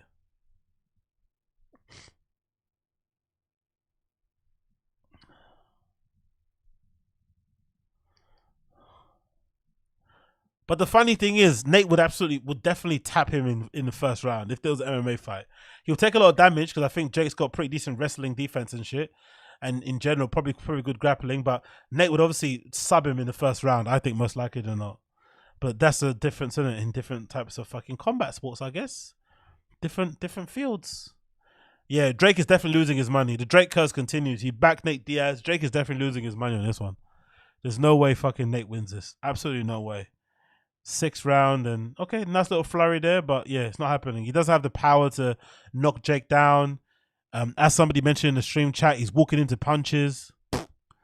It's not happening, bros. It's not happening. I don't see it happening. No way is it happening. I'm at 2 minutes now on my thing. Have I got a timer on here? I don't have one, do I? Do I have a timer? No, I do not have a timer. Unfortunately, I wish I did have a timer, but I don't have one. But yeah, they're now locking up. 1 minute 43 I'm on. Nate is still trying to walk Jake down, trying to get back on the, but it's not gonna happen on the point, I don't think. He has to knock Jake out basically here. 1 minute 30. Some nice little punches on the inside here from Nate Diaz. Backing Jake up to the ring, but to the ropes, but Jake did really well there, caught him with a right, and then spun back out into the middle of the ring. Don't get me wrong, Jake Paul's competition so far has been pretty crappy, isn't it? The first semi-decent boxer he faced in Tommy Fury, he lost. So his competition hasn't been the greatest either. He'd get absolutely mollywopped by most people, but yeah, Jake is way bigger, of course, but Nate is also awful, man. He just doesn't look really good. He kind of reminds me of how Drake's Duplessis fights. Just looks awful, but maybe he's effective, but also doesn't look that great to the eye. Not very graceful. That you know what I mean? Oh, Jesus Christ. Jake is hitting him with those left hooks and right hooks behind the head all the time. Like, no wonder this fucking man's speech is so slurred and fucked up, man. He gets hit in the head a lot, doesn't he, Nate Diaz? He's sustained a lot of fucking damage, bro, over the years. It's a big achievement that he's still standing, to be fair. He's keep wiping his nose. Has he actually broke his nose or something? What's happening? The thing that Nate's doing where he's just like doing this and then trying to walk into him is fucking odd. It's an odd way to attack somebody. He's just like, you know, covering up and then trying to walk and then trying to barrel into fucking Jake Diaz. I keep saying Jake Diaz. Fuck, man. Nate's definitely not winning this. It's impossible. It's impossible. It's impossible. There's no chance in hell Nate Diaz wins this fight. I don't see it. If he does, It's the fucking comeback of the century. What are you guys saying in the chat? So far, we've got 35 votes. 60% of people saying they want Nate Diaz to win, but obviously it's not going to happen. You know, it's not going to happen. We know this. Like, it's not happening. Let's see what they're saying here. What are the fucking topic of conversation? Yeah, let's have a look at the fucking Fire and the Kids subreddit. Let's see what they're saying so far about the fight companion, because I haven't watched it, but some guys are clipping some clips here, right? Let's see what they're saying here. What they're saying. Let's see what they're saying here on the Fight the Kids subreddit. I'm really curious to see what's happening so far. Yeah, it doesn't seem like a fair weight height match. Yeah, true, Uche. Jake just looks so much bigger than Nate Diaz, isn't it? Just as a human. He's just like bigger, wider, everything. Like, they don't even look like they belong in the same weight class. You know what I mean? Basically. Even though I think they weighed the same in the scales, I think so. Jake was 184. I think Nate Diaz was 183, so fucking hell, Jake got him with a good right there, straight to the fucking temple. That rattled Nate Diaz a little bit. But anyway, let's see what the Final Kids subreddit guys are saying. I'm gonna put these clips. Oh, he's popping it off now, jabbing Nate Diaz up really a lot, backing him around. Okay, Jake's cardio has improved a bit now, but I think it's because Nate Diaz isn't really offering much of a competition. But Jake's cardio seems to be improving a lot more. He's bouncing around the ring way more. He's moving around a lot more freely now. What do you guys say? Jake is off the test. I don't know. Who knows? I don't think so. He's just jacked and white, innit? Deal with it. That's what he is. He's just naturally jacked and white. All he takes is Prime. He drinks Prime energy drinks and has chicken Caesar salads, mate. That's it. Chicken Caesar salads and Prime. That's all he does, man. Wow, man. Jake's hitting him pretty hard, to be fair. And I think his chin is graceful. Let's see what the Final Kids subreddit guys are saying about the fight companion. Grew up with the Paul brothers. Let's see what this clip is saying. No, actually, let's see this one. Let's see this. Grew up with the Paul brothers. What's this about? What's Brendan saying now? Where does he live? Which is crazy. He lives LA? in no Puerto Rico. He just moved there. But What? he Taxes. him and his brother used to live like a mile from me, and then they moved because of taxes. And they can train.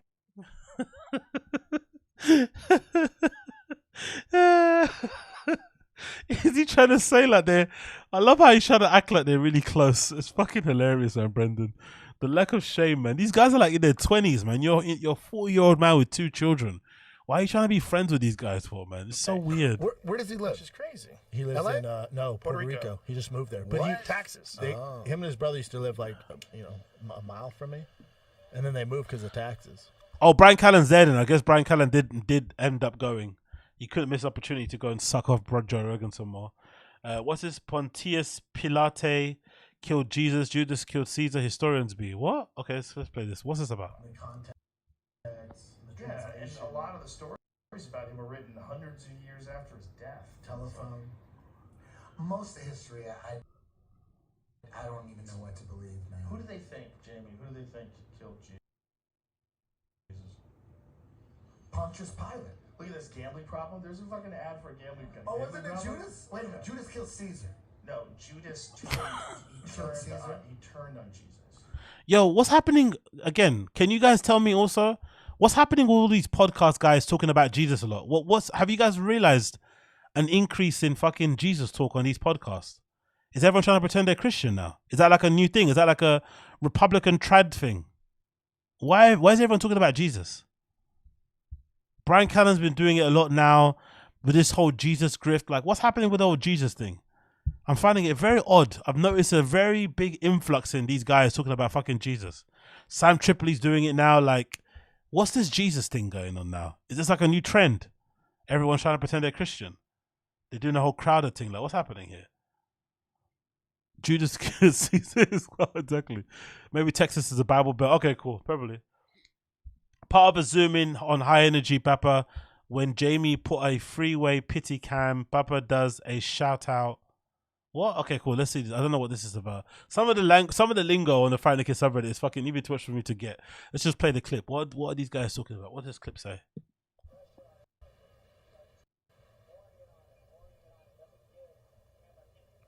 UFC's announced some big ass fights, huh? They have so many fighters. Bro. They have so many fighters. It's insane. Did I tell you about my night watching Dana White gamble? No. Recently? So, we were with Shane Gillis and a bunch of his Brendan's face when he mentioned Dana White. buddies, and we went to watch Dana gamble at Red Rock. Why? And Taylor Lewin, who's is that like NFL an event? player, And Taylor's from Bussin' with the Bros. Ladies and Bussin' gentlemen, with the Bros. welcome to yet another episode of Bussin' with the Boys. He's a retired fighter. He's hilarious. I love how he jumped in and tried to make it seem like they're friends. Busting with the Bros. I love it. Oh. Okay, I saw a little decent uppercut from Nate Diaz on the other screen, but this is no way Jake's losing this. No fucking way. If Jake loses this, he's a fucking dummy. Okay, cool. Let's close that one. What's this one saying? Rewriting the records. What's this saying? Elite, greatest woman of all time. That's what she calls herself. 4-division champion. Yeah. Like Crawford's the first male 4-division champion. She's But the it's first like- female. I'm not sure that's true, but hey, let's continue. Brendan loves anything that daddy handler Rogan loves. Doesn't know why he got a tattoo of the state he doesn't live in. Yeah, that's the one I want to hear. Let's see this one, because that's always intrigued me. Why has this guy got a tattoo of Texas when he doesn't live there and there's no connection to it at all? But then he called his kid Boston because he said he sells out tickets in Texas, right? Let's see what he says here. Get out of LA, and it's Texas, which I've always loved Texas. Yeah, me too. I just love Texas. I've always loved it. I've always loved coming here. It's like when I was like getting ready to go do a gig in Texas, I was like, oh, we're gonna have some fun. We're going to Texas. It's like it's fun. I have a It's Texas fun tattoo, place. for God's sake. Why do you do that? I don't know, dude. Get out of LA. Let's say it one more time. Rogan's eulogizing about the state he lives in, the place that's making him loads of money, and he's got a new group of friends, and he's got a new business there. And Brendan just doesn't fucking miss an opportunity to also meet Mr. Me Too himself, innit? I also love Texas. Fucking hell, man. This is perfect. Get out of LA, and it's Texas, which I've always loved Texas. Yeah, me too. I just love Texas. I've always loved it. I've always loved coming here. It's like when I was like getting ready to go do a gig in Texas, I was like, oh, we're gonna have some fun. We're going to Texas. It's like it's fun. I have a It's Texas fun tattoo, place. for God's sake. Why do you do that? I don't know. Hilarious. So is it 9th round now, right?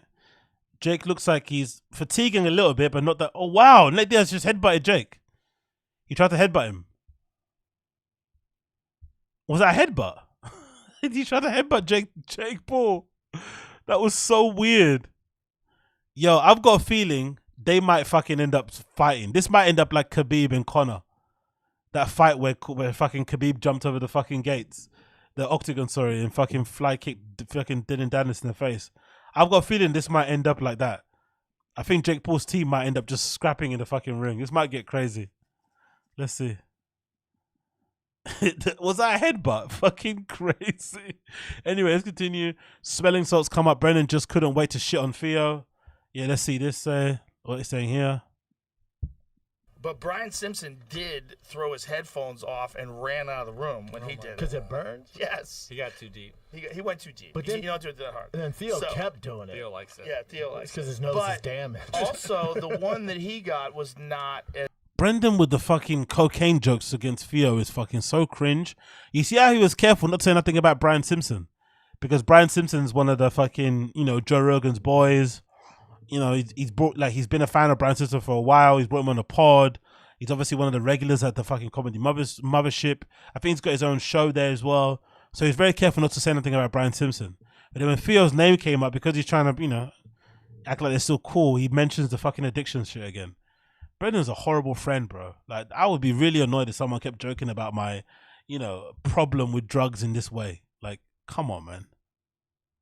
Unnecessary. Once again. But Brian Simpson did throw his headphones Last- off and was ran it- out of no, the was room it when 9th he did round? it. Because it burns? Yes. Yeah, 9th round. He went too deep. But you then- don't do it that hard. And then Theo So- kept doing it. Theo likes it. Yeah, Theo likes it. because his nose But is damaged. Also, the one that he got was not as potent.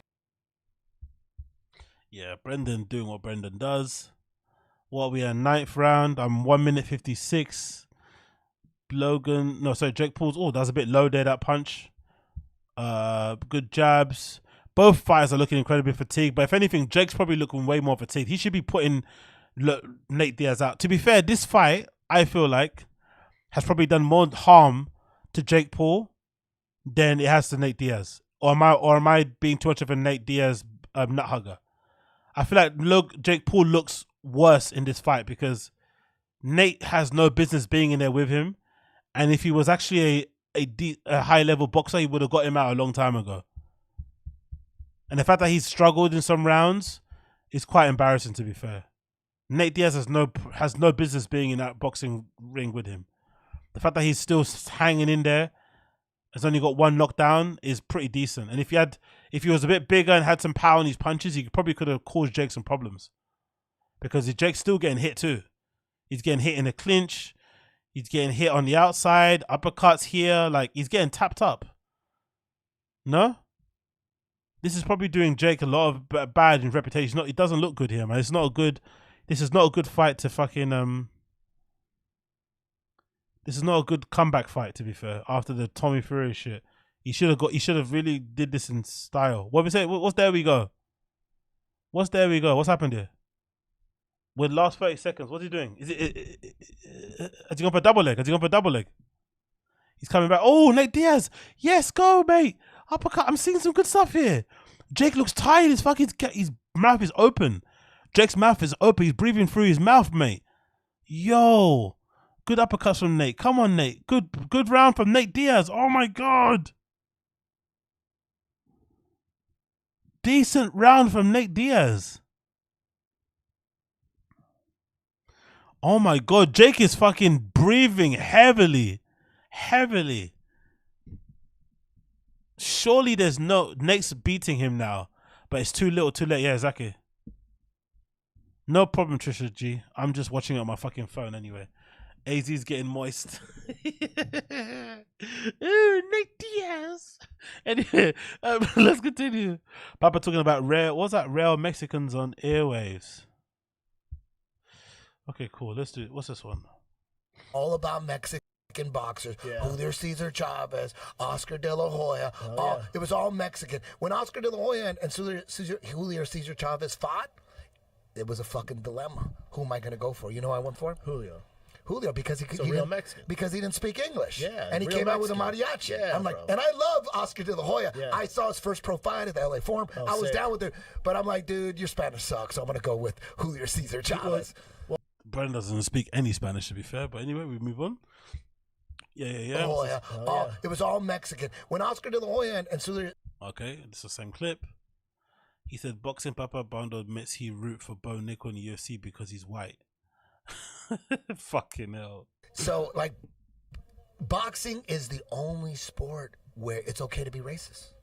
You know what I'm saying? Because every black guy's going to go for the black guy. Every white guy's going to go for the white guy. Every fucking Latin guy's going to go for the Latin guy. That's true. And it's okay. No one cares. That's true. You go watch a boxing pay-per-view with your black friend, and it's a white guy versus a black guy. Black guy's going to go for the black guy. White guy's going to go for the white guy. In boxing, you could be racist and it's okay. Oh, my God. Right? No, totally. Well, the great white hope. Yeah, all the white guys go for the white. If a white guy's fighting a black guy, every white guy's going for the white guy. I'll take one. Is it energy drink? I'll take one. Yeah, it's got Well, that's why I root for Bo Nickal. Yeah, but UFC, I don't give a fuck about. Okay, cool. I guess. Okay, last round so far. Is Nate Diaz holding to ropes? What's he doing? What's Nate Diaz doing? He's holding onto the ropes. Okay, cool. Nate Diaz is still telling him to come on. It's not going to be good there. Jake's still trying to punch him. Nothing's happening. Okay, Jake Paul is doing that whole spinning around Rudy punch thing. Okay, they're good clinch there.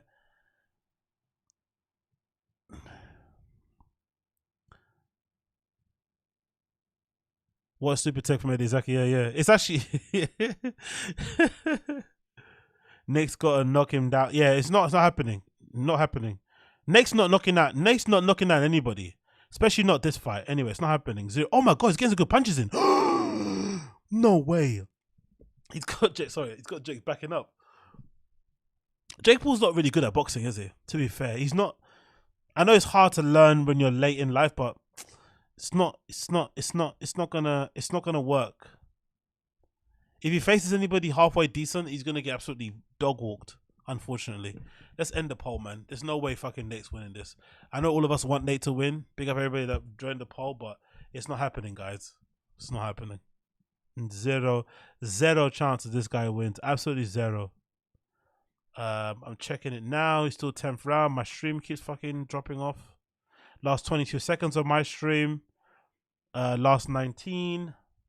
5 more rounds and Nate would win. Bring up Trisha G.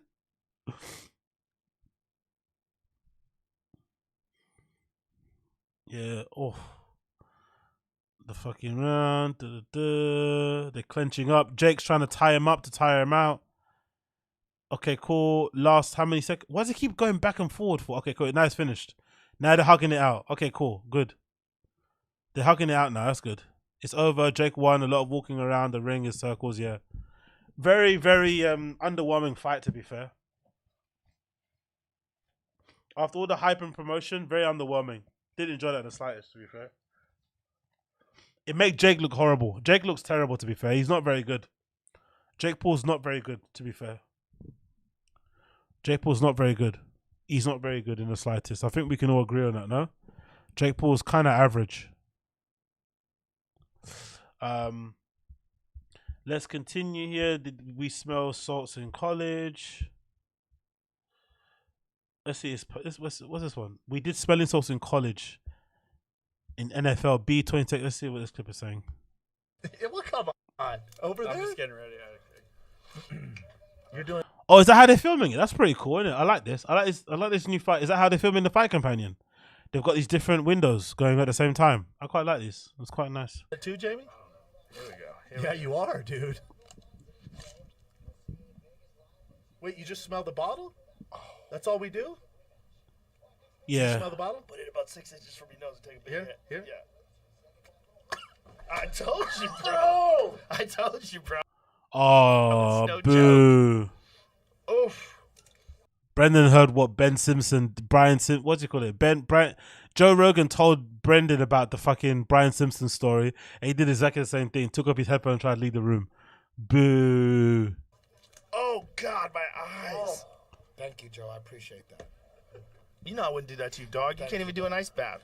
Yeah, I did. I know you. Did I can't even get on Velociraptor. I was just at Universal Studios, and the last time we went, What they're saying here? Okay, some good punches, but yeah, didn't even get in line for the Velociraptor. Bro's like he's gonna be sick. Okay, history has been rewritten. What's it saying here? It started off as a joke. When Jorge came on, and Jorge's like, "Well, we want to offer you a fight." I'm like, "It's not happening, dude." And we're just joking around. I was like, "I'll fight another comedian. I'll fight Louis C.K. or Tim Dillon." And like joking around, right? And he's like, "No." He's like, "Derrick Lewis, a free agent." And Brian's like, "Oh, Derrick Lewis." I'm like, "I'm not. Are you out of your fucking bare knuckle with Derrick Lewis? Are you out of your fucking mind?" Opponent, the free agents. I'm sure it's fucking not fighting Verdum or JDS, bro. No, you can keep that, dude. I heard Derrick Lewis is a free agent too. Oh, that's right. Let's find somebody. But you allow grappling and everything. Yeah, it's MMA. Come on, bro. It's MMA. I wouldn't say no to Derrick Lewis if I can grapple. Ooh, way. I love how he completely rewrites history, innit? The fucking liar is fucking incredible. What the fuck? Derrick Lewis debut in my promotion versus Brandon Shaw. Come on, man. You know how many people would... Do you understand that people's heads are just fucking exploding? Bro. Hey, hold on. Are you crazy? Then they threw out another name like, well, I could beat that guy tonight in my shorts. And then... Yeah. I don't know. Jake won. Fair enough. Congrats to him. His brother on the sideline. Rooting for him, but yeah, wasn't a good fight. I don't think. Let me see. Let me mute this so I can hear what he's saying. I want to hear what he's saying a little bit. I don't want to get fucking taken off fucking here for copyright infringement. Let me mute the mic. See.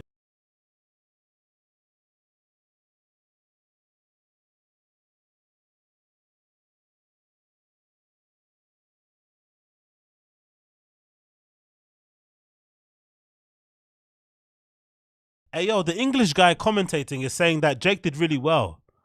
I forgot his name, the English guy who said, he said Jake did really well. He was well prepared. He trained well. He looked really good. So maybe we're the ones that are bugging out. But I don't know. I didn't think Jake was that impressive, to be fair. I thought Nate was terrible. What do you guys think? The English guy is saying that Jake did amazing. He was really impressed by him. Dan Hardy, that's it. Dan Hardy. Dan Hardy's really fucking glazing Jake Paul here. Are we bugging out by saying that he didn't do that well? Wasn't that impressive? Or am I bugging out? What's happening here? He's really glazing it. Really glazing Jake. Okay, let me hear his interview. Let's hear it with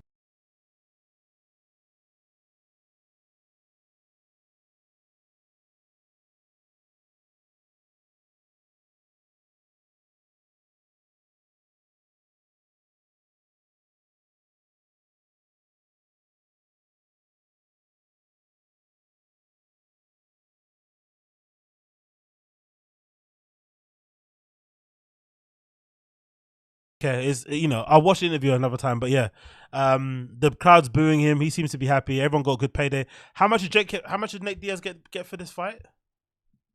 How much money? How much does he get? 500,000. Is that it? No way. At the moment, Jake Paul is guaranteed 2 million, but it could be 5 million. As for Nate Diaz, he's guaranteed 500,000. That's not enough for that level of for that level of fucking damage. God almighty, bro. 500,000. Is that all? Fuck. That's what they're saying here. The fight will be 10 rounds. That's what they're saying. 500,000. Let's scroll down. Okay, let's hear the burst. Maybe I'm mistaken here, but sportsrush.com. What they're saying here. Yeah, see, the official payouts are gonna be there. 2 million for Jake, 500,000 for Nate. Paul wants Conor McGregor after potentially beating Diaz. Really? He wants Conor McGregor? Okay. 500,000 is not a good amount to get that level of damage, to be honest. Maybe I'm being crazy, but I don't think that's good enough money. Yeah. 500,000 is peanuts, mate. I want a bit more, I'm not gonna lie. That's not enough. He got fucking destroyed in there. Hey, maybe I'm in the wrong.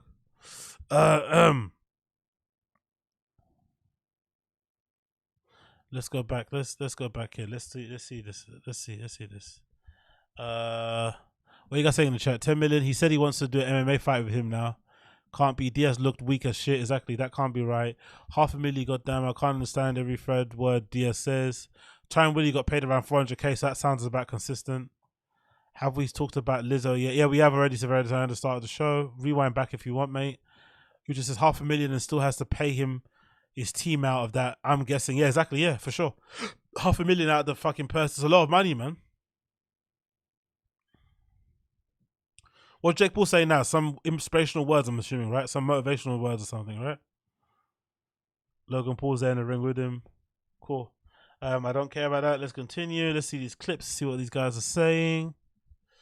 Airwaves, we've heard about that. History rewritten. Wait, you just smelled the bottle. What I would do? What's this? Oh, it's a picture of him smelling the bottle. Papa makes a joke to break the silence, then cut to the last thing he wants to hear. To what? What? You got any Bud Light, Joe? Wish Brian was here so we could make fun of him.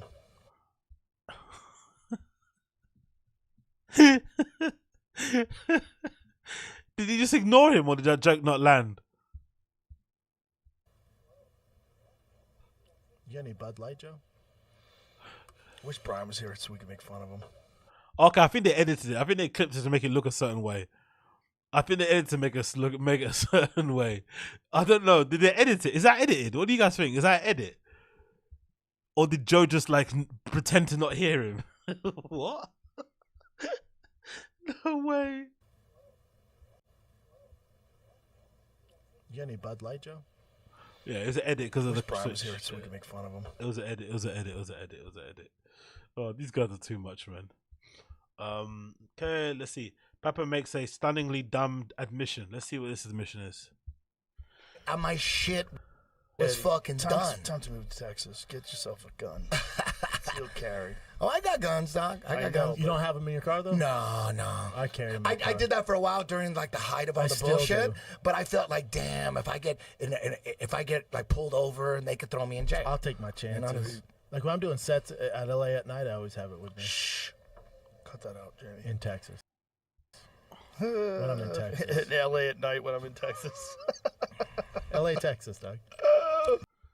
Jesus Christ, Brendan, man. What's wrong with this guy?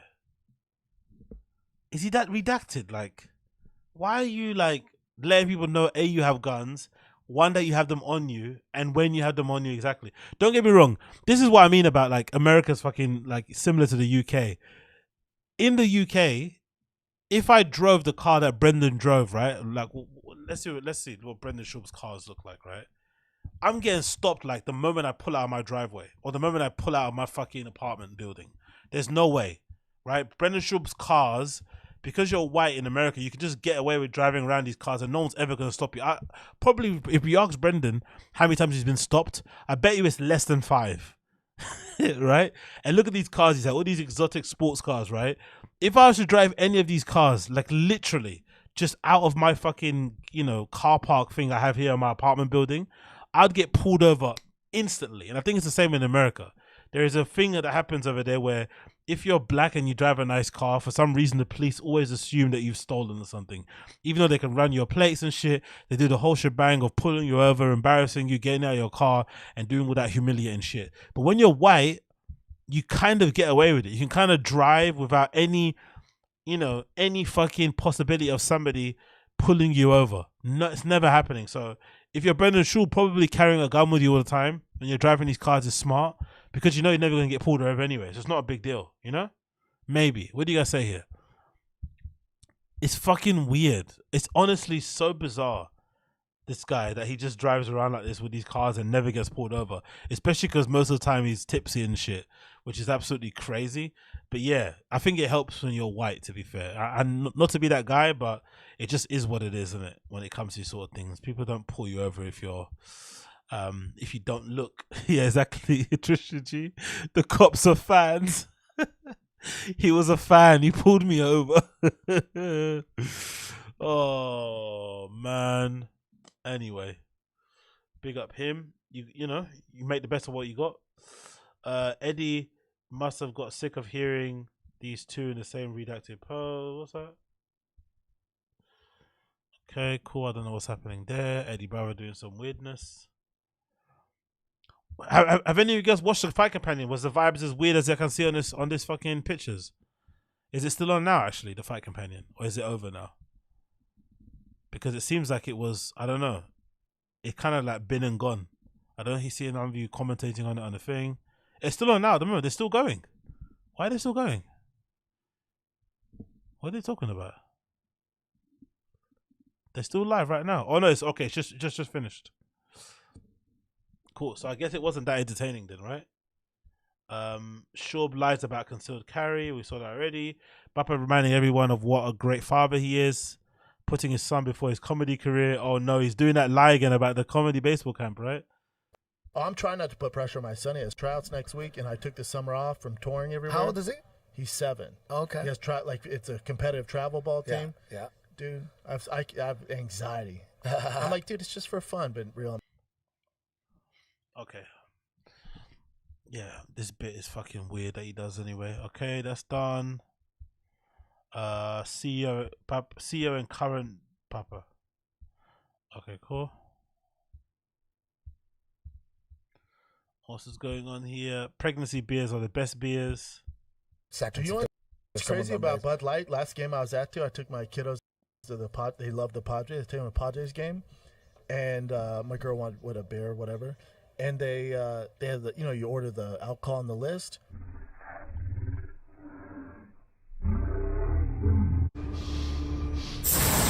What? I don't know what that was about. Let me try to find my viral moment again, B. What's this about?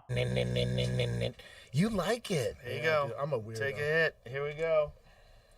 Here we go. It Here we specifically go, says baby. do not put in your eyes. You're not supposed to do it more than once a day either. Well, let's go. You don't know what's I've done gonna it. happen. I don't know, I've done it multiple times a day. I can't leave you alone out there. Let me take a little whip. I'll take a little. You got it, Reggie. No, forget it. Forget it. No, it's so good, forget dude. it. Forget it. I love it. I fuck. Is this like their new trying to be alpha thing? Smelling salts. Is that what they're doing, or is this like a comedy bit? Like, what is this about? Is this like how you prove how tough you are? Like how long you can put it up your nose? No? Look at that. Look at that man's head. Fucking hell. That's a fucking. He's got a huge dome in it. What do you think size New Eras he wears? What size New Eras do you think Joe Rogan would have to wear? 7.58, 8.5. He has got a dome on him, innit? That's a fucking dome of a head. Fucking hell. That is a huge head. Huge, huge, huge head. Real alphas do poppers. And then they fucking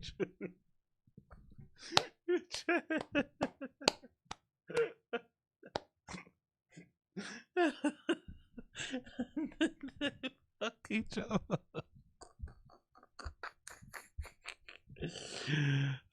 You're fucking terrible. You really are. Good. Oh god, honestly, I can't. Too much. I'm actually surprised none of them have actually started doing poppers on stream. Maybe it's too gay for them, innit? But I'm actually surprised, considering all the other fucking shit they're into. I'm surprised they actually dabbled in the poppers thing. Just what Papa needs. Let's see what this is saying. I'm trying. You like it. Okay, cool.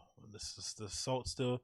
I don't think there's any clips in it. You can tell it was boring because the clips are really dry, very thin on anything, innit? Nothing actually happened, I think. Papa tries to shoe in more cultural war talk into the fight companion. Let's see what it says here. Because you got to look the guy off and all that shit. They give you like an extra 5 seconds. You know what's crazy about Bud Light? Last game I was at too, I took my kiddos to the pod. They love the Padres. I took them to a Padres game, and my girl wanted a beer or whatever, and they. I love how he pronounces beer like a bear. Don't you have you heard that? Like, should I go back? I just heard that a little bit. How he pronounces beer like bear, or he pronounces it like BAIR. Bear. It's a weird way to pronounce beer, right? Bear. My girl wanted a beer or whatever. It kind of sounds a little bit Boston-y, innit? A beer. Can I have a beer? That sounds a bit Irish, no? It's a bit Boston-y the way he sounds. He pronounces beer. The Padres. I took them to a Padres game, and my girl wanted a beer or whatever, and they had the, you order the alcohol on the list. And it was like, Modelo, $18, Coors, $18. Bud Light, Bud 14 cents. Dude, $8. $8. And it's half the price. And the guy comes over, I go, hey man, just a question. Why don't people order Bud Light? Have you sold any? He goes, not one. Not one. I go, really? You just put another can? Who gives a fuck? He goes, I don't know. People don't buy it. They're still talking about this shit. Honestly, I'm not American and I'm not from there. I understand. But honestly, are you guys still talking about fucking Bud Light? Is this still a thing? Are you guys still harassing fucking Dylan fucking Mulvaney? Are people still annoyed by Dylan Mulvaney? Isn't that like old news? Like, hasn't she like taken a step back from social and shit and kind of gone away a little bit? Fucking hell, mate. People are still talking about fucking Bud Light. Give it fucking up, man. Find a new fucking culture war. This is so boring. Like, what the fuck? That wild. That's crazy. That is what we've never seen that happen to a brand before, ever. Yeah.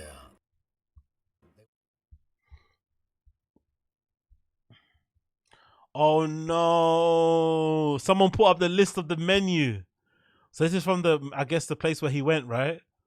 Let's see here. Let's say the beers. So what we got? Michelob, Stella Artois, Pacifico, Bud Light. Yeah, they're all $12. So he's lying basically. There's a can beers. The ones on they don't have Bud Light on draft, but they have them available in cans, and they're all $12. Budweiser's 12. Bud Light is 12. So he's just lying. What a weird thing to lie about. Craft beer, Stella Artois, Pacifico. What's Pacifico? Is that good? I've never had Pacifico. What's that? What's Pacifico beer? Pacifico. Is that an American thing? Is that nice? Have you guys had Pacifico before? I never had Pacifico. Pacifico is a Mexican Pilsner style beer named so because of the Pacifico brewery located in the Pacific Ocean. Oh, it's in the Modelo group. Have you guys had it? Is it nice? Pacifico? Is it better than Modelo or is it better than fucking what other beers that they've got in the Pacifico groups? Oh, it's all in fucking Spanish. Fucking hell. Great beer, never had it. It's decent. Great beer, never had it. It's fucking amazing. Group Day 5925. What other brands have they got in here? Yeah, is it better than a Corona? Would you take one over Corona Pacifico, or is it different? Modelo Especial, Modelo Negra. This is fucking racist, by the way. They should fucking storm the Capitol for this. They should go on a march for this. This is fucking. I would chant for this. I'm protesting against this beer. Modelo Negra. What do you mean? Why is it Negra? Why can't it be Modelo fucking Cracker? Hey, why can't it be Modelo fucking Whiter? Why does it be Modelo Negra? Hey, I don't like this fucking shit. I hate this shit. Oh, Victoria, Shella, Jalisco. Okay, cool. Jalisco, not Jalisco. I think it's Jalisco is pronounced, right? It's not Jalisco. It's pronounced Jalisco. Estrella Jalisco. Leon. Okay, cool. Fair enough. Now we know what the beers are. Big up Pacifico beers. But yeah, so he lied. What are you guys saying in the chat? That's Mexican beer. I think some of these people are afraid to admit that the chick with the dick gets them hard. Yeah, exactly. Honestly, I don't understand this whole fucking Bud Light shit. Don't get me wrong. It's getting so bad, right? Dylan Mulvaney is clearly fucking annoying, right? We all know. Attention seeker, clout chaser. It's fucking frustrating how annoying this person is. But I'm actually starting to like Dylan Mulvaney. I'm actually wanting to defend Dylan Mulvaney because the fucking harassment and the non-stop fucking going after her is getting boring. Like, stop. Enough. We get it. It was an annoying ad. It was cringe. We get it. Stop. Relax. It's not that fucking serious. But yeah.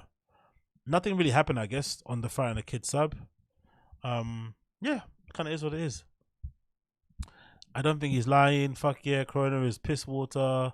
I agree, Derek. It's yeah, it's strange. I don't really know what's happening. Nothing really happened there. I got nothing else to check out, have I really? I think it's all been done. We've done this, we've done that. Yeah, I think nothing really happened on the Fright and the Kid, really, to be fair.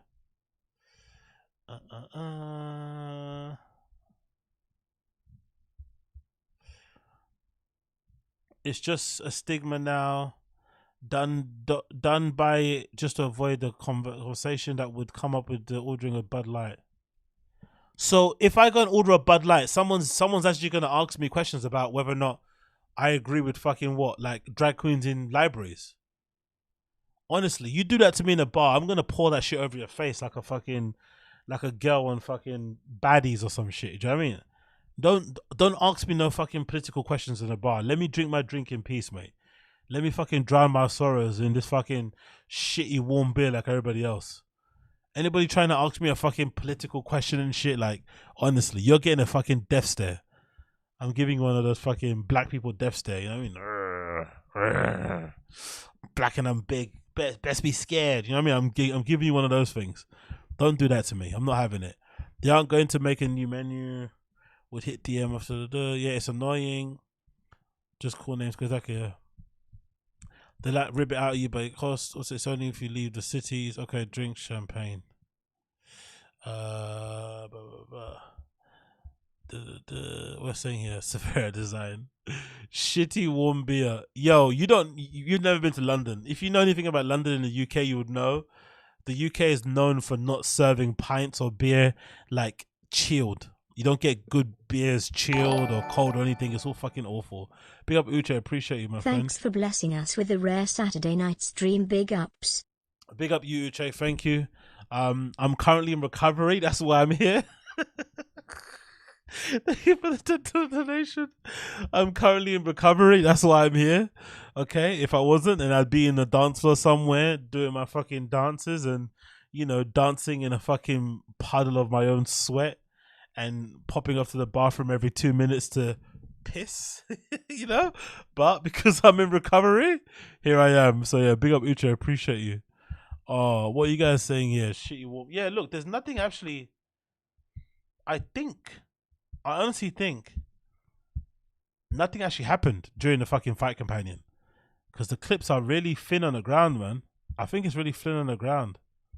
Yeah, you know what it is. The booty bumps. You know Wagwan. What's this saying? Another rebrand. Let's see what this is saying. What's a rebrand here? What's this happening? That's a big Okay, one. October 21st, next one. We're good. All right, October. Oh, they're going to do another one, October. What's happening on October 21st? Is that another fight card? What's that? Let's see that. October 21st. UFC. What? Who is that? What fight card is that? Ooh, that's a good one, isn't it? God damn, son. UFC 294. Makhachev versus Charles Oliveira. Hamza Chimaev versus Paulo Costa. Yo, I might have to do a fight card for a fight companion for this one. That is fucking tasty. That is fucking tasty. It's gonna topology because you can see them all really long. That's fucking tasty. Big up Stinger Guru. Appreciate you, bro. Is Schaub making a comeback? Yes, yeah, supposedly, but I think fucking Brian Callen, the fucking idiot, he brought it up in the chat, and I think he now Brian Callen basically went too quickly. He brought it up to Rogan, and Rogan spoke too much sense about it, and I think Rogan, because he's the voice of reason, and Brendan listens to Rogan more than he listens to his own dad, so he's probably not going to do it now. But before, when he was talking to Jorge Masvidal, when he came on T5K, Brendan was actually talking that big boy shit. He was actually acting like he actually went to fight Derek Lewis for real. So now that Rogan says it's a bad idea, I don't think it's going to happen, but I'm a bit annoyed with fucking Brian Callen for talking too much. He should have fucking kept his fucking mouth shut. And we might have seen it, but I don't think it's happening now. Okay, so it's this one, right? Okay. Makhachev versus Oliveira 2. October 21st card. Oh, sorry, I'm not going on the screen. There we go. This one. It's fucking meaty, bro. So far, this is the card. It's not all done yet, but this is so far the card. That is fucking meaty. Makhachev versus fucking Oliveira. Paulo Costa versus Hamzat Chimaev.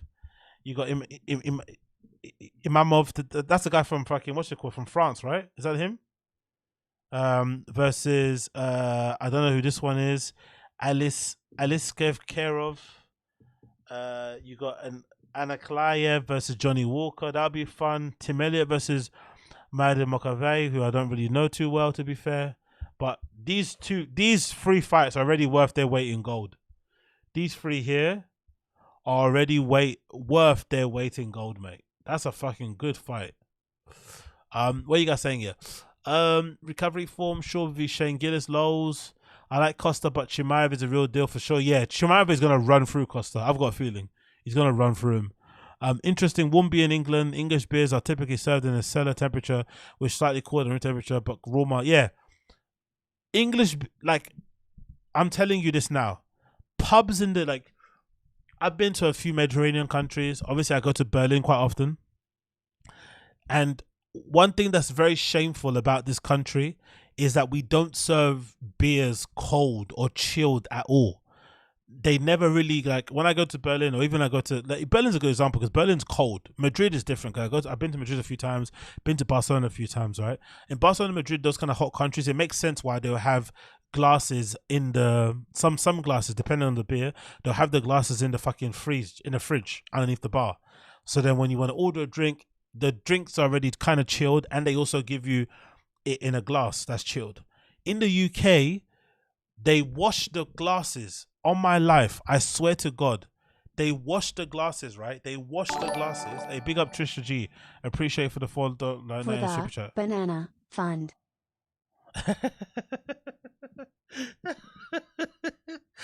Big up Trisha G. Thank you for the banana fund. Thank you. Appreciate it. Sorry. For the banana fun. That's hilarious. Thank you, Trisha G. I appreciate you. So what I was saying, yeah, about the beer in England. So in England, right? So we don't get chilled glasses. They don't have the glasses in the fridge and they serve the beer chilled. In England, they wash the glasses that the glasses you drink your fucking beer in a warm water. So they wash it in a dishwasher that's super warm, and they don't dry them. So they leave them kind of semi-wet. They dry them a little bit, but they're usually still warm to the touch. So by the time the beer comes into the thing, it kind of cools it. I don't know. It cools it down. It warms it up, whatever it does. And the temperature isn't the greatest. So by the time you get it to your lips, it's kind of warm. And the more you leave it, that's why sometimes people in England tend to drink quite often, because you have to kind of get that drink as quickly down your fucking esophagus as possible. Because if you leave it on the table too long, it will get to room temperature and it's fucking awful to drink, right? Anyone try to drink a beer that's room temperature, you want to spit out. It tastes like piss. So we have a real issue with like serving beer in this country. It's really bizarre because, like I said, I've been to places like Berlin, which is way colder than the UK in the winter times, but you go to any bar or a decent pub or even a cocktail bar in Berlin and you'll find most likely they'll have a couple of glasses in the fridge that are chilled that you can have a nice drink out of, because there's nothing better than a nice chilled beer. Like after warm sunny day, you want to just get you want to get something refreshing down your throat. But in the UK, the beer here is so awful. It's unbelievable how bad it is when it's warm. So that's why I usually I usually get my beers at home, have them in the fridge, take those out with me when I want a pre-drink or something. Or if I want, what I would do is that I won't order anything on draft. I'll just have the beer in, like sometimes beer bottles can be in the fridge. So don't get me wrong. Not everything is fucking room temperature. But if you want an actual good, decent bottle of drink, if you want a pint, don't get a pint on a tap. Just buy the bottle and kind of pour that yourself in a glass, you know what I mean? Or get some ice cubes or something, you know what I mean, prior. But I wouldn't suggest going to an English pub and just getting on tap unless you go to a Pacific one that does, whatever it does. But hey, what can you do? What are you guys saying here? Better off buying your own. Exactly, Z. Better off buying your own at the store at that point. Exactly. That's why I buy my own, or I'll just get it from the fridge. Usually, or sometimes people just prefer to drink their beer. Instead of having beer, they'll have like a like a liquor or something, because usually you get those with ice and shit, and you can have maybe a cool drink that way. But it's still hard to do, man. It's not easy. I'll guarantee you, it's not easy. It's not easy out here, mates. What else has happened? Anything else I need to check on? I haven't seen yet. I think that's it, really, isn't it? Oh, there's a shameless plug as well. Let's see what the shameless plug is about. Dicey shameless plug. What's this about?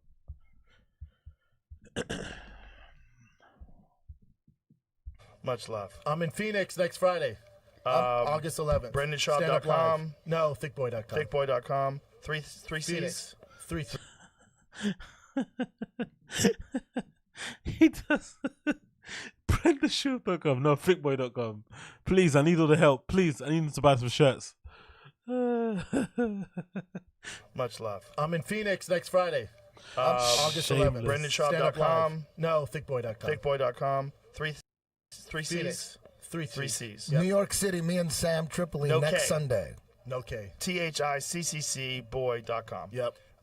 Phoenix. SamTripoli.com. New York City next Sunday night. Cutting room. We're gonna go crazy. We're in Connecticut too that Saturday, but that's sold out. Boom. Bye, everybody. Rogan hates his friends plugging, isn't it? A little bit. He little bit hates it. Like he likes it, and he little bit hates it. It's a little bit of a love-hate relationship with the plugs. He doesn't like it, innit? He kind of hates it. I'll play that one more time. He doesn't really like the people plugging on his show. Much love. I'm in Phoenix next Friday, August 11th. BrendanSchaub.com. No, thickboy.com. Thickboy.com. Three C's. Three C's. New York City, me and Sam Tripoli next Sunday. No K. THICCCboy.com. Yep. Phoenix. SamTripoli.com. New York City next Sunday night. And he said it one more time. Phoenix. See, he whispered it. Phoenix. Phoenix. SamTripoli.com. New York City next Sunday night. Cutting room. We're gonna go crazy. We're in Connecticut too. Yeah, it's strange. I know you said that, Crash. He always says 8 plugs, but he must know. At this point, Joe should know at this point that the people only come to his show because they want to plug shit. this shouldn't be a surprise to him. Like, fair enough, he's a cool guy and he's got good conversations, but they go on there, especially comedians, because they want to increase their profile and they want to sell more tickets. So Joe should know by now what the deal is, you know? So for him to get annoyed is a bit weird. Kind of is what it is, really. Let's be real. Like, you know. But hey, everyone's allowed to get annoyed by what they want to get annoyed by. It's not our business to tell them anything, but yeah. I think that might be it, you know. There's not really much else to talk about. I don't think Chin's got a new fucking what you call it? I don't think Chin's got a new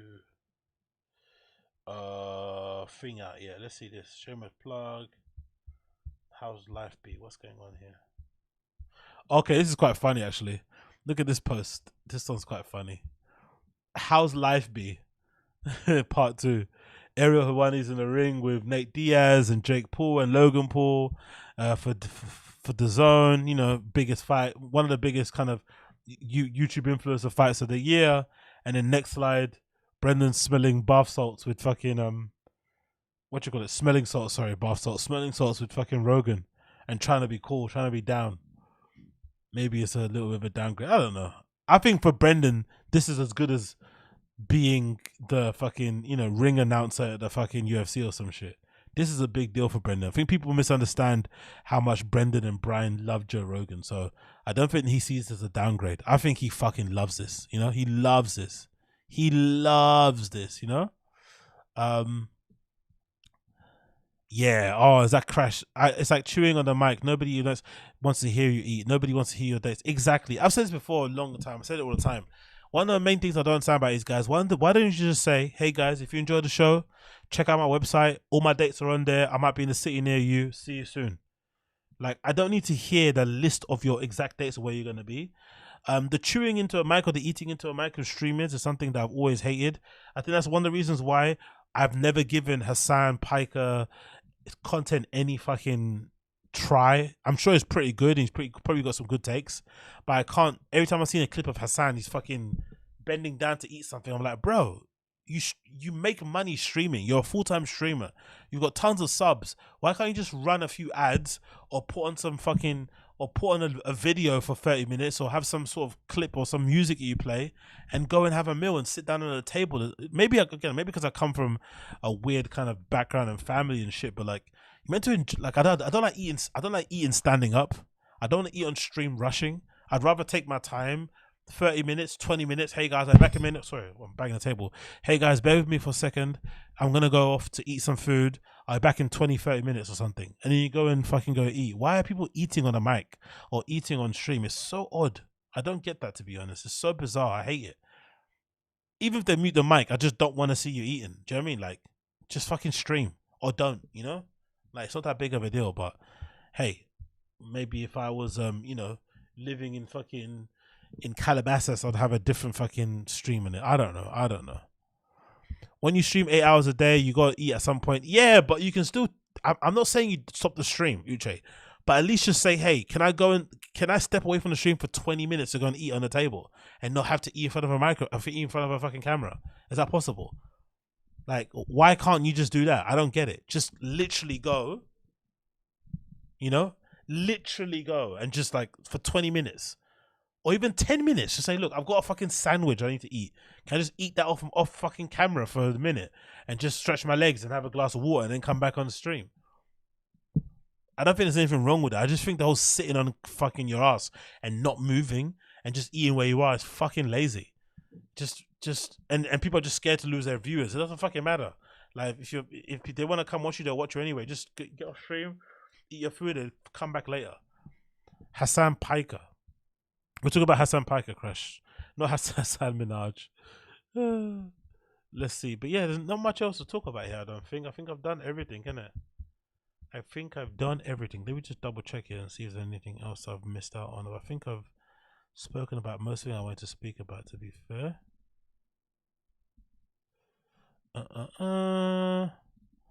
Let's go back to here. Let's see what's saying on the sub. Okay, cool. Big up Uche for the link as well. I've just seen a link. Pardon me for not seeing that sooner. Anything else I've missed out on here? No. I think I've seen everything, to be fair. Yeah, I think I've seen everything. So probably have to end it there, ladies and gentlemen, to be honest. And then we're gonna come back. What's it? Crazy. Okay, I'll probably save all these other videos for the next stream. I've got one courtesy of what you call it? Courtesy of Yo Ho Joy. Thank you for posting that one. Crazy Alien Theories. I'll probably speak about that another one. The Eternal Gift of Brendan Shaw. We got that one as well to talk about. So yeah, next stream I'll do that. Probably on Monday. I'll be back again for another stream on Monday. So I'll probably go through the Eternal Gift of Brendan Shaw and the Crazy Alien Theories, Joe Rogan History, and all the other ones as well in here. Definitely not doing Elden Ring gameplay with fucking Bobby fucking Lee and fucking his brother.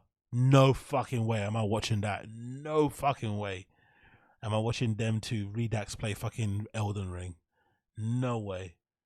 There's some black guy on here that was on Matt and Shay, my secret podcast called Sedonia Patch. Maybe I'll check that out. But yeah, I'm not watching fucking Bobby fucking Lee. Okay, cool. That's about it then, isn't it? Nothing else to talk about, brothers and sisters. It's been fucking fun. Oh shit, it's been 4 hours. Shit. Time's gone by quickly. Yeah, so oh look, oh my god, people already posted. Okay, cool. They want to do another show on they want to try another show on when? October 21st. They want to do a fight companion, right? And I guess Brendan's got a show in Boise, so most likely he's gonna cancel that for that show, right? It's definitely gonna happen. Oh no, Brian Council's gonna cancel that. Okay, cool. Brian's got a show in Boise on the 21st, so most likely that's gonna get cancelled. It's funny, isn't it? Imagine cancelling a paid gig to go and sit on a fucking live stream with Joe Rogan. Doesn't make any sense, especially if you're like one of these guys and you've been on Rogan plenty of times, like, you know. But hey, what can you do? They all love Rogan more than they love their own parents, mate. Anyway, so what are you guys saying in chat? Thank you so much for tuning in. I appreciate every single one of you. It's been an absolute fucking blast. I've had a good time. Hopefully you've had a good time too. Hopefully, you know, it's been fun and you've enjoyed it. And if you haven't already, make sure you fucking like the stream. Like the fucking stream down below. You better do that. What's Crash saying here? The devil. What? Kalila, people saying Kalila's the devil. Maybe Kalila Coon's the devil. Maybe. But yeah, big up everybody for tuning in. Appreciate you all. Make sure you like the stream down below. That'll be greatly appreciated. And yeah, man, I'll see you all the guys again very, very soon. Probably another stream on Monday. So tune in for that one. Monday. We're gonna come at you big and strong and long. No pause needed there. And it's gonna be fun. So make sure if you haven't already, like the fucking stream, help the boy out. Don't be stingy. And I'll see all of you guys again very, very soon. Most likely Monday. And we're gonna have another blast going through some of this stuff and seeing where we can pull. But it's been a bit boring, man. I'm not gonna lie. There's not much to talk about in the Papaverse. Brendan's kind of gone for a bit of a lull. I want another BGL freak out. I'm not gonna lie, I'm kind of missing BGL. I never thought I'd say that. I'm kind of missing BGL. I want another BGL freak out to get some fucking, you know, get my blood pumping again. But that's not gonna happen for a long time. So hey, we have to just make do what we make do with. But anyway, big up everybody in the stream chat. Appreciate you all. It's been a fucking pleasure, never a chore. Big up everybody in the stream chat here hanging in with me. Big up who's here? Dem Doids Dode, Logos Cartel. Big up Crash, big up you, big up Trisha G, big up you, big up Uche, big up Don Data, big up Yoho Joy, big up you again. Thank you for the link earlier. Appreciate you. Big up John Smith, big up Tanner N. Oh yeah, and also random show on Wednesday, but I forgot to say. I'll put the link up in the fucking I'll put the scheduled stream up. There's a random show on Wednesday the 9th. Wednesday the 9th, random show. Me and fucking Rodeo are gonna go and do a little random show fucking live stream. So if you were there last time, we did one already. We kind of sat down and just, you know, spoke over fucking stream and chatted some shit. So if you enjoyed that, then definitely tune into that one and get involved in the fucking Discord. Because if we have some time, we'll probably try and get some people on as well if you're around. So definitely try and do that. So that'll be happening. I don't know what time. I'll put the schedule stream up soon, but it'll be on Wednesday the 9th. me and Rodeo live stream random show on this channel, so make sure you tune in. So get involved on the fucking Discord, and I'll put the link up there before it goes up anywhere else, so make sure you jump on there. But again, before that, let me just go. Take care. I appreciate all of you. It's been a fucking fun time, never a chore, and I'll see you all again very, very, very soon. Peace.